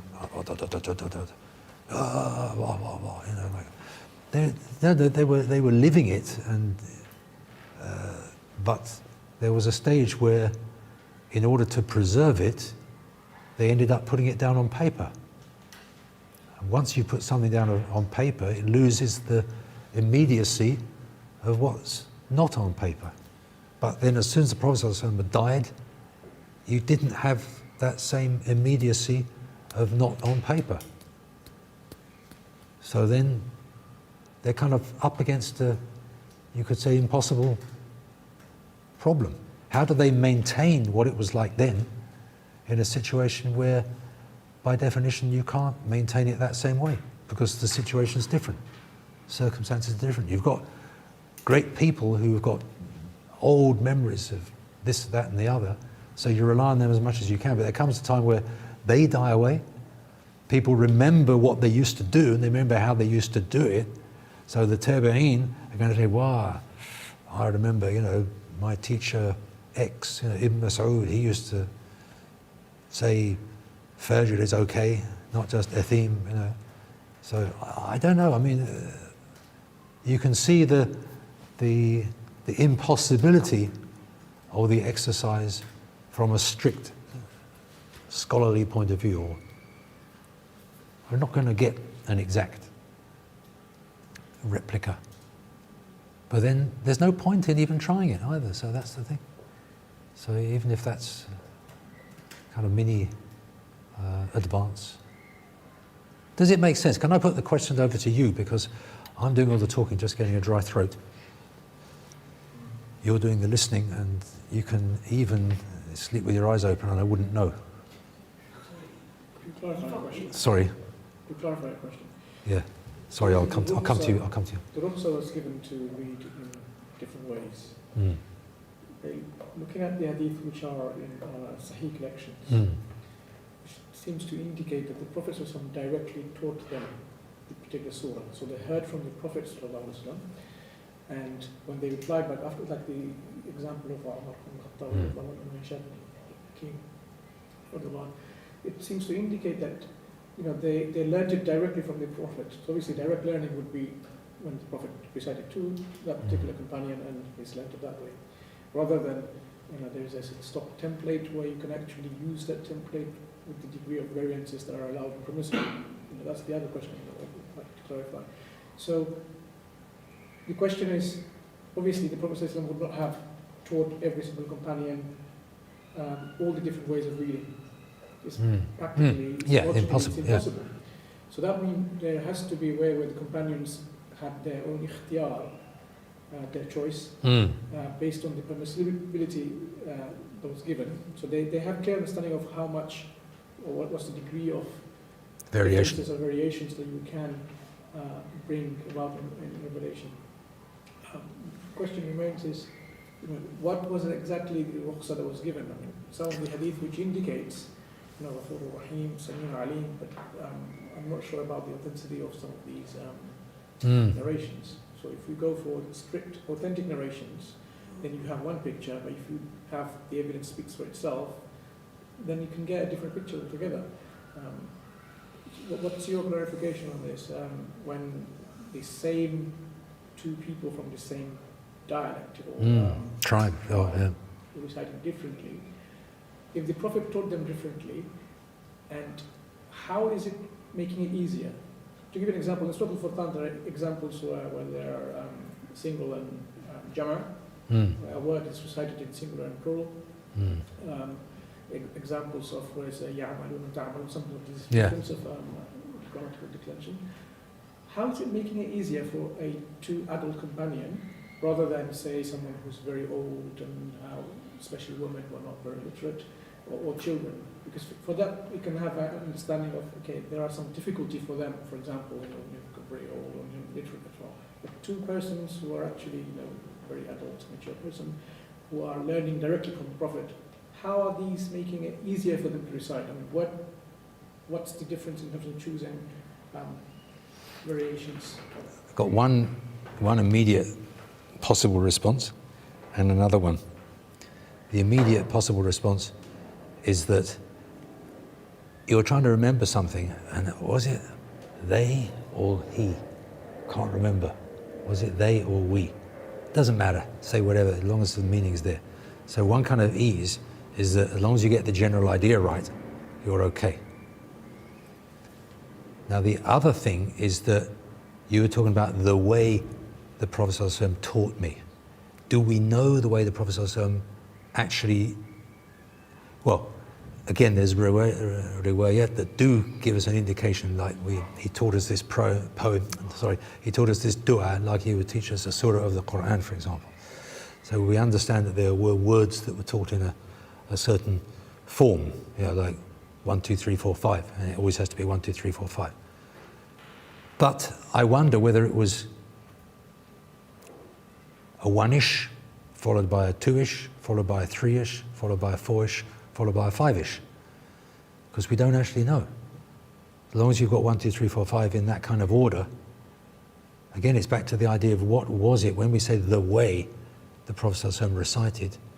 What do we actually mean? Because we're thinking in terms, we're expecting, and people have expected for, literally 1400 years or whatever it is, they've been expecting a very limited understanding of the way the Prophet ﷺ recited it, which is why there's a problem in the first place. Because that Sayyidina Umar says, look, and that's the wording, isn't it? So that hadith is such a critical thing, because to understand that is to basically understand everything. Because he was told, yes, that was the way it was revealed. Now what does that mean? Was revealed with exactly that sort of, Perish Zabr and all this kind of thing? Or does it mean that, yes, that was the meaning, that was the dhikr, because the dhikr is something that reminds you. Again, it's not I suppose the dhikr, you could say it's, hey, do that, remind yourself of that. I mean, there's lots of loose ends, you see. What's your question? Maybe we'll get. Oh, sorry, because he was before. Yeah. I think the question is shifting throughout the talk. But am I right in saying that it seems like when the Prophet was alive, sallallahu alaihi wasallam, was transmitting the Qur'an, it was more like a spontaneous thing. So people would receive it and recite it more in a spontaneous way than in a fixed way. So, as you said, as long as the meanings are there, it was fine to be recited either with this fatha here or this kasra here. But when the Prophet ﷺ passed away, there wasn't that spontaneous, because the relationship, the Prophet ﷺ had Jibreel with him that we correct if, I suppose, anything was wrong. But you see, you have to, no, that's why it's a different point. I was just going to say, don't anthropomorphize Jibreel either. No, absolutely. Yeah. What I want to say is that the revelation was still there, happening. Ongoing, yeah. Ongoing. But when the Prophet ﷺ passed away, that spontaneous, that life, had to be fixed, because the Prophet wasn't there to say no or yes and no to the variables. So it had to be like, okay, well now we need to establish this as what it is. And then my question previously was, so what is the difference between, or not the difference, but when it comes to the Kalam of Allah, this is Kalam Allah, what is Kalam Allah? Is it exactly that? Because there's a view of Kalam Allah as variables there, or is what Prophet had and transmitted in that flexible and spontaneous way, and now had to be fixed.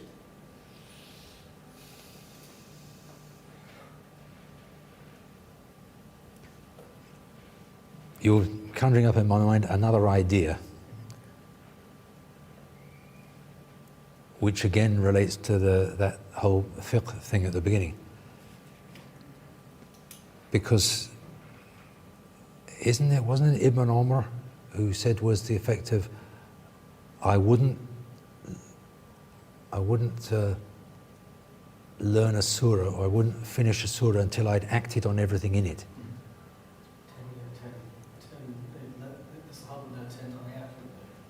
Yeah, without making sure they put into practice.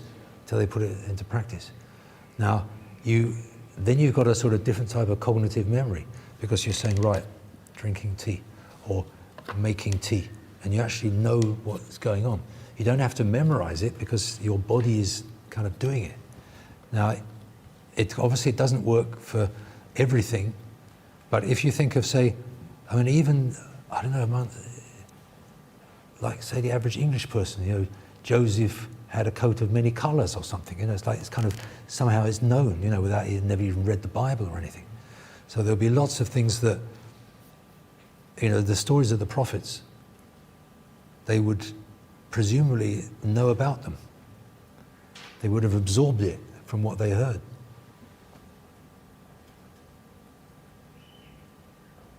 وهذا الكتاب الذي جاء بالعمل. So one of the ways of it being preserved was being preserved in the actions of people, especially where it comes to fiqh and judgments and that sort of thing. And what they would teach their children in terms of the stories of the prophets, you know, not necessarily in the actual, I don't know, I'm guessing here, I'm guessing. But I'm just wondering if there is any space for that idea. Not much, I guess. But, you see, we're so coloured by a fixed text. It's very hard to think back beyond a fixed text. I can't really do it. I don't know if anyone else can do it. I don't know if we have a right to do it. But it seems that there was, all I can say is, to put very vaguely, is there was more multiplicity then than there was afterwards. You see, you read, like Ibn al-Jazari, we've talked about Ibn al-Jazari. He wrote that magnificent book about the 10 reasons. I have to say magnificent because if you know the Arabic and read the introduction, you'll be, inshallah, suitably impressed by his scholarship and organization and everything. He wrote another book, Tabaqat al-Qurra. Now, one of the things that comes up quite often is وَكَانَ لَهُ اخْتِيَارٌ فِي الْقِرَاءَةِ يُنْسَبُ إِلَيْهِ. كَانَ لَهُ اخْتِيَارٌ فِي الْقِرَاءَةِ. He had a choice of the readings, to do with readings, يُنْسَبُ إِلَيْهِ, that is attributed to him. Now, these are people who, the names aren't that well known. They're just, you know, odd qurra from historical periods, mostly I think from sort of Tabi'een or Tabi'een time, who were known to have had a choice that wasn't that of Kisa'i, wasn't that of Hamza, wasn't that of Nafi', wasn't that of Asim, wasn't that of... So where did they think they had the right to do it their way? Now, presumably they did. They thought it was okay. So that's another part of the picture. Again, there's lots of different parts. So some of the scholars talk about the period of ikhtiyar. So you have the initial period of revelation, the period of fixing in the Uthmani Mus'haf, and then for what could be quite some time, a period of ikhtiyar. You have a scholar now that's talking about the second Mus'haf project, which is actually quite sensible, about the time of Al-Hajjaj, because Hajjaj was dead against Ibn Mas'ud, and Ibn Mas'ud was reading. I mean, he didn't want to hear a word of it, you know, kick you out of the room kind of thing, you know, like he didn't want to know.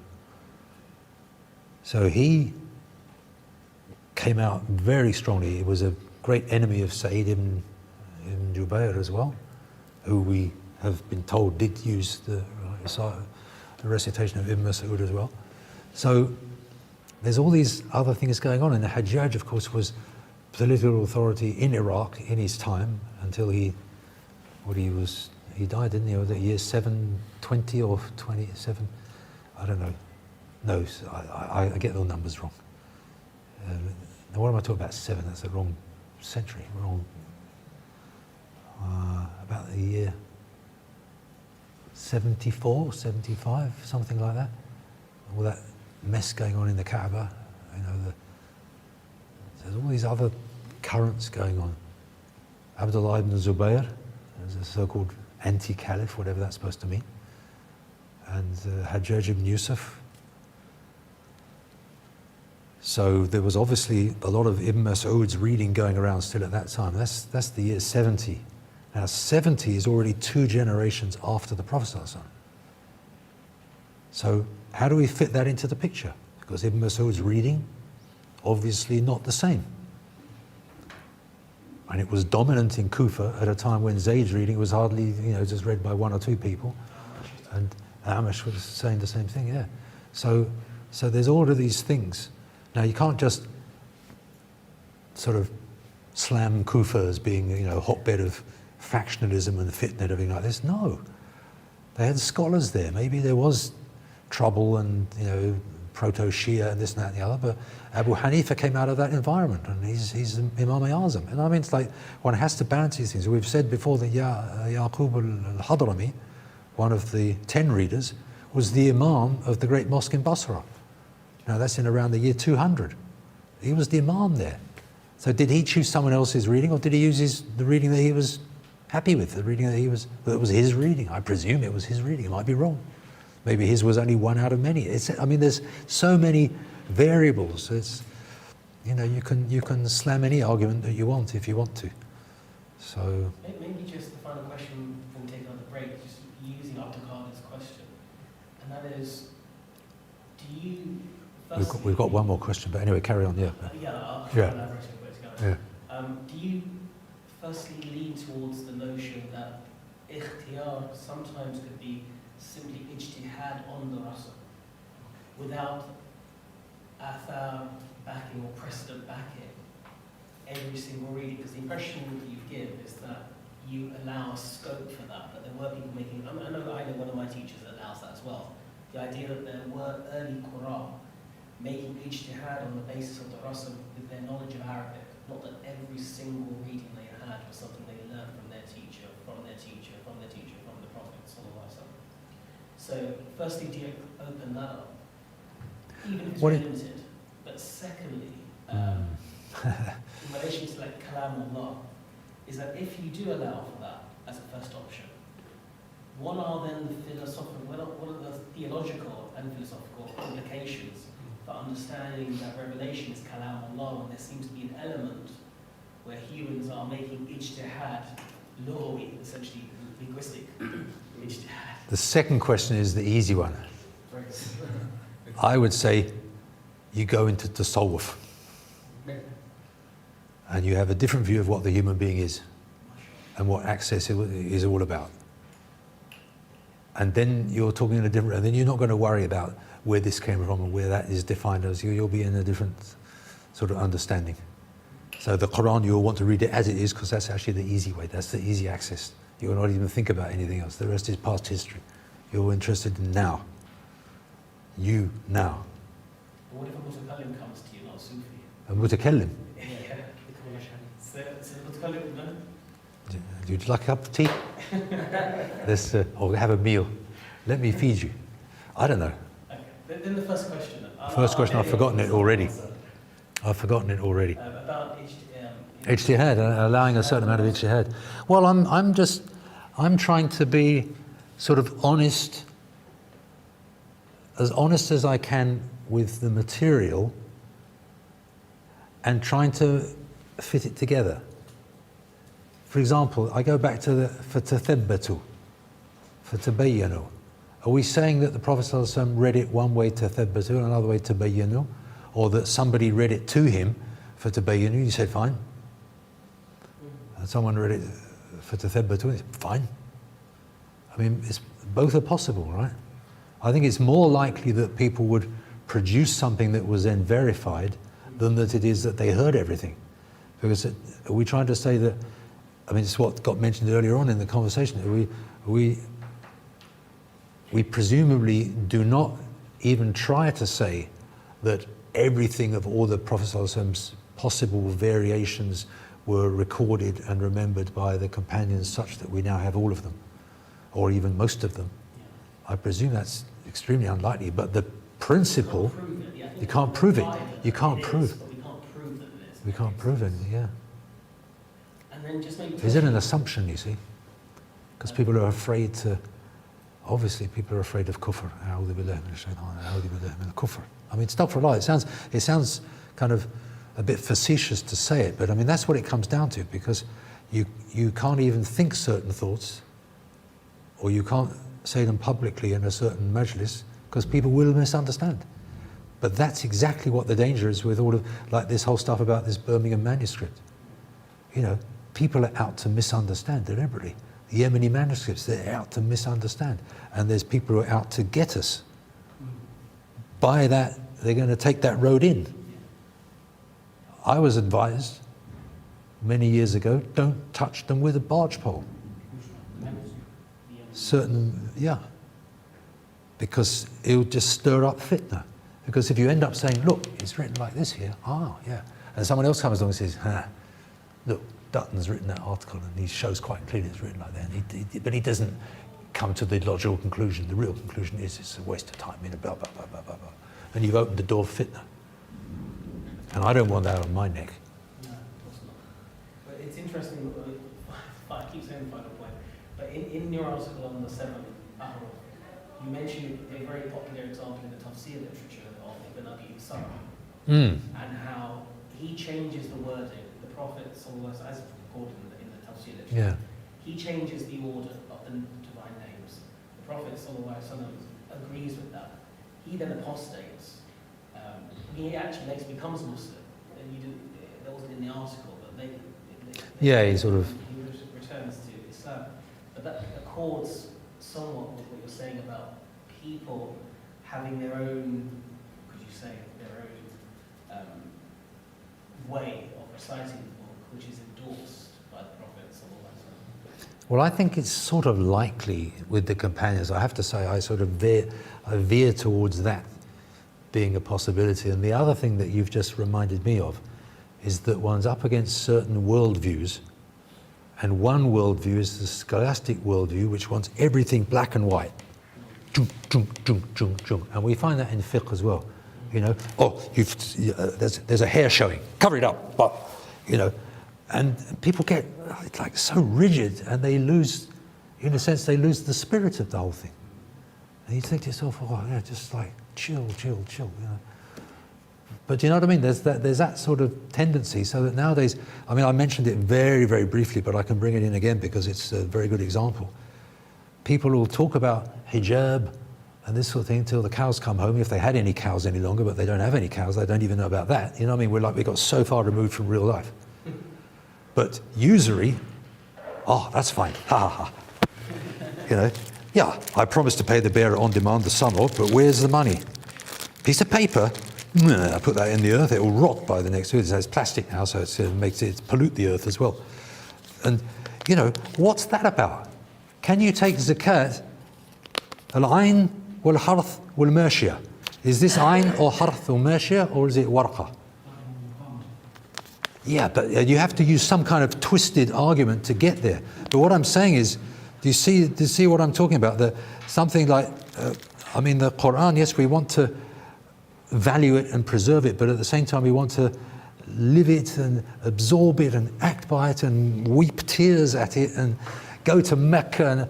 And I went to Medina, when was it? It was 2000, I think, 1999, Ramadan, and the man who was reciting, whose name I can remember, and I'll tell you afterwards, he would get everybody in the mosque weeping, Taraweeh. Amazing. I mean, you think this is what it's supposed to be like.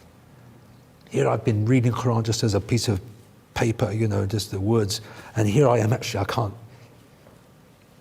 control myself, and my glasses are getting sodden with water, but it's not just me, it's everybody. There's no sort of like me better than anybody else, everybody. Salah al-Budayr. Jazakallah khair. Now that's the Qur'an, right? That's the Qur'an lived. That doesn't change, that doesn't go away. So you want to have that in mind, and then paying a zakat on time in the right way and doing, Allah says, aqimu salata wa atu zakat. So let's aqimu salat, not just do the salah anyhow, you know, like it's a bit late now, I better just, you know, whip off a couple of rak'ahs before it's too late. But aqimu salat, make it qayyimah, make it, you know, value, give it something, you know. And then atu zakat, who can we even give zakat to? We haven't got anyone to give it to. Charity? That's not the same thing. So we're miles away. So that's what I meant about, you know, priorities as well. We have to bear in mind priorities. إنما الصدقات للفقراء, etc. والعاملين عليه. Who appoints the amil? Who's going to collect the zakat or have a portion of the zakat? خذ من أموالهم صدقة. خذ. Who's that command خذ addressed to? Singular command. They say the Prophet ﷺ first of all, and then whoever takes his place after him, the political authority. Take from their money sadaqah, which will purify them. Who's doing that? Now you know, Islamic Relief, Muslim Aid, whatever it is, all these other things, they're all like, they're standing, they're behaving as if they are the caliph. And they're not the caliph. But until we have a caliph, what do we do? On zakat, for example. No, I mean, and then, so the money we've got is kind of, you know, in fiqh terms, it's basically a waste of time. You know, it's a technique for someone else to get money from us. That's what it is. It's a technique of charging interest, because it's all issued as an interest-bearing loan in favour of the banking systems of the world. That's the reality of it. So the banks, as you'll find from, you know, writings back in certainly the last century, 1930s onwards, etc., they say anyone who has any doubt now, anyone who thinks that it's either military people or the religious authorities or the politicians or these things they have control of, they said, think again. It says, considering that everything is made with the agency of money, and that's all issued as loans in favour of the banking systems of the world, they are the effective owners of everything. And that was back in the 30s. Wind the clock forward another 80, 90 years, and you've got what we're in now. And how to keep yourself clean in that situation. A friend of mine said, I've got to remember the last one because it's something to remember. He said, if you're in a cesspit, you don't have the luxury of talking about clean water to do wudu with. You get out of the cesspit. Not far off. 70 times worse than zina with your mother in front of the Kaaba. Something like that. You can check out the hadiths for the exact figure, but different versions. So, you have to excuse me for being too concerned about minor little details when one's forgetting a much broader picture, but inshallah they're all part of the same picture, because whatever that dispute is, people's attitude, their sort of mental mindset is going to be the same. They're going to be the sticklers for the unimportant things or whatever it is, and people who can see the broader picture as well as knowing the detail. We don't deny the detail. If you want to do the prayer, you've got to be clean. If you want to be clean, you've got to wash yourself of impurities. It's a standard step number one, and so on and so forth. What I understand is that before the standard Mus'haf of Uthman, we had multiformity through the 7 ahruf. And then from the standard Mus'haf of Uthman, we had the multiformity of the qira'at. And my question is, the differences that make the qira'at, is it safe to say that they were included in the differences that made the 7 ahruf, which were approved by Prophet Muhammad? Can I just say, an excellent question. I think that actually, that's what Ibn al-Jazari was trying to answer in that text. You know, I showed you that text number 2. Maybe I should just go back to it actually, because that I think is the way to, you'll now read it with new eyes. Or the one with the 2 opinions? The one that how on earth do I get back to the, if I put my hand all over the thing,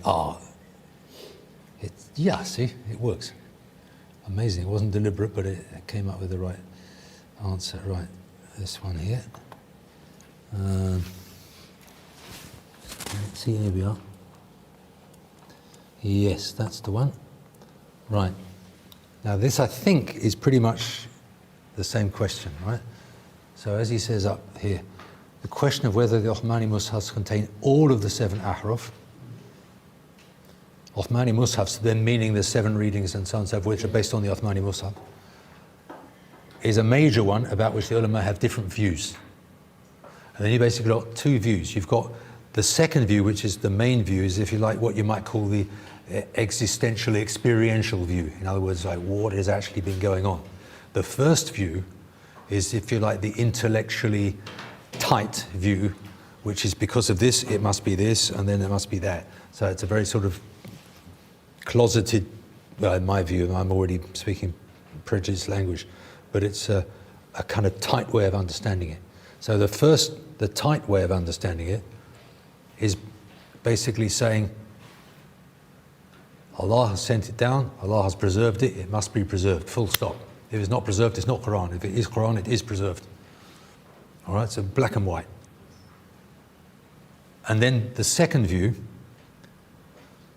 and the majority, and as we said, this word jamahir, which implies a lot, of both earlier and later scholars, so from the earliest period right through, and the imams of the Muslims, so the imams of the fiqh, etc., are of the opinion that the Uthmani Mus'hafs only contain of the 7 ahraf, or out of the 7 ahraf, what the skeletal text can support.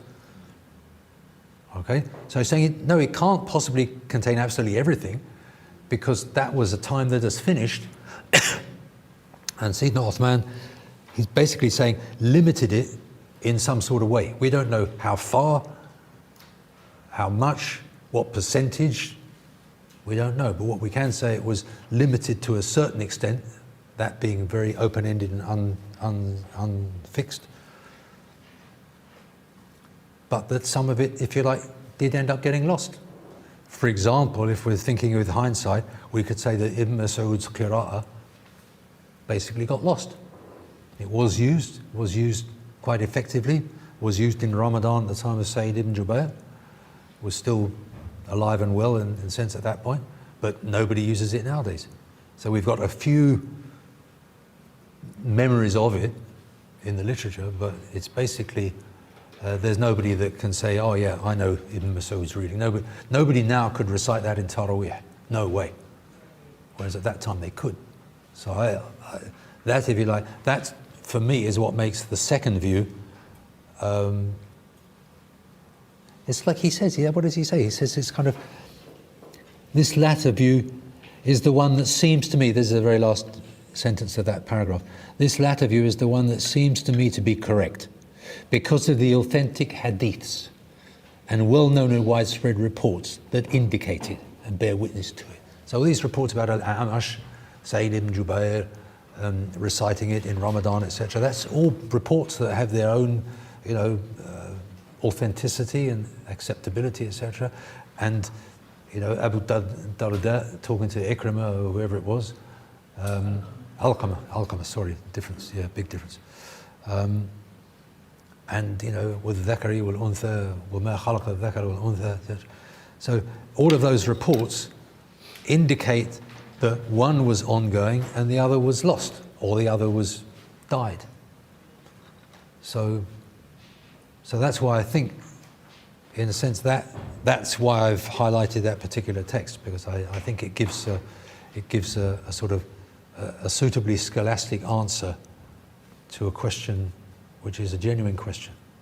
And I think behind it there are, if you like, two mentalities. How about adding Tabri's view on that, which is a bit of a twist, isn't it? I read it last night, but I've forgotten it.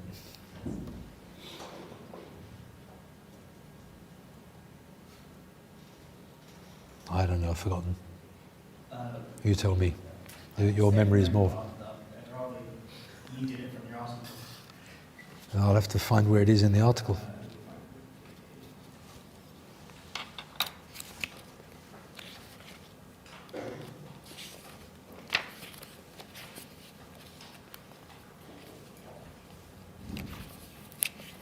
Essentially what we say on page 29. With the preservation of just one harf, but the Ummah wasn't required to preserve the 7. They only had to preserve 1, and that's what's preserved.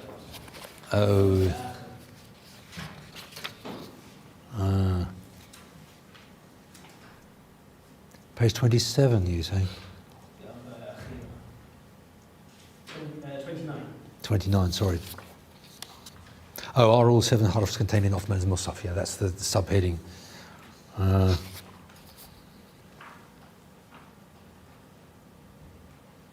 Yeah, well, that's an interesting comment, what he says. I can read it out now that I found it. It was not obligatory. This is Ibn Jarir al-Tabari, so this is Tabari, the Qur'an commentator. It was not obligatory for the community to recite according to all 7 ahruf. Rather, that was something that was permitted. That was something that was permitted to them as an allowance, rukhsa, and they were allowed to choose whichever harf they wished to recite, as is mentioned in various authentic hadiths. When the companions saw how the community would become divided by dispute, or would end up fighting one another if they didn't come to an agreement to use one harf, they overwhelmingly agreed on this, and they are a people who are free from agreeing on an error. So their ijma' is ongoing. This did not involve disregarding any obligation or doing anything prohibited. In other words, choosing one harf and leaving aside others didn't involve not preserving some of the tanzil which should have been preserved. He's saying that's not the issue. Some people say that the allowance to recite according to 7 ahruf was valid at the beginning of Islam because of the difficulty involved in having to recite only according to one harf, with all the problems of what difficulty means.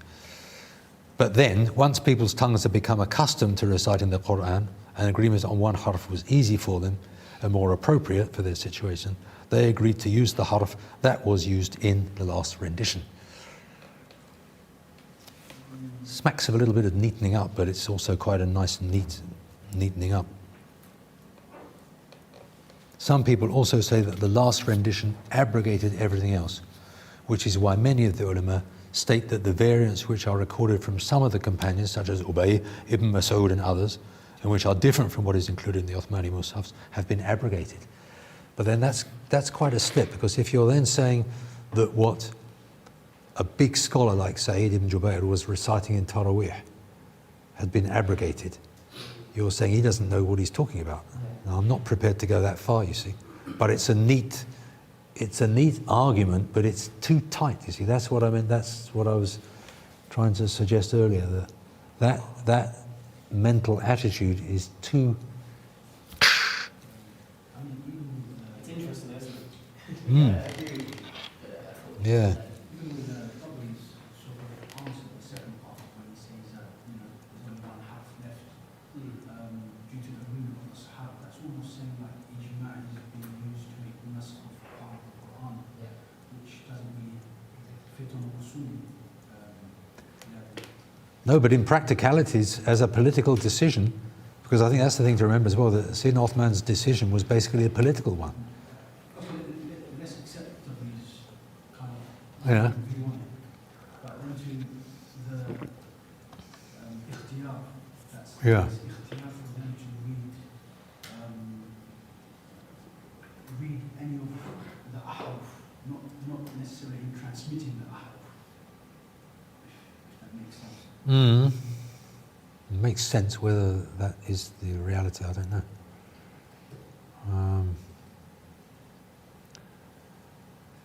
I'm sorry, one always comes back swimming around between this possibility and this possibility, and because that ikhtiyaran fil qira'ah, I mean, what does it really mean? Like if you've got 100 choices and you choose these, or if you only got 10 and you choose these, or if you've only got 3 and you prefer one to the other 2, it's such an open-ended expression. And all one can say is that if that expression, as I said, it occurs a number of times in the Tabaqat al-Qurra. So you've got له اختيارا في القراءة ينسب إليه. So let's say it's not Abu Darda, but who's the man who read that, At-Tawi. Anyway, I can't remember the names. But does it mean that there were lots of options? Because if you take all the 7 readings, say, you could. Let me give another example. Example's a wrong word. Another mithal sort of thing, which may possibly open up a little bit more. I used to think, right, okay, what is this like? What is all this qira'ah business like? And I thought, if you're taking a train from London to Edinburgh, as one obviously had to do in order to get to Edinburgh, then you would stop at Peterborough, probably. Then you'd go up to York, stop at York. Then you'd go on to Newcastle, and then you'd go on to somewhere else, maybe Alnmouth or whatever it is, I can't remember the names.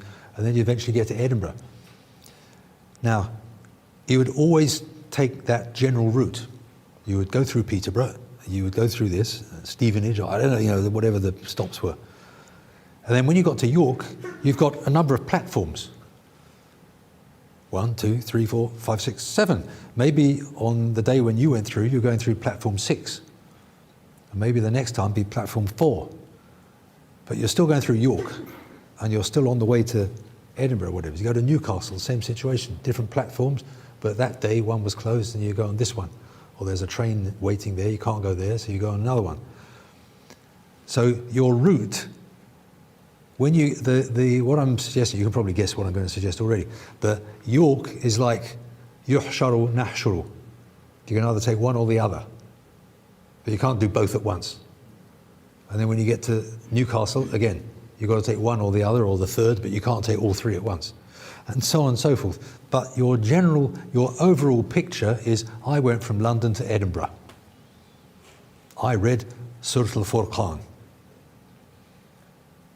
So I don't know if it's a good analogy or not, but it's, and then you could choose. If you're going by road, you know what the GPS is like. This route, this route, 2 minutes longer, but might be more beautiful, you know, this route, blah, blah, blah. This way be quicker, but t'other be prettier, you know, that kind of thing. So then you're going to choose, and you've got options. Nobody's saying, oh no, you know, that's not the way to London. Say, no, it is the way to London. It's one of the ways, you know. So I don't know if that opens it up a little bit, but it's, but the further away you get from that period, the less liberty you have to choose anything. I think that's the short story. And certainly we nowadays, I mean, how could we be so bold as to say to ourselves, well, for this area, I'm going to recite Imam Hamza, but the rest of the surah, no way, I'm not going to go with it. I'm going to go with, Warsh today. Now, sometimes you're allowed to do that. If you're an Egyptian Qari and you're reciting as recitation, not as leading the prayer for somebody else, you can skip from one qira'ah to another, and they do. And you can repeat the same phrase using a different qira'ah, and you can repeat it a third time. And you can say, hitu lak, and hitta lak, and hitu lak, and you can say everything, and you can go over you can do those things, and it's acceptable in its right place and time. But it would, I think, annoy people if you were doing that in the fard prayer. And if you're doing it in Ramadan Taraweeh, people would kind of get a bit annoyed. But there's, time and place for everything. There's a place for a tawassu' fil qira'ah or a tabahhur or a ta'ammuq. There's a place for all those details, but there's a place where it's not appropriate. Allahu a'lam. Allahu a'lam. Allahu a'lam. The lady's question and then back to Samir. Thank you for insightful these really difficult questions. I have two questions. One about the actual manuscripts. How much do the stylistic features, such as the font in which some of these manuscripts have been written, influence your research on the origins of, these qira'at? If there is evidence to suggest that multiple hands have been, playing out like a manuscript. So, for example, I think one of the manuscripts you showed, the sloping font, that's quite distinct to the Hijazi region. So, my question is, how much does this actually influence your research on the origins of these texts? We know that they have been multiple kind of editors, you can say. Shall I go to the second question? Or? You might have to go over the beginning of the first one again, because how much does it, the picture I got was, how much do all these details affect the research or affect the results, basically? Rather than just looking at, I think there seems to be a focus on the actual wordings and differences in wordings. How about these features, such as, for example, the font? I think the fonts are probably not really relevant. What you get is a style that's developing. And once the style is developed, it's developed. And then you can move on to another style. And then you can date styles. You can do that. But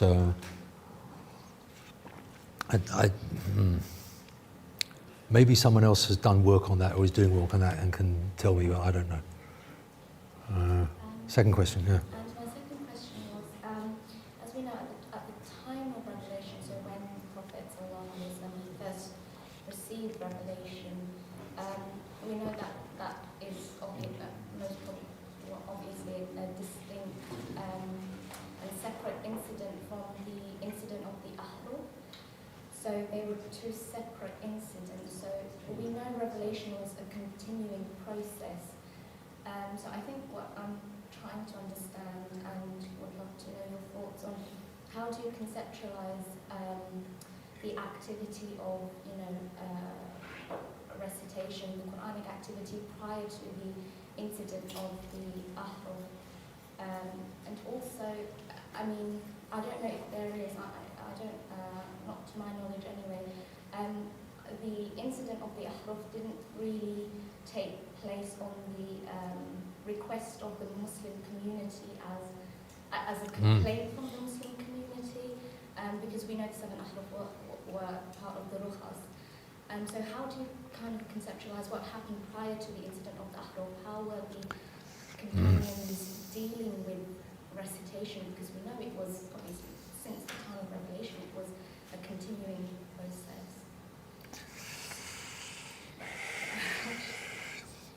They're very big, extended, open-ended sort of questions. My first immediate response is that, in fact, just 2 days ago, I was thinking to myself, there's a lot of material here. What is actually going on? And I thought, well, what's going on is one's trying to present it sort of vaguely historically. That came to my mind. So I thought, right, okay, what evidence have we got from the time of the Prophet ﷺ? And I thought, well, that hadith is the obvious one. That is obviously dated at the time of the Prophet ﷺ and gives us some indication of what was going on at his time. But that's it. We don't know if it was like that the week before, the week after, the year before, the year after. When was the year even? We don't know that. So there's a huge amount we don't know. But all we can say is that was at the time of the Prophet ﷺ. Now, Ibn Mujahid, he's who I started with. Ibn Mujahid is already 300 years later. Automatically, he's way after, And all of those readers that we've been looking at, like Nafi' and Asim, etc., they're all sort of died 110, died 120, died 150, died. That's 2nd century. So that, again, is years after the prophetic event. So there's the initial phenomenon of the revelation, some memories that we've got in hadith, and then basically what you might call a big gap. That's how the critics would look at it, probably. A big gap, because it then almost like jumps a generation. So the generation of the companions, they've now passed away, and it's the people after them, the successors, and the successors of the successors that are carrying this on as best they can. And so it's like fiqh as well. It's like all these disputes about hadith and so on. So it's like trying to fill in that gap. That first 100 years is basically undocumented, except for a few exceptions, important exceptions, incidentally. Like, for example, if you have coins which say "Qul huwallahu ahad," then at least one ayah out of 500 and 5,000 and whatever it is ayahs, you can say, yes, I've got documentary evidence. I've got a dated coin which says "Qul huwallahu ahad," or something like that. But how about the rest of the Qur'an? That's what people say, you see. And you've got Malik quoting from the Qur'an, but he's only quoting little bits. So then people criticize me, for example, and they say, oh yeah, but that's only, how can you say that's all the Qur'an? I can't say it's all the Qur'an, I'm not saying that. But I'm saying if that's a cup of tea, that suggests that people knew about cups of tea and knew about how to make cups of tea. Because I've got evidence here, I've got another cup with a bit of dross from before. When that dries out, you'll be able to, look at it, people know it's tea, etc., etc. So I'm saying that the evidence is very limited And we've got a bit here, and then a big gap, and then a bit here, and then a bit of a gap, and then by the time you get to Ibn Mujahid, you've got solid evidence. And you've got فَتَبَيَّنُوا فَتَثَبَّتُوا written down in a manuscript with other copies of that manuscript and references to that book, and you get all this sort of cross-reference. But Ibn Mujahid wrote a book on the Shawadh, which we don't have. We have reference to it, but we don't actually have the book. So what was that? His student, Ibn Khalaway, did write a book on the Shawadh, and that's actually quite useful. But it's, do you see what I'm getting at? It's like, even in the more recent times, it's almost like a guesswork that one's got anything. So it's very, very difficult. But what I was, I suppose, trying to do, kind of long story short, was to put the thing in some kind of chronological order as best one can, and try and have a look at, because that, but you see, the chronological order is like London to Edinburgh. That's like one line. And then what you have is side shoots here, and they come back to the mainstream, another side street. It's like branch lines collecting into the main one, and it gets very complicated. So one does the best one can. So was that your book? Sorry? Your forthcoming book you mentioned? You're trying to plug a forthcoming book. Samina, It's not on Qur'an, unfortunately. My question was, it's just about the reference. You mentioned that there's a scholar who's presenting the idea of a second Mus'haf. Yes. Who is that? Omar Hamdan. And there's a big chunky volume edited by, is it Angelica or Angelica? I'm not sure. Angelica Neuwirth. And he has a paper in that called The Second Mus'haf Project. Something along those lines anyway. You might not find it exactly like that. So Omar Hamdan, O-M-A-R, Hamdan, H-A-M-D-A-N. He was working in Birmingham with the other people in the Qur'an project. And it's quite. I think it's quite a convincing argument. Solid. Yeah. Any other questions? Samina, I'm sure you had a question, right? Not just this reference point. Let me that on the spot. That was my. That's your one question. Okay, well, that was another question. I don't know how. I haven't really formulated it properly, but. Whoa, the Oxford scholar. So Just formulate it now. So I asked the question earlier. So there's a lot of skepticism in Orientalist scholarship about, for example, the Muslim narratives about how hadith developed. How what? Hadith? Developed. I suppose it seems to me as though if we are to grant some of those questions are valid, it seems to me that in the case of the history of Quranic text, it's less problematic. For example, I mean, you showed us some pretty early manuscripts that seem to have a lot of these variations seem to be mapped out in the 7 or 10 or 14 readings we have. Is that fair, would you say? You'd have to go beyond 14, I think. I mean, I once tried to give a paper. I say tried to give because I don't think I actually did what I wanted to do. And I've subtitled this second article with the same thing. When did the shawadh become shadh? Or I don't even know the grammar in English. When did the shadh become shadh? Or when did the shawadh become shadh? Or when did the shawadh become shawadh? Anyway, if you know Arabic, you'll see it's problematic. Yeah, that's what I ended up judging, but I'd gone through a lot of variations before then. Non-canonical variations, you understand. So that's the question, you see, because there's lots, in the early period, there's lots of evidence, and as I said, some of it is clearly, in red and green and whatever else it is, for these shawadh variants being, if you like, normal. or at least semi-normal, at least well known enough to go to the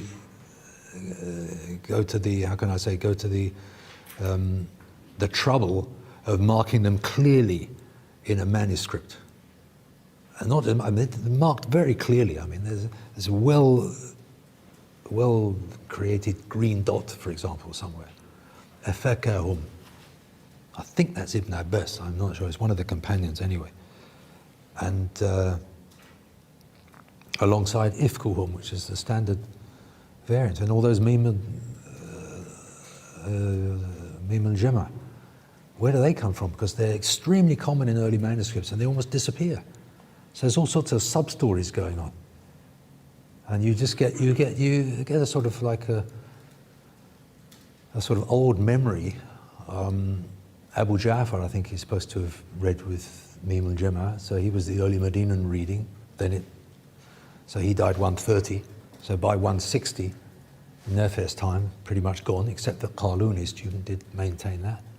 So where did they come from? In the poetry, it exists, all right? It's a well-known possibility. There's all sorts of things. That's on the minute level of, do you say alayhim or alayhimu?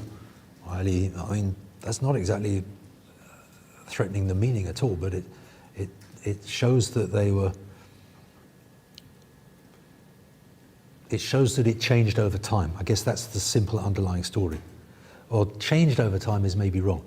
It shows that there was acceptable variation over time. I think that's the only way I can summarize it, that there was variation, and I think I use the expression at a 7 ahruf level, because there could be 70 ahruf or 700 ahruf or whatever. So we're not saying anything you like, as long as it has the name of Sidna Yusuf in it, that's still Surat Yusuf, or whatever it is, or you can tell the story how you like as long as you give the meaning, beginning, the middle, and the end. We're not saying that, but we're saying that there was flexibility at a kind of micro level, I guess you'd have to say, because a word out of so many hundreds of words is still only micro level.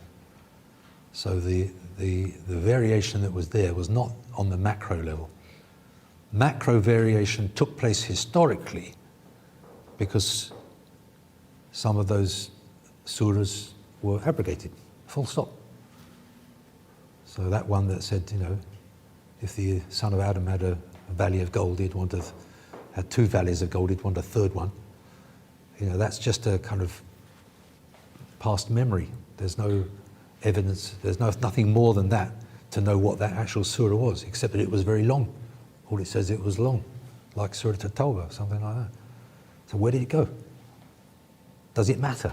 It was revealed. So presumably immediately after it was revealed, it was 100% Qur'an, 100% recitable, 100% this, 100% that. It disappeared. So all I'm saying is that those are parts of the picture. Any picture that attempts to say something about everything must be able to include that. And that was what I tried to do in that 7 ahruf article. And have a look at it afterwards. Now that this is past tense, you can have a look at it and see what. Everyone who's registered, they need 2 articles on it, okay? Yes, the PDFs, yeah. So they email you back. I'm still going to have your question. Should we not make a distinction between qira'at and masahif? The reason why I'm saying this is because obviously now we're looking at the past resources that are available to us in the form of manuscripts. And most of the manuscripts actually, they were thrown away, they were discarded, like in Sana'a. Obviously for a much good reason, because if you don't want to use a manuscript either because they got mistakes in it or they were just used as a text for students writing on a piece of paper, the safest way and the halal way, permissible way is to destroy it in a way like they have done, for example, in the mosque in Sana'a. Because the undertext of the Sana'a palimpsest, for example, Dr. Asma Hilali, in his latest work she mentions, you can see clearly with latest technology, the writings between the 2 surahs, we're talking about Surah 8 and 9, it clearly goes on, and Bismillah Rahman was written and crossed off, and it says La taqul Bismillah within the text itself, not in a footnote or on the side, on the margin, within the very text of the Quranic lines. He says, "La taqul bismillah," don't say bismillah, and it continues with baratun min Allah, Rasul, and so on, continues with the next surah. So clearly, to me, gives me an indication that they're quite flexible in terms of how much exegetical material they're adding to the text itself, because it's their own personal copy, not for official circulation or official reading. They're adding an interpretive clause. Don't say Bismillah here between the two surahs. Once you've finished surah number 8 and further go into surah Tawbah, do not. Can I interrupt a question before you go any further? They talk about triangulation. So you just have one example, you have 3 examples, and then you're strengthening your argument. Are there any other examples of instructions in that particular palimpsest? No. So there's only one. So it's an example, it's an indication, but it's not evidence in that way. Now let me suggest that, well, let me give another example. One of these scholars, many years ago, this was one of these, I can remember there's a WOCMES, World something, Middle Eastern Societies or something. And I won't mention his name out of respect to him, but I mean, it was actually decent scholarship. He showed me a folio from one of these Yemeni manuscripts, which had this surah and then this surah. Both well-known surahs, both in the Osmani, nothing kind of strange about the surah as a surah. But this one came before that one in the order. Now, you read, what's the man who's, astaghfirullah, As-Suyuti, the Ulum al-Qur'an, if he Itqan Qur'an, Itqan, yeah. And in the Itqan, he says Ibn Masud had a different surah order and so on had a different order. So the concept of having a different surah order is completely, if you like, mainstream, historically. We don't have it now, but if As-Suyuti can mention it in his book without any embarrassment whatsoever, then for me it's okay, that's fine, all right, there was a stage when that was possible. And if you then have a manuscript that shows it's possible. And then you get people saying, the surah order is absolutely fixed. Sorry, fixed. Sidna Jibril, last, Arad al-Akhirah, that's it, finished, bam. Now, what do you do with that kind of thought? If you've got evidence which shows that there was a difference in surah order, and then someone else telling you, no difference, it's all one. Again, it smacks of that mentality of wanting it all neat and tidy. And if As-Suyuti is happy to entertain the possibility, then I think any sort of sensible scholar should be happy to entertain the possibility. And if you then get shown something, you say, oh, that's interesting, I'd heard about that, but I didn't realize there were any examples available. Do you see what I mean? It's like a mentality thing. And people who want it all neat and tidy. And it's kind of dangerous, and then when you get this counter evidence, you have to either deny the evidence or feel very uncomfortable or somehow have some kind of odd reaction. So my question was going to do with the text itself. Yeah. So the text seems to have some interpretation added to it, which is yeah, okay. An explanation of something. Okay, don't worry, Bismillah here.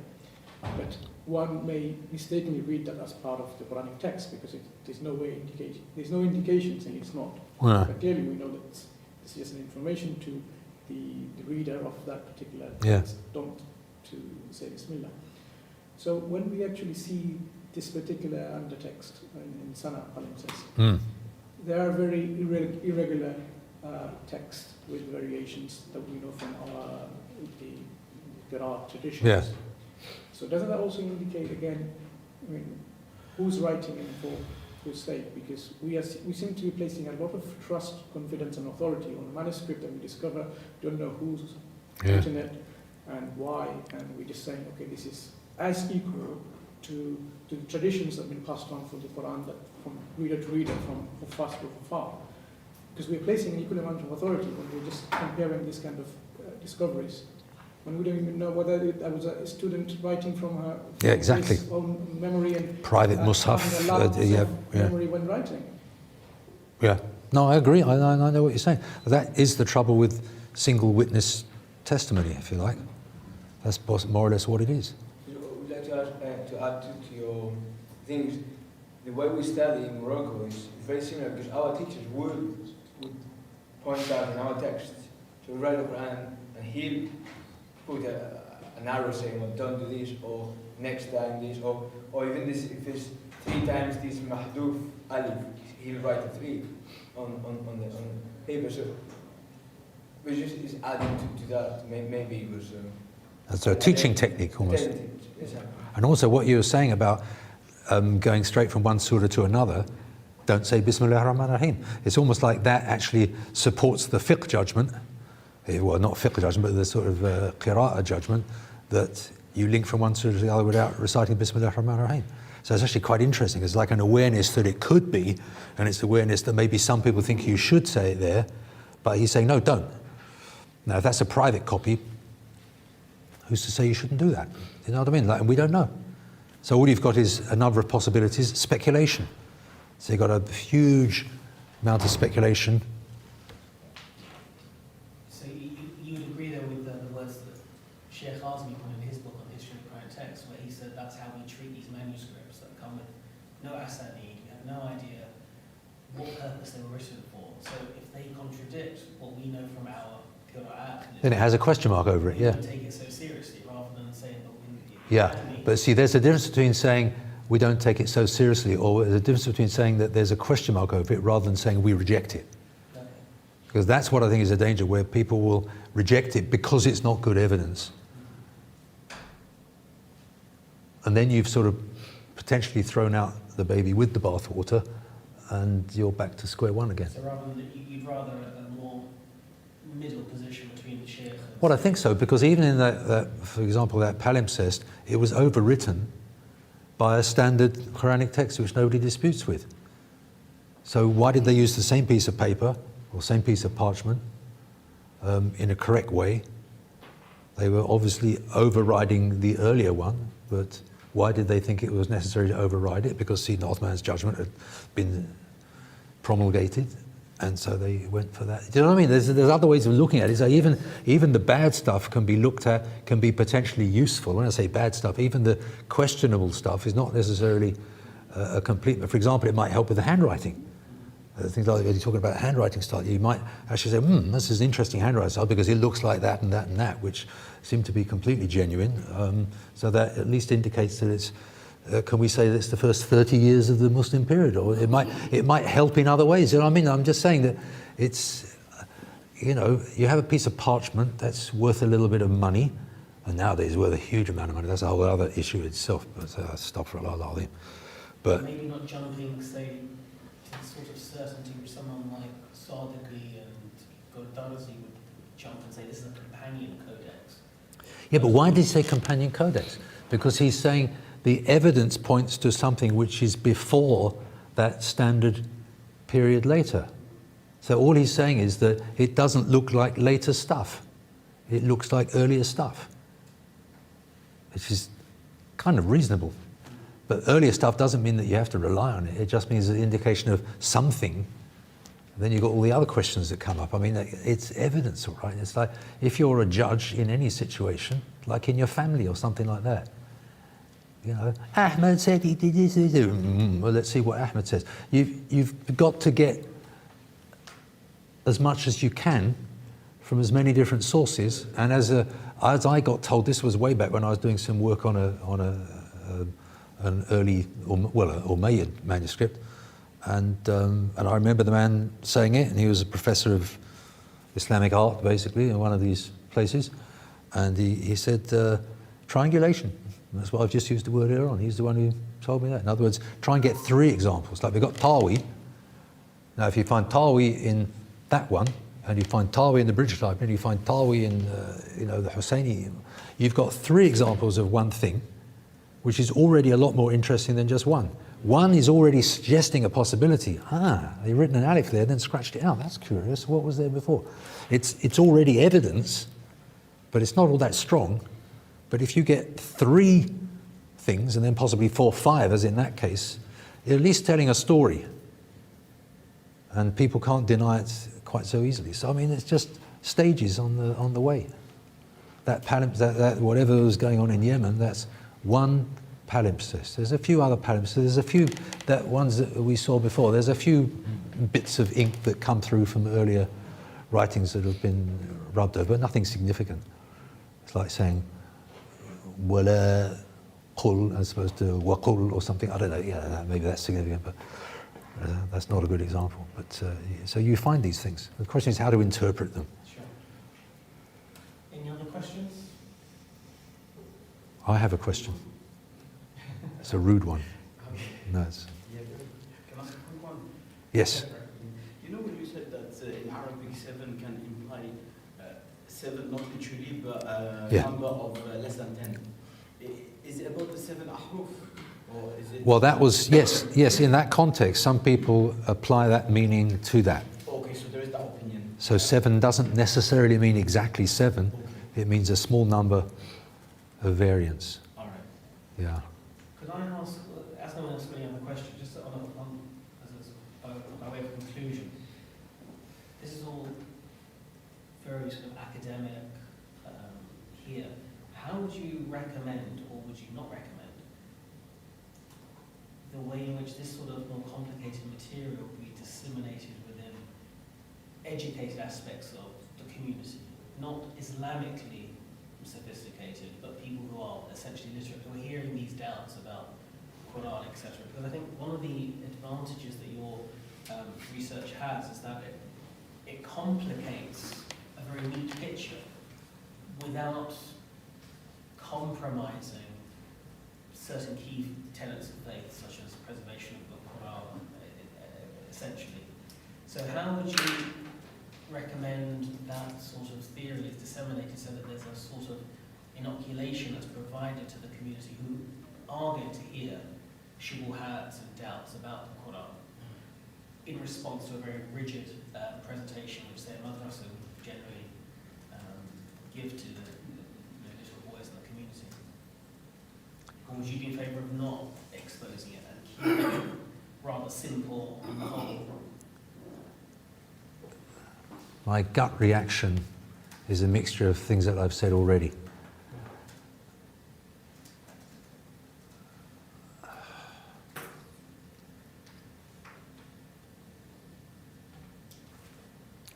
I'm just thinking of Medina. I'm just thinking of the Qur'an as it can be experienced. And that's a whole other world. So that's one immediate answer. And it puts the rest to shame. Now that's Uthman's Mus'haf, standard Qira'ah, Hafs. And Hafs can turn the heart over like anybody else can. Do you know what I mean? Like it's not about readings. The readings is interesting. The readings is something else. There was another thought that I had which I've forgotten.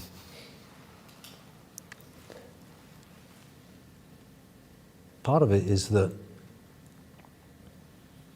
we preserve the memory of those people as well, who transmitted the Qur'an to us.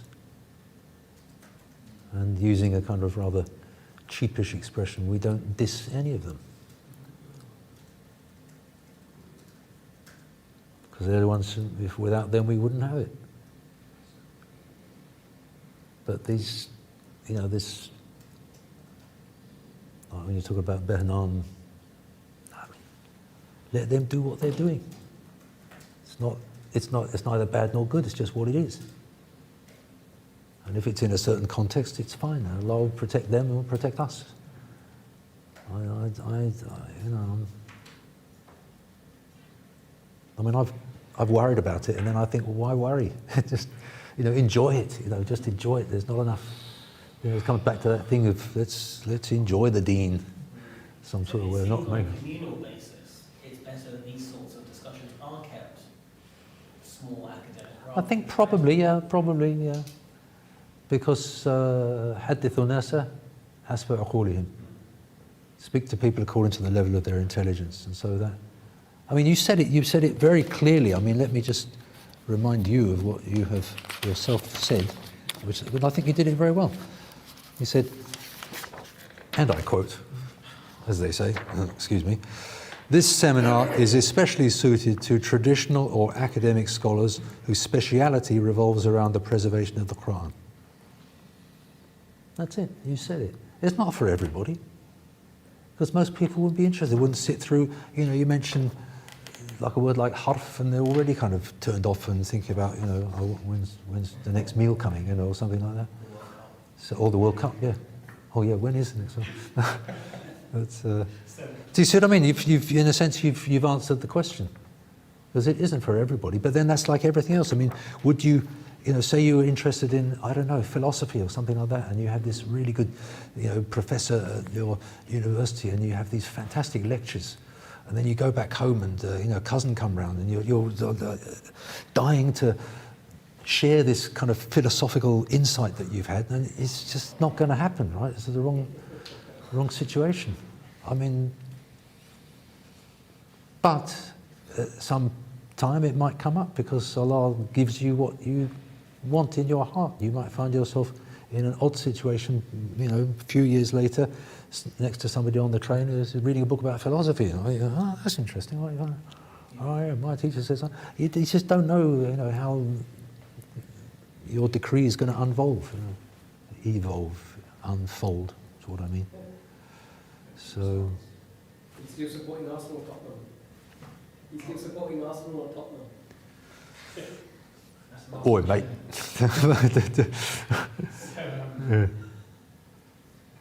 Give me one more question, so everyone. Yeah, no, please. The very question of the concept of ahraf. The Prophet ﷺ did not explain it, obviously, for an obvious reason. And one of the reasons, what I understand is because the Arabic grammar wasn't systematized then, the Qabila and the Qawail that were there within the Arabian Peninsula, they had their own linguistic nuances within their tradition. So every Qabila had their own linguistic nuance. So whether they prefer something to use in their expression, a singular word to express something, or a plural form of that word, it's particularly specific to that particular group of people. So in the absence of systematic presentation in books, forms that people know of, like, oh, this is ikhfa, and this is ilhar, and this is this grammar, and this is nasab, and this is rafa.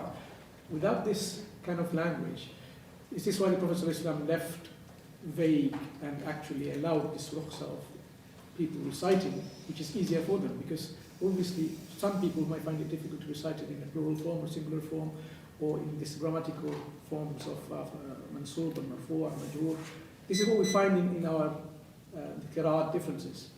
Is this what you think could be a reasons why the Prophet didn't explain? Because it's quite obvious, it's not something that you can explain it then, but he just allowed the communities to recite it as it was easier for them?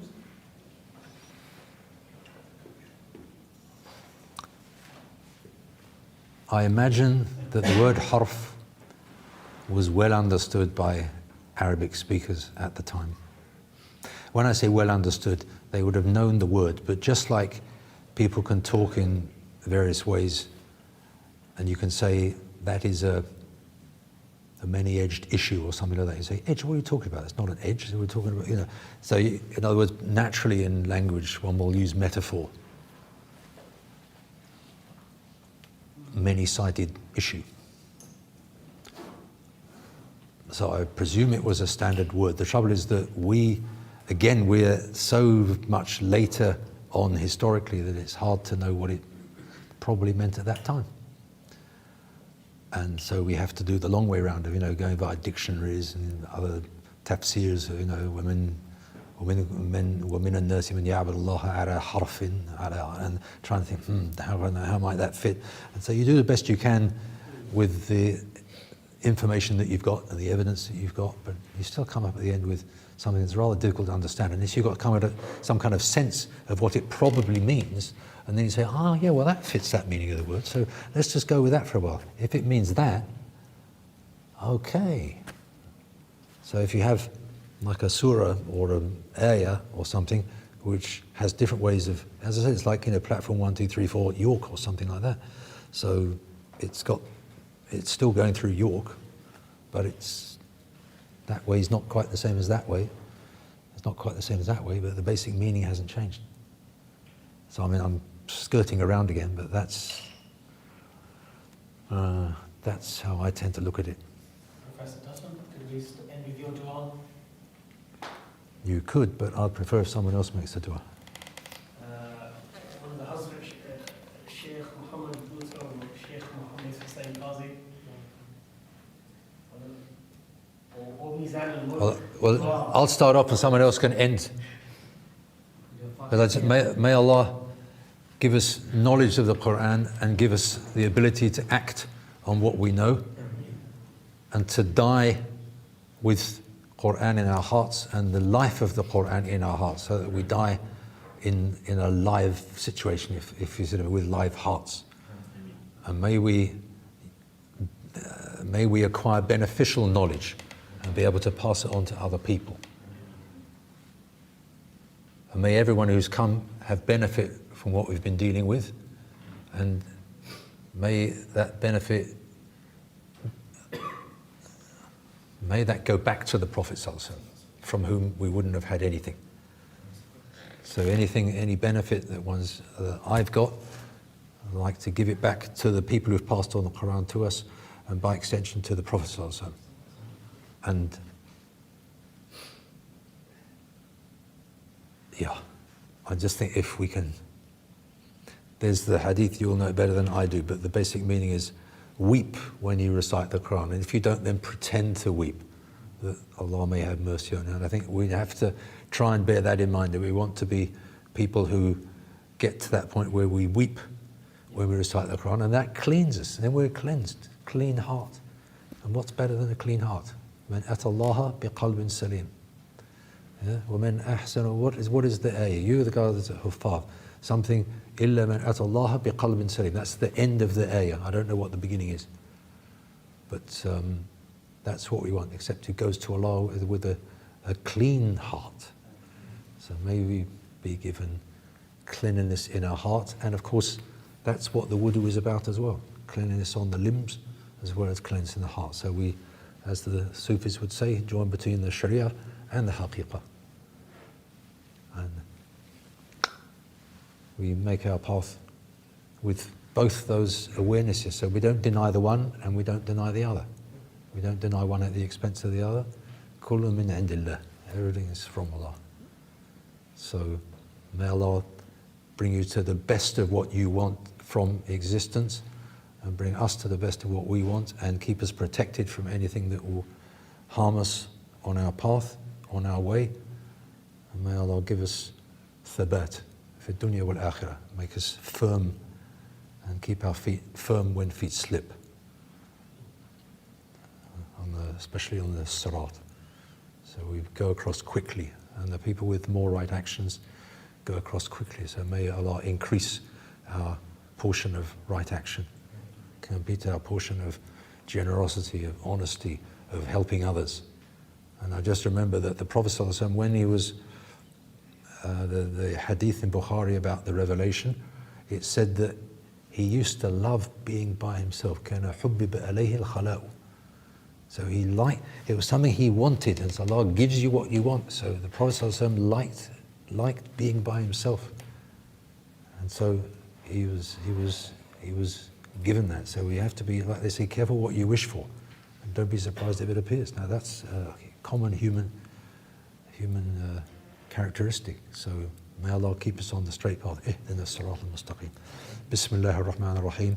Alhamdulillahi Rabbil Alameen. Ar-Rahmanir Rahim. Maliki Yawmiddin. Iyyaka na'budu wa iyyaka nasta'in.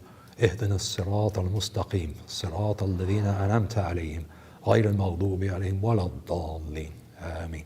وصلى الله على سيدنا محمد وعلى آله وأصحابه أجمعين.